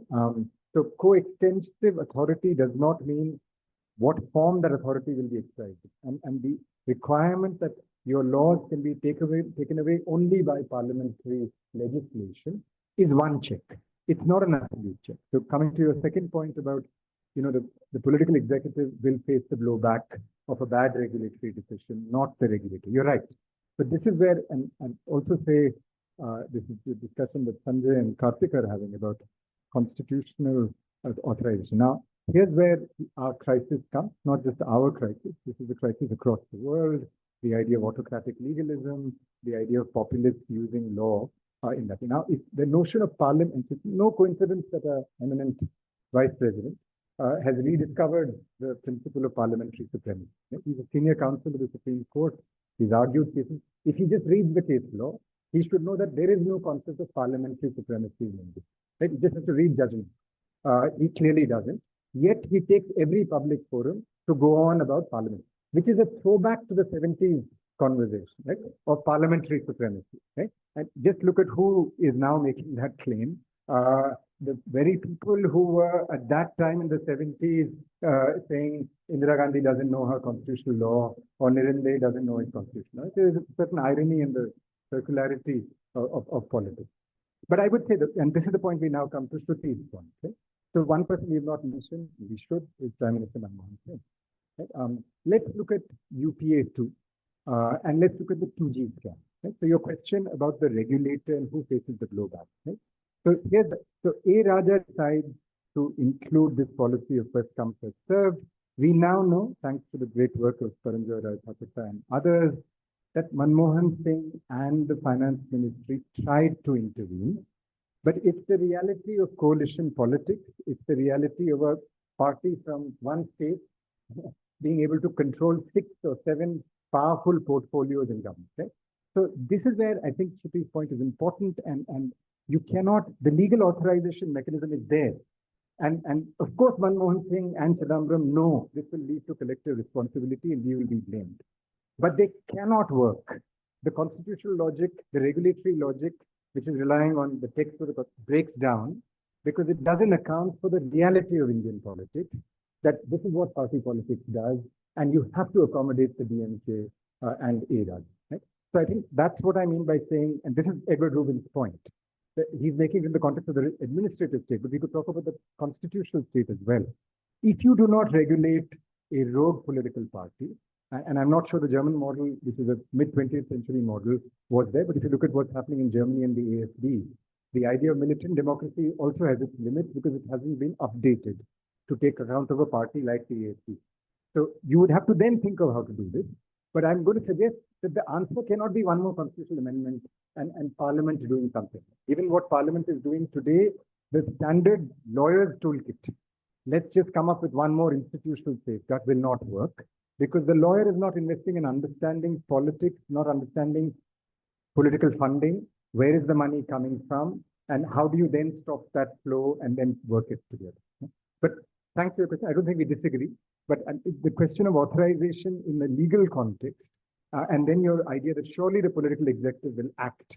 And I'm suggesting to you that they understood this. The 2G scam, even in its early stages, they knew this is going to be political suicide, right? But they're constrained by these other factors, right? And so how do we understand that? How do we respond to that? Will require us lawyers certainly to go beyond proposing one more bill and one more constitutional apparatus to deal with it. All right. It's 1:42. What I propose is that we take the round of questions, but I request that you all keep your questions as short as possible, and we end at this round of questions. Professor Rinke?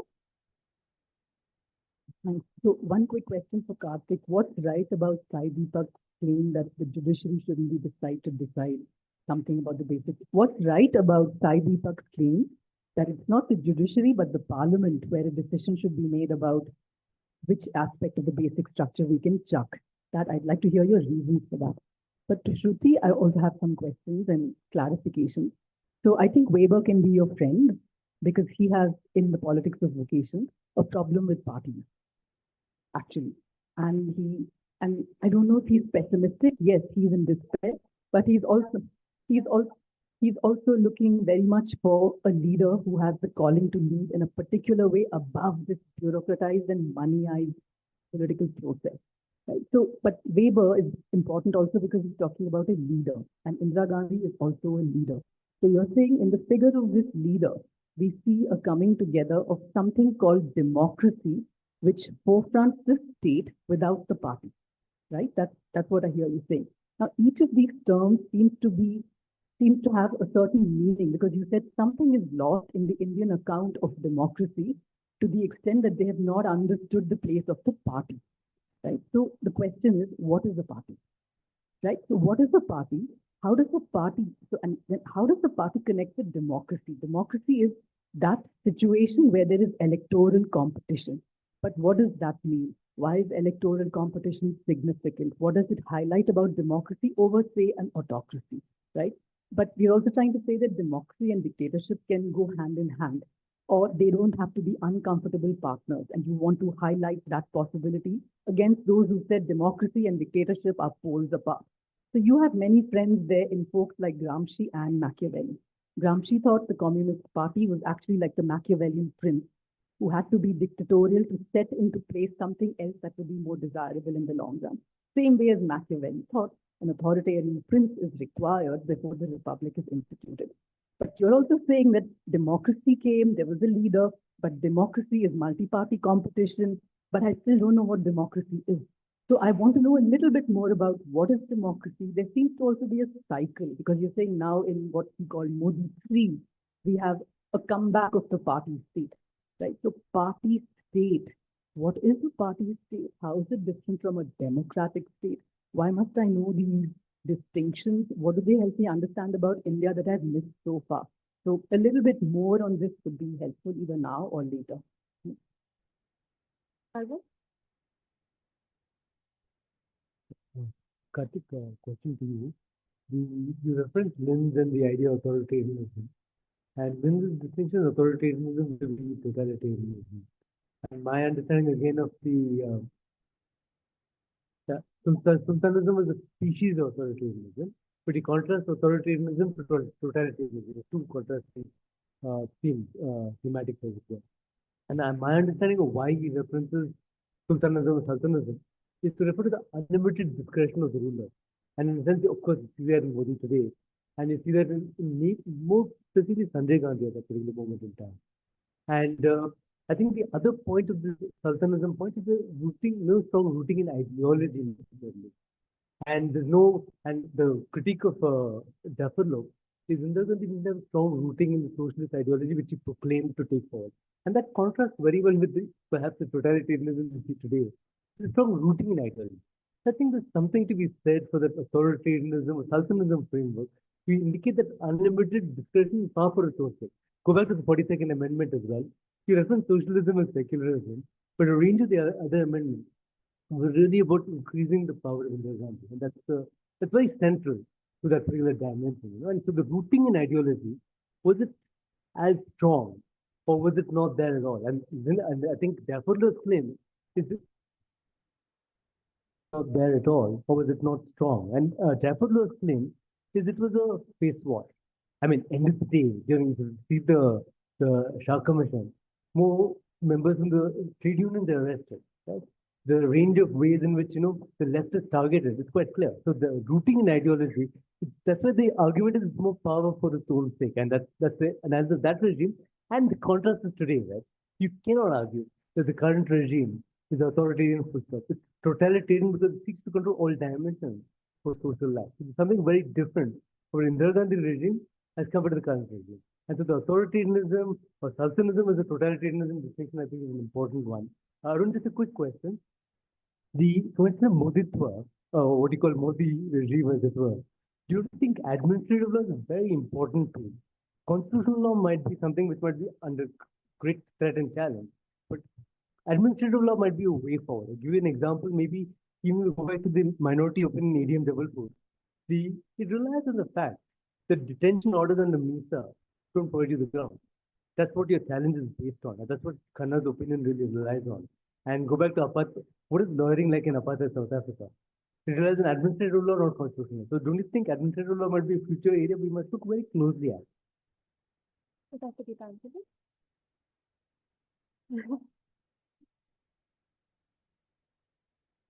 What is democracy? What is the party? Let me ask you what a political thinker is, because in a way you started with that, you want to recast Indira Gandhi that way. Many years ago, when I started doing my work on a motley crew of Buddhist activists, one of my academic supervisors asked me, so why should we care about these people? Because they're not Gandhi and Nehru and others.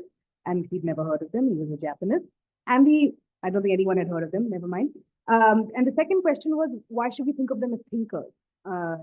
Because I call them thinkers, social thinkers, political thinkers. So while I understand why revising the way we think about Indira Gandhi is important and necessary at some level, what makes her a political thinker? It seems somewhat what you're saying is what she does, sacrificing party for the state, is more inadvertent.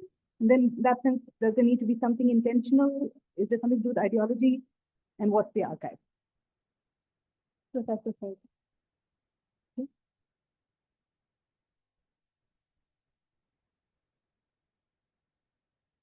Just a couple of interconnected questions for Shruti and Karthik.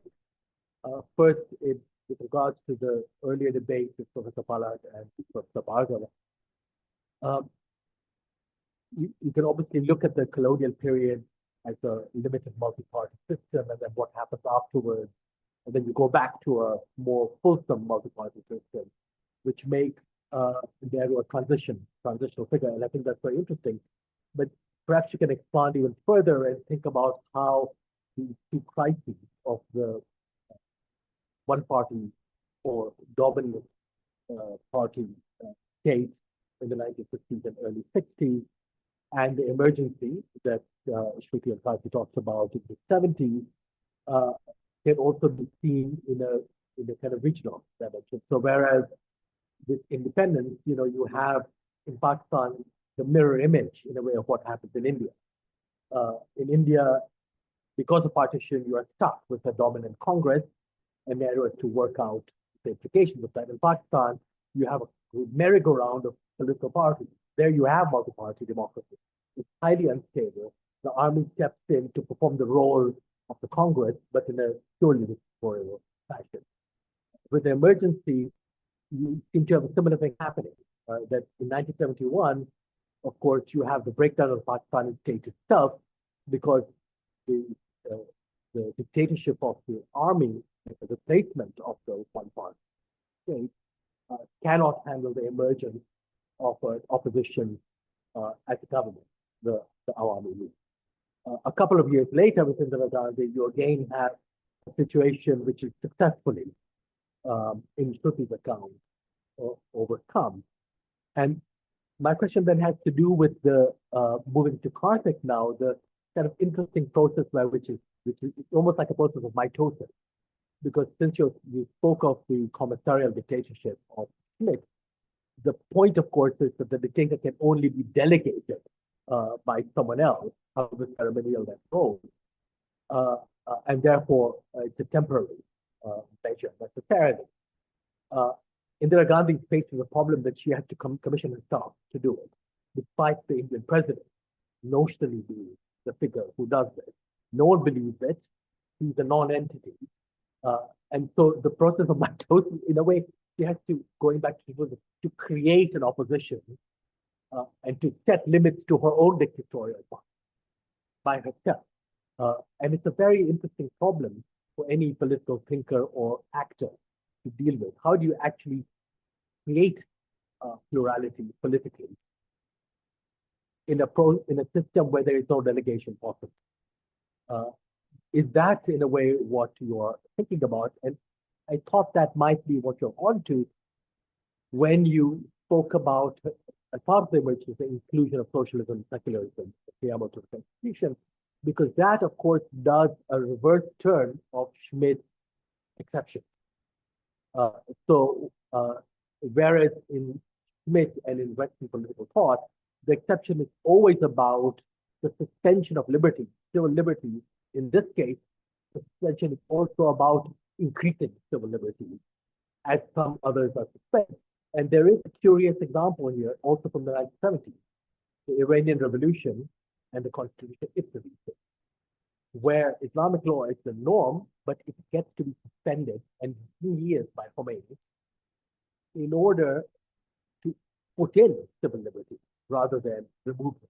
So you have another kind of constitutional logic where you have the Roman exception, but they work in a kind of opposite fashion to the way that they work in Schmidt or in Western political theory.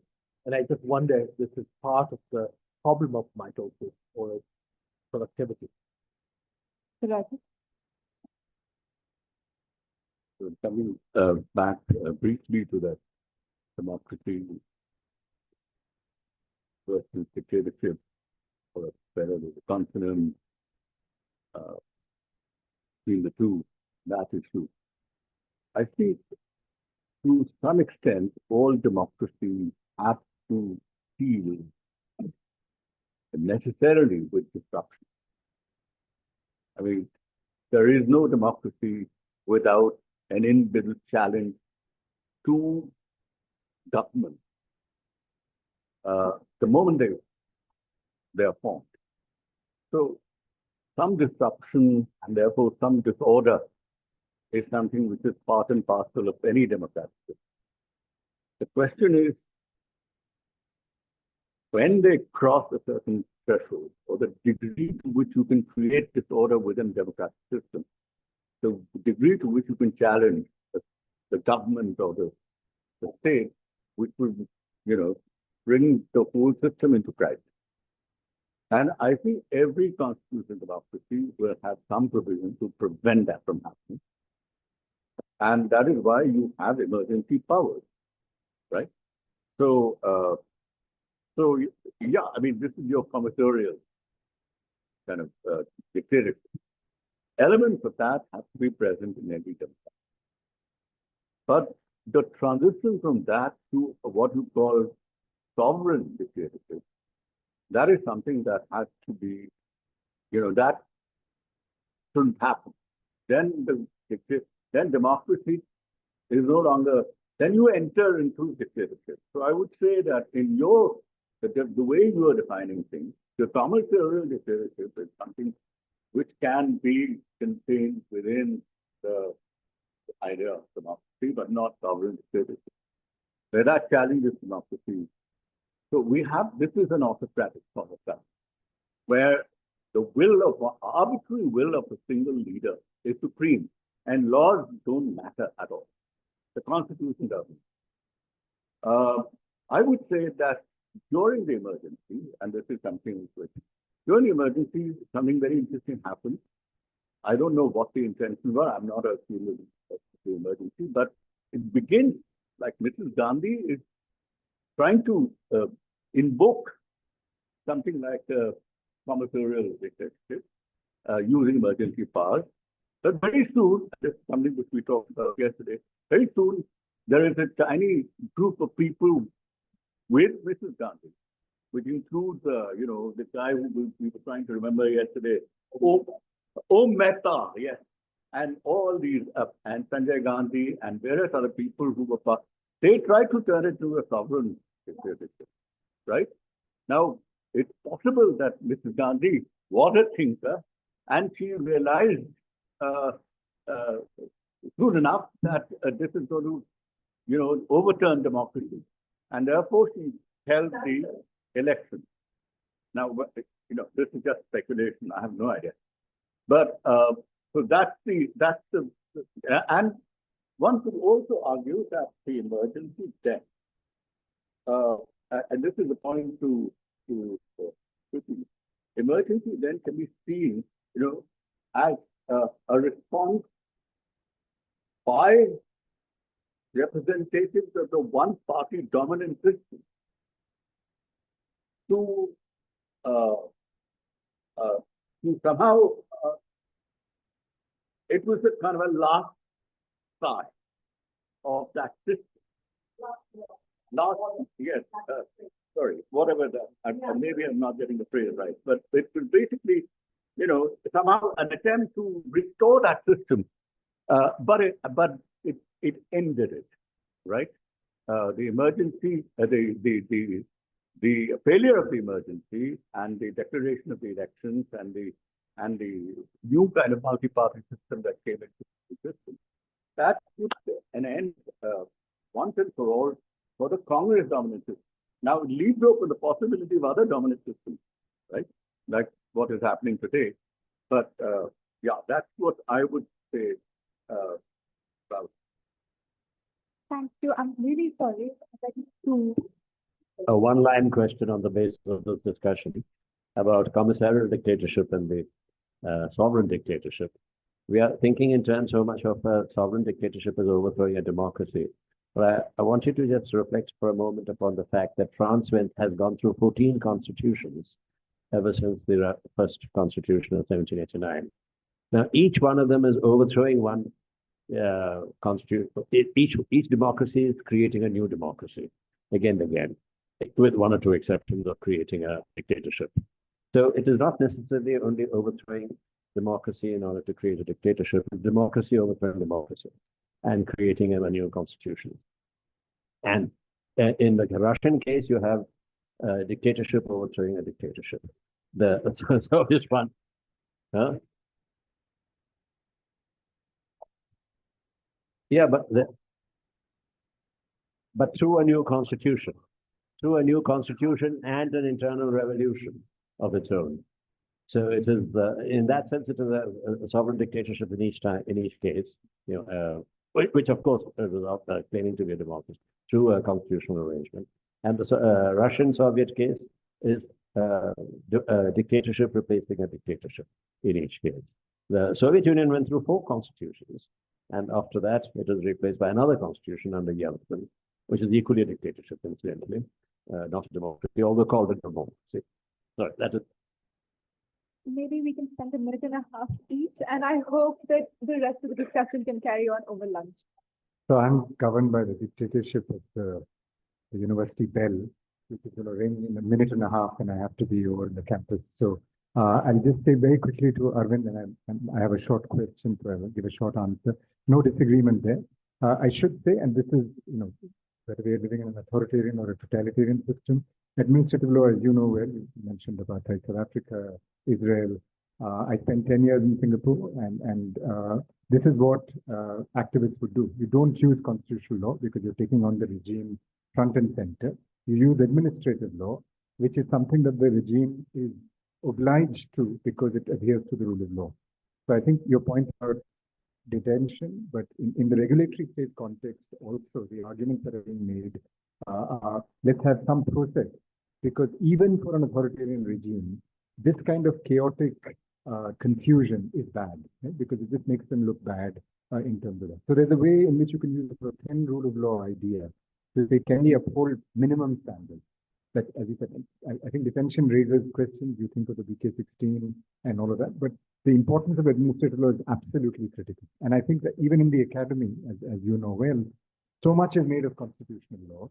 and everybody sleeps through the administrative law class and doesn't pay attention, right? So there's, I think, a signaling that we have to do to empower administrative law, the poor cousin of constitutional law, and if that's the time we are living in, we need to strengthen that body of law. Yeah. Thanks, and apologies, I'll run off.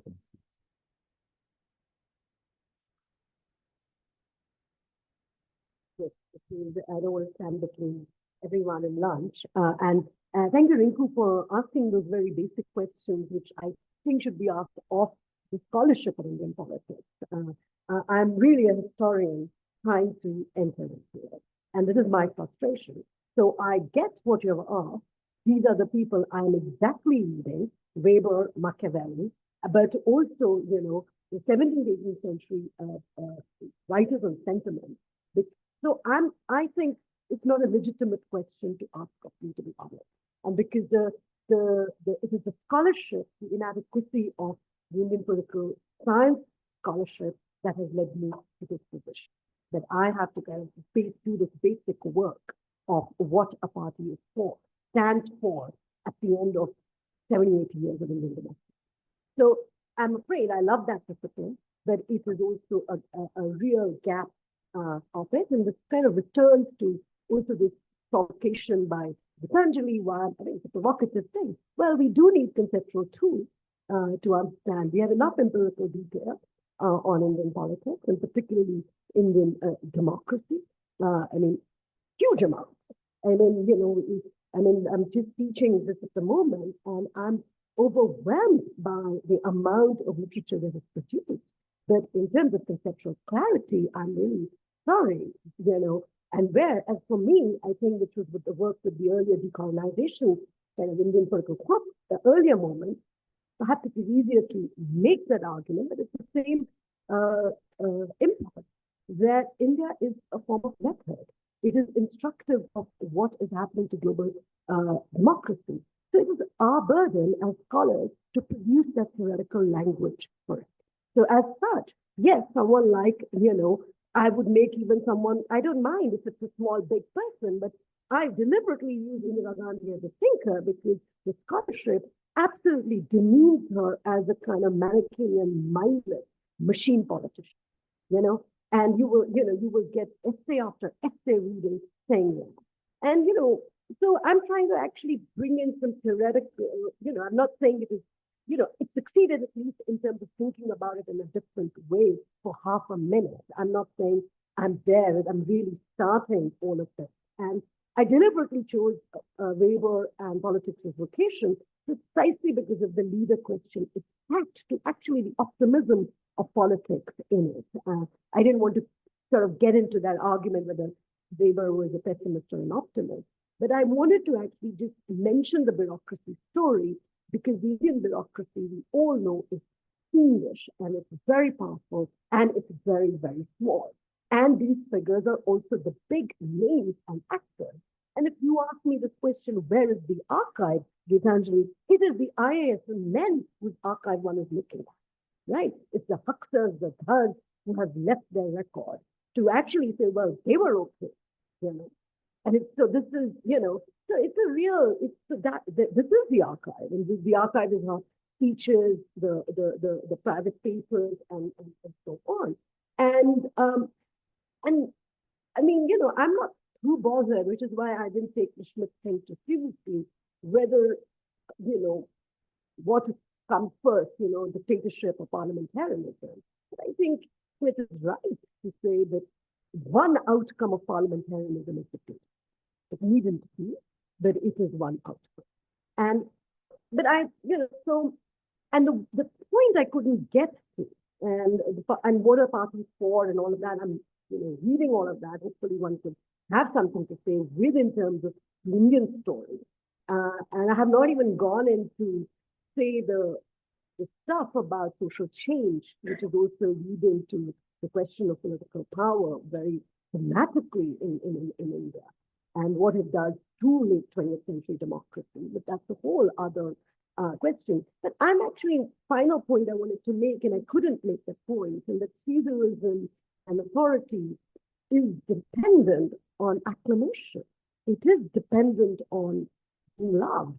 And that too, we need to account for whether it is Modi or whether it is Indira Gandhi. And so this is why I didn't use Weber on leader, because I'm actually going to an older literature on acclamation in 18th century, formation of parties and so on, to get to this problem. And I do think Indira Gandhi to defeat is not simply like, I don't think it's contingent and it just unfolds and it had to happen. There was nothing inevitable for the Congress to end up where it ended up in 1975.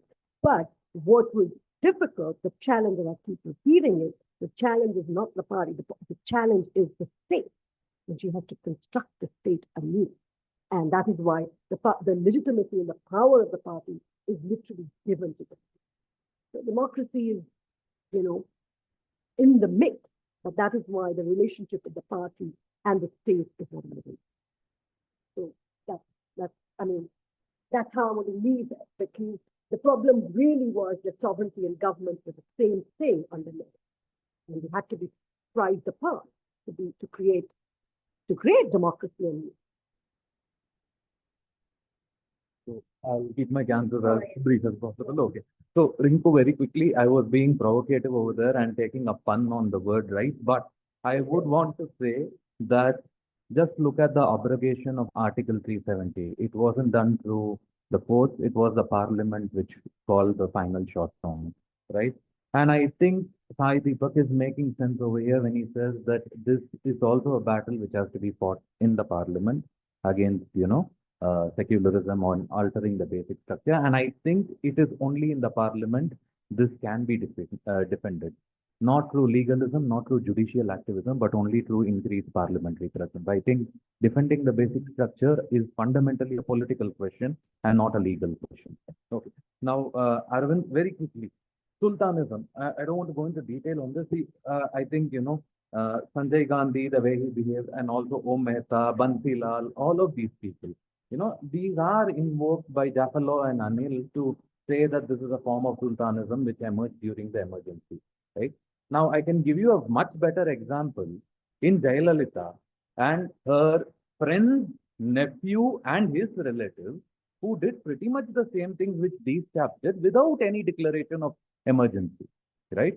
I would say that this has more to do with what Partha Chatterjee calls as political society than with anything to do with sultanism as such, right?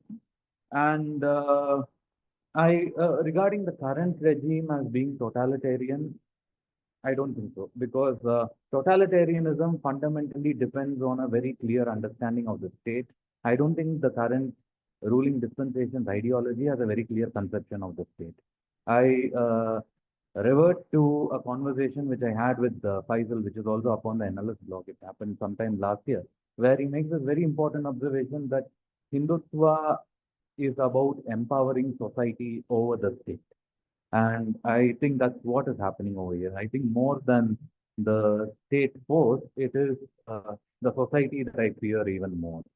Instead of the same pattern, the social matters, I would say, and this was certainly state part. Okay, fine. Certainly a part. Okay. And we will have a conversation on that. But I think on that note of disagreement, we should end the panel on authority, right? Because if there was complete consensus, it would become authoritarian. So, we cheer for democracy. Thank you so much. When is the next panel?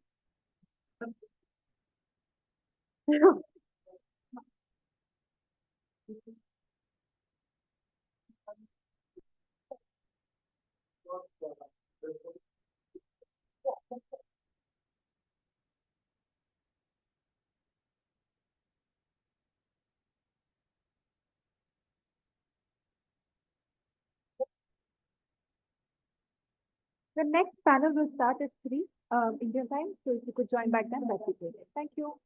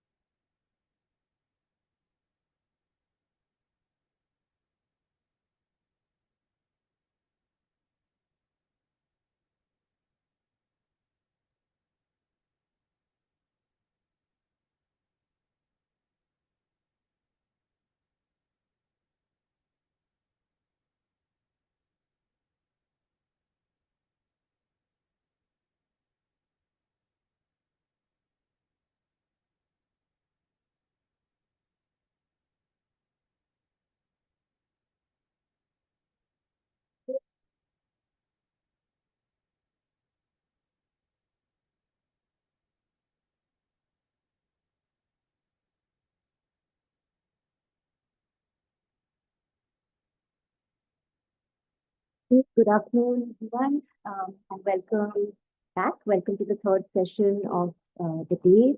I'm Anindita Adhikari. I'm a sociologist and social science faculty here at NLS.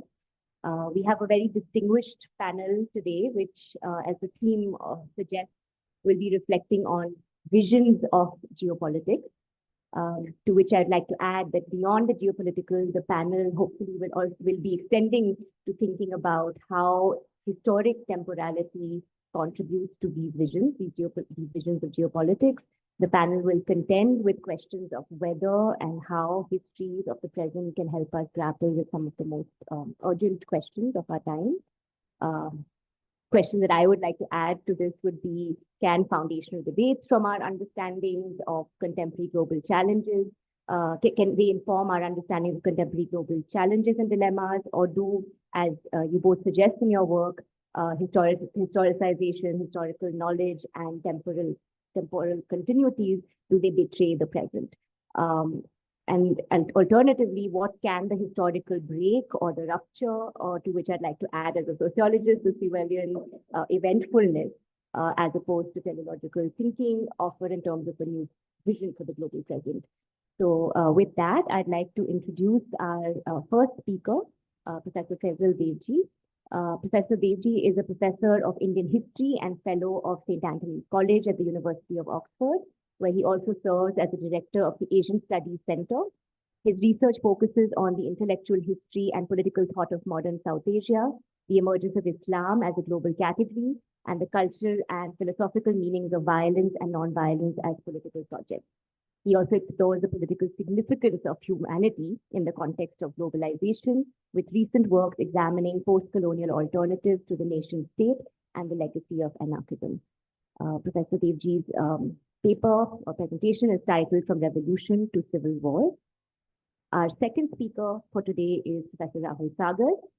Professor Sagar is a Lawrence Rockefeller Visiting Professor at Princeton University and a Global Network Associate Professor at NYU Abu Dhabi. Professor Sagar's primary research interests are in political theory, political ethics, and public policy. He's written on a range of topics, including executive power, moderation, and political realism. And for those who may not know, Professor Sagar has also built an incredible public archive called the Ideas of India, which indexes every English language periodical published between 1800 and 1947. It has 340,000 entries, which I found quite amazing. His most recent books include The Progressive Maharaja, Sir Madhav Rao's Hints on the Art and Science of Government, and Krishna Kumari, The Tragedy of India. Professor Sagar's presentation will be titled, Is Chanakya the Past or the Future? So with that, I invite Professor Devji to begin. Thank you very much. We tend to think of politics as being defined by history. And, some of the comments made over the course of the day today about Indian political debate of the moment show how true that is. That so many of our political debates are sometimes unhealthily focused on apparently historical matters, even though they may be about other things as well. But history hasn't always defined political language or imagination. And indeed, if you have to believe scholars like Reinhard Koselleck, this is really quite a modern thing. Now, one of the classic instances of the emergence of history as a way of defining politics or the political imagination is the shift from a concern with civil war as a recurring event, as something inherent in any polity, to revolution as something that is made historically and is part of a trajectory, a historical trajectory. So Arendt, for instance, in her famous book on revolution, makes this case, where revolution is meant to have superseded civil war and is part of the fundamental historicization of the political imagination.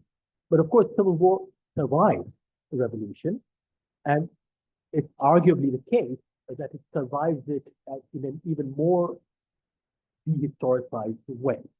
So even though we might understand civil war in historical terms, it has causes, it has consequences, since it is not seem to be part of a historical trajectory, no one apparently wants civil war, or those who want it in vain in some senses. It really becomes a sign of the internal breakdown of the modern political subject itself, which is the state. Now, the thing about civil war, of course, is that it is premised upon the fraternity that it destroys. So, it's not the state of nature, not that part of Hobbesian imagination, nor is it, for that matter, simply an excessive version of politics of interest. As someone like Shruti has suggested in a wonderful recent book, this really is a struggle of and with and about intimacy. So it is not interest-driven. There may be interest as part of it, but so much of it is about what it is to be a brother, what fraternity might look like. And often in the Indian context, the question is not only how we might get to fraternity through violence, but how violence itself might itself be a sign of fraternity. That its excessive nature is a sign of intimacy rather than of alienation. Now, decolonization and the end of the Cold War seem to be two moments from the mid to the late 20th century in which we see, if you will, the last gasp of historical logic of revolution. Even though decolonization is not normally seen as revolutionary, you can use terms like passive revolution or deferred revolution, and we are familiar with these terms. Both decolonization and the end of the Cold War result in the founding of new polities, the founding of new states, the making of new constitutions, in a way that had previously been the result of revolutionary events in other parts of the world, in the Americas, but also in Europe. And yet, at the same time, both these waves of the creation of new polities from the late 40s to the late 1980s were shadowed by the fear and the vision of civil war. And we know for South Asia, for instance, how whether it is Gandhi or Iqbal and many other people in between, the communal violence and even partition violence is often seen in terms of civil war. So civil war shadows the language of independence, which itself shadows that of revolution, whether deferred or passive or whatever. So if in the 1970s, then we have the end of the process of decolonization, that ending is marked, interestingly, by the return of civil war. And I've written about this briefly elsewhere, about how the 1971 war and the emergence of Bangladesh really signals the end of the post-colonial period, insofar as Bangladesh is founded as an independent state, not against the colonial power, but against the post-colonial nation state itself. It destroys that nation state. Of course, in its structures, like all other South Asian countries, it inherits a great deal from the colonial past, but its national narrative has nothing to do with colonialism. It has everything to do with the tyranny of the post-colonial state. So if in the 1970s, to repeat, you have the end of the post-colonial project and the reemergence of civil war as a way of thinking about and describing the emergence of new polities, in the 2000s, from the 1990s into the 2000s, with the end of the post-Cold War period, you have the reemergence of civil war in other in Eastern Europe, in the Caucasus, in Central Asia as well.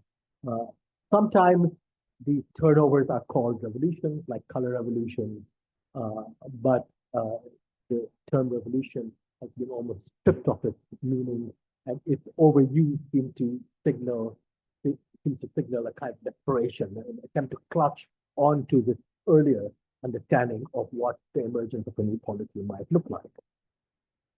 Today, revolutions and civil wars are even twinned, and that's the path we have come to. So in the US, in popular imagination, you have both the invocation of revolution, the Tea Party, etc., from that moment, but also civil war, with the election following Trump's first term, and even today. Both these moments from America's own history now serve as parts of the political imagination. They no longer, one no longer succeed the other. And I wonder to suggest that history itself in some ways has collapsed insofar as civil war is not a historical category in the sense I suggested. It signals the collapse of history as a way of defining politics in some ways. Because when you think about it, there's a desperate, almost desperate invocation of historical precedents in our time, but they seem to make less and less sense. And they certainly don't take into account the global context within which these events are happening, which is perhaps why they're replaced so quickly one after the other, but we can go back to that. Now, of course, very famously or infamously with the end of the Cold War, you do have a major statement about the end of history, though it wasn't meant in the sense that I'm broaching it with Fukuyama. But also with Huntington, with his Clash of Civilizations, you have a kind of fundamental shift from an earlier vision of state-defined politics to civilizational politics, the politics, culture, and what today we might call culture war. In colonial societies, you have a different kind of trajectory, which I think is interesting, and I want to spend a bit of time looking at it, where it's the apparent lack of revolution or history, indeed, for that matter. In India, we know full well, India is also supposed to lack history altogether. Its political imagination is meant to lack it. In the colonial account of it, it was the lack of history or revolution that seemed to have raised a different kind of problem that brought civil war to the fore in a way that it wasn't perhaps in other parts of the world.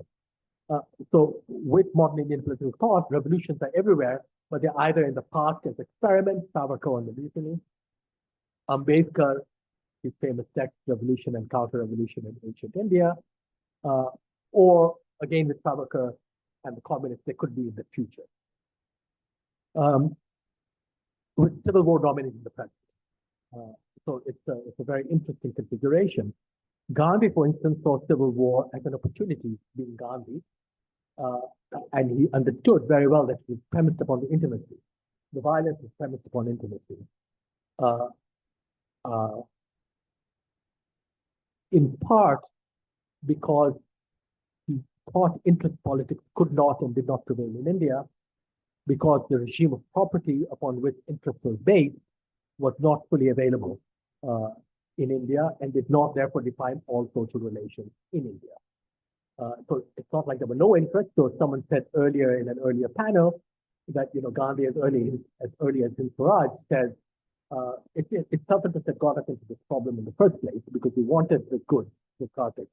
We wanted the goods that the Europeans brought us. We were self-interested that we became colonized. So self-interest becomes a sign of subservience for Gandhi rather than of independence. But it's because this regime does not yet define Indian social relations that civil war actually does.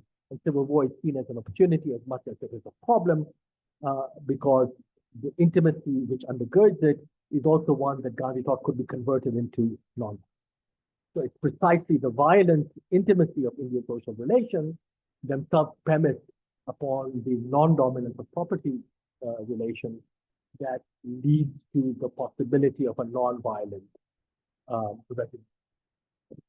And others, like Ambedkar or Savarkar, also saw, or Jinnah, India as being insufficiently characterized by interest politics. They needed to make interest because people didn't realize what their true interests were, whether these were caste interests or communal interests or whatever. So they start off at the same point as Gandhi, but they end up in a quite different conclusion because they want to create interest where they didn't exist. Gandhi recognizes that they don't exist, but wants to actually augment that non-existence, if you will, in non-violent ways. So Gandhi sees Gandhi therefore sees violence as true in his history, again famously from in Swaraj. History can only be history of violence in Gandhi's view. And this favored revolution as the ultimate historical event, as being something precisely because it was part of a trajectory and could be planned, as being something that could only be violent and futile because it sought to make a future in a way that could never really be fulfilled and would bring in its train all kinds of inadvertent consequences that made for even more violence, whereas acting in the present allowed for a more open future. So acting with good means made for good ends, but you could never really predict them. So like civil war then for Gandhi, non-violence was an ahistorical and inherent possibility outside history. So there's a strange twinning of civil war and non-violence insofar as civil war could constitute the ground for non-violence. And Gandhi argues over and over again that he prefers civil war over partition. He would rather have a civil war because that could be resolved non-violently, and he was willing to take that bet. But what I want to do here is just very briefly signal this apparently paradoxical relationship between civil war and non-violence insofar as both do not belong in the order. Now, both civil war and non-violence are possible, therefore, because interest, as I suggested, did not saturate Indian social relations because of Indian property regime. Now, in the West, this way of thinking, in a way, about history and violence perhaps achieved an equivalent level of thoughtfulness a bit later, a few years later, with the atom bomb, and then much later in our own times with climate change, where you actually have to think about the possible end of the world in order to shift away from a politics based entirely on interest and think about how history actually exits politics. So Arendt again famously argues that your own history, the history of your country, might be rendered completely meaningless because you could be wiped out in an atomic explosion, which has nothing to do with you at all. it's part of someone else's history. And so for you, that atomic explosion is nothing but a kind of act of nature. It doesn't belong to the world of history, certainly not your history. You're being pulled out of it. And so you have to think about such eventualities and such forms of global politics without thinking historically in any conventional or traditional sense. Even though, of course, you think about the past. In other words, your politics is no longer premised upon the kind of trajectories that revolutions are part of. And it also, of course, renders a regime of interest impossible, because how can you think about the destruction of humankind or of all species, whether it's in atomic warfare or in climate change, in interest like so? There's either the interest of the human race, but against what other interest could this be defined? No other interest, because the interest of all species, if they were to have interest, would be the same. So in either case, you would move out of that kind of regime of interest altogether. And so, you know, during the Cold War, you have these ways of thinking about interest and history in a twin way that in Indian political thought, you have a precedent for, even without thinking about the atom bomb, and climate change, of course, comes much later. Simone Weil is an important figure already during the Second World War, who questions the idea of interpolitics. But equally important to the problem or the limitations of history in defining the political imagination today globally. So the atom bomb and climate change are two contemporary issues which force open historical understandings of politics, because neither of them can be historicized in any conventional or traditional way. And they render interest politics difficult, if not impossible. But equally important, I think, is the fact that you have the relative or absolute rise of the non-West, so that Western understanding of its history and its trajectory no longer seems sufficient to imagine politics either in the West itself or indeed elsewhere. And even a kind of journalistic account or someone like Pankaj Mishra not so long ago writing about Gaza, what I found interesting about it is to suggest in that essay that the decolonial moment, and we spoke about decolonizing law earlier today, this morning, has many variants in it, some of which are serious and others of which are not, some of which are very specific and particular to certain places. But what they all seem to signal is the belated recognition that decolonization might have been, globally speaking, by far the more important historical event of the 20th century, more than 1989, and perhaps even more than the beginning of the Cold War or the end of the Second War.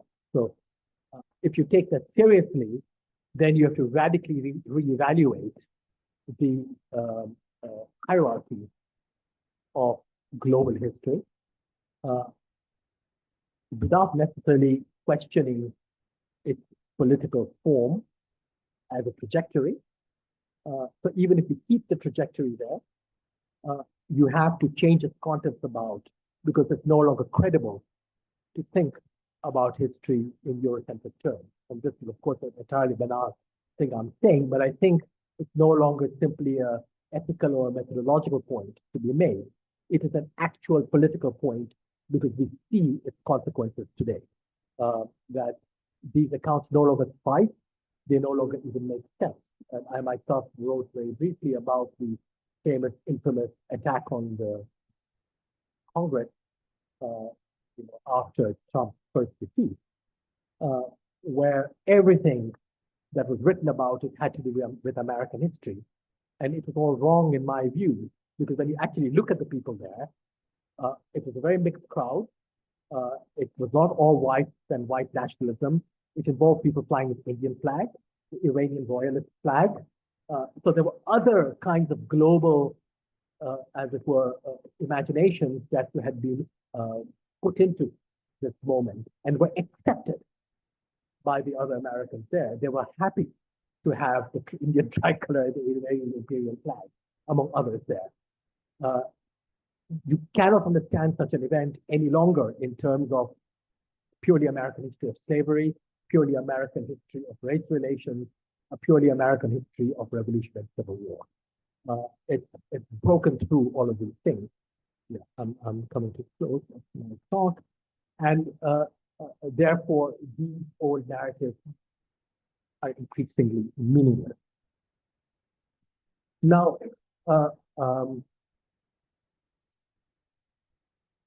the problem, of course, is that we can acknowledge that this is happening without being able to supplement this recognition with an alternative history. So this has been the other gambit of the decolonial movement, which is we can have an alternative history. The problem is there is no alternative history.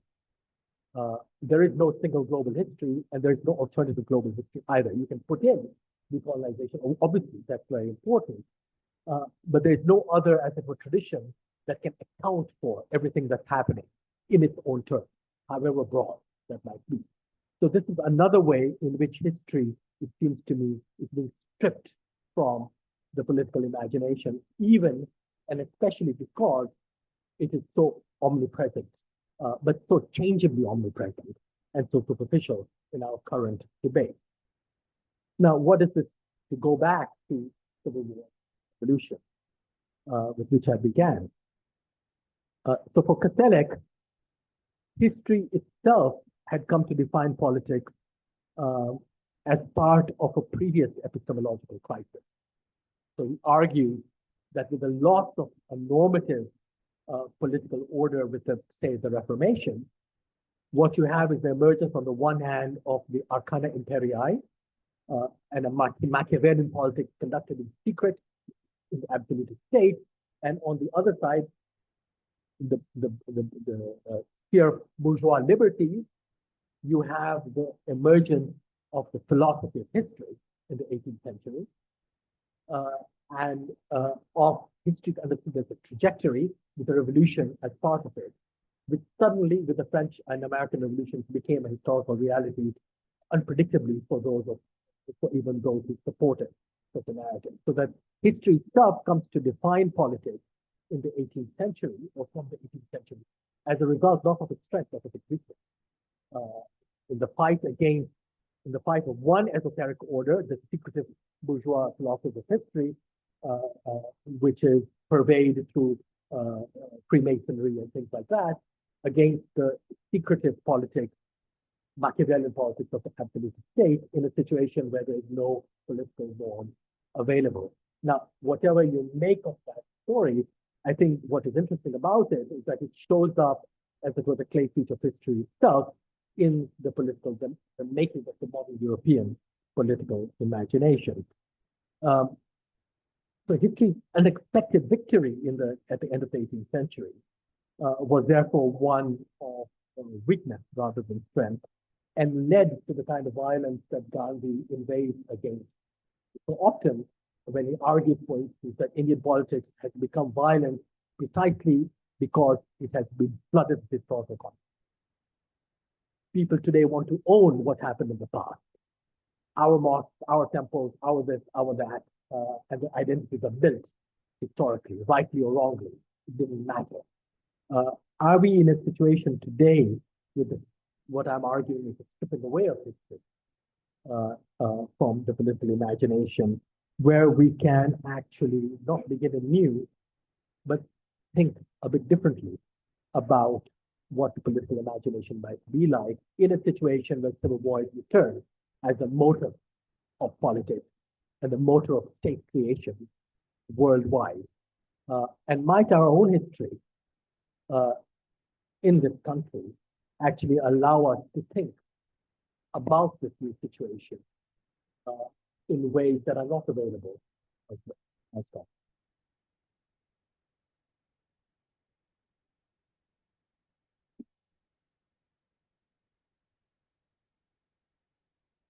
Thank you all for having me here, Shruti, Karthik, and NLS as well.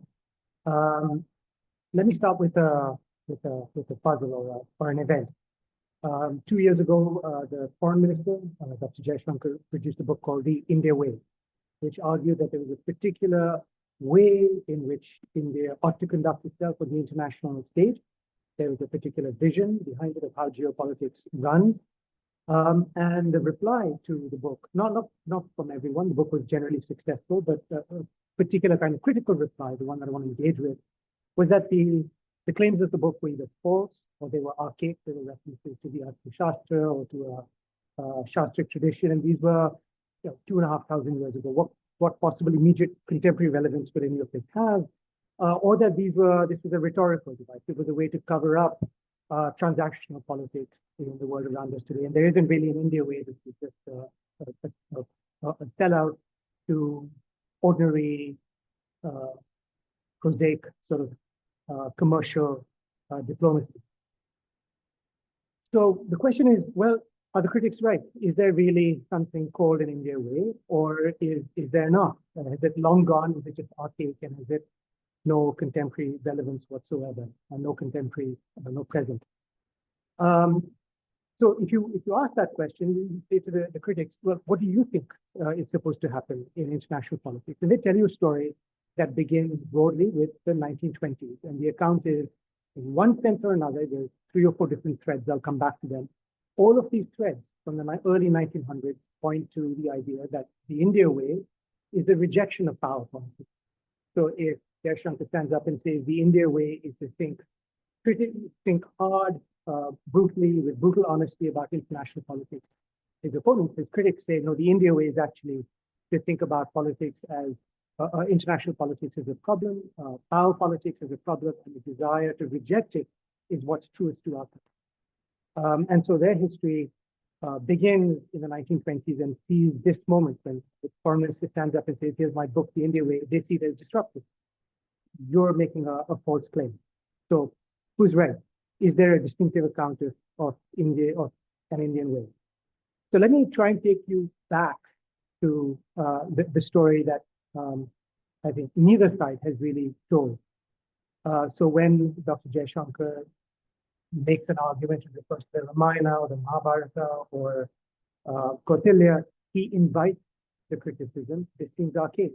The politics, the period, the location, the resources, the actors, the context have also entirely changed.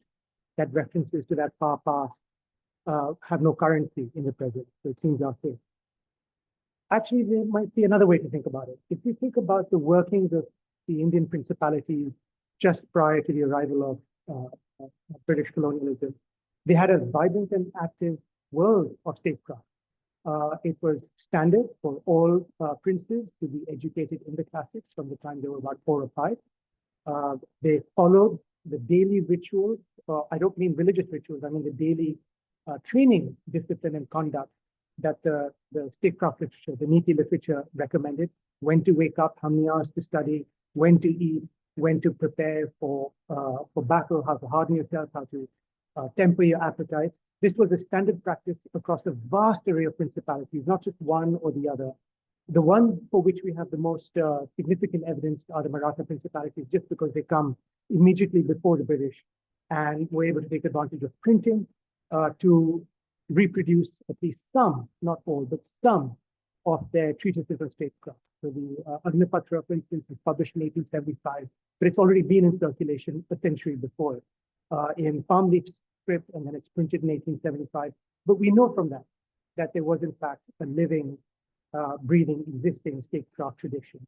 This tradition suddenly died or suddenly dimmed in literally the space of 20 years. You can see up till 1805, until the Second Anglo-Maratha War, that, for instance, the standard account of a Maratha statesman, born on a saddle, dies on a saddle. That the idea of statecraft is that the first thing you have to think about is power politics.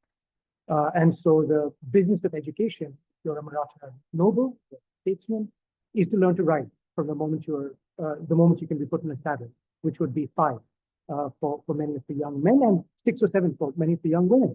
Most Maratha princesses go. So in 1805, when the Second Anglo-Maratha War ends with the Maratha principalities basically being subordinated, that's the last gasp of this tradition. It continues on till about 1820 when the Third Anglo-Maratha War finally and its consequences bring an end to the idea that principalities can have military, that rulers can have control over their own military forces and their own diplomats or their own diplomacy. All of these come in one form or another under the control of British residents and the imperial power. And princes, their nobles, and their soldiers are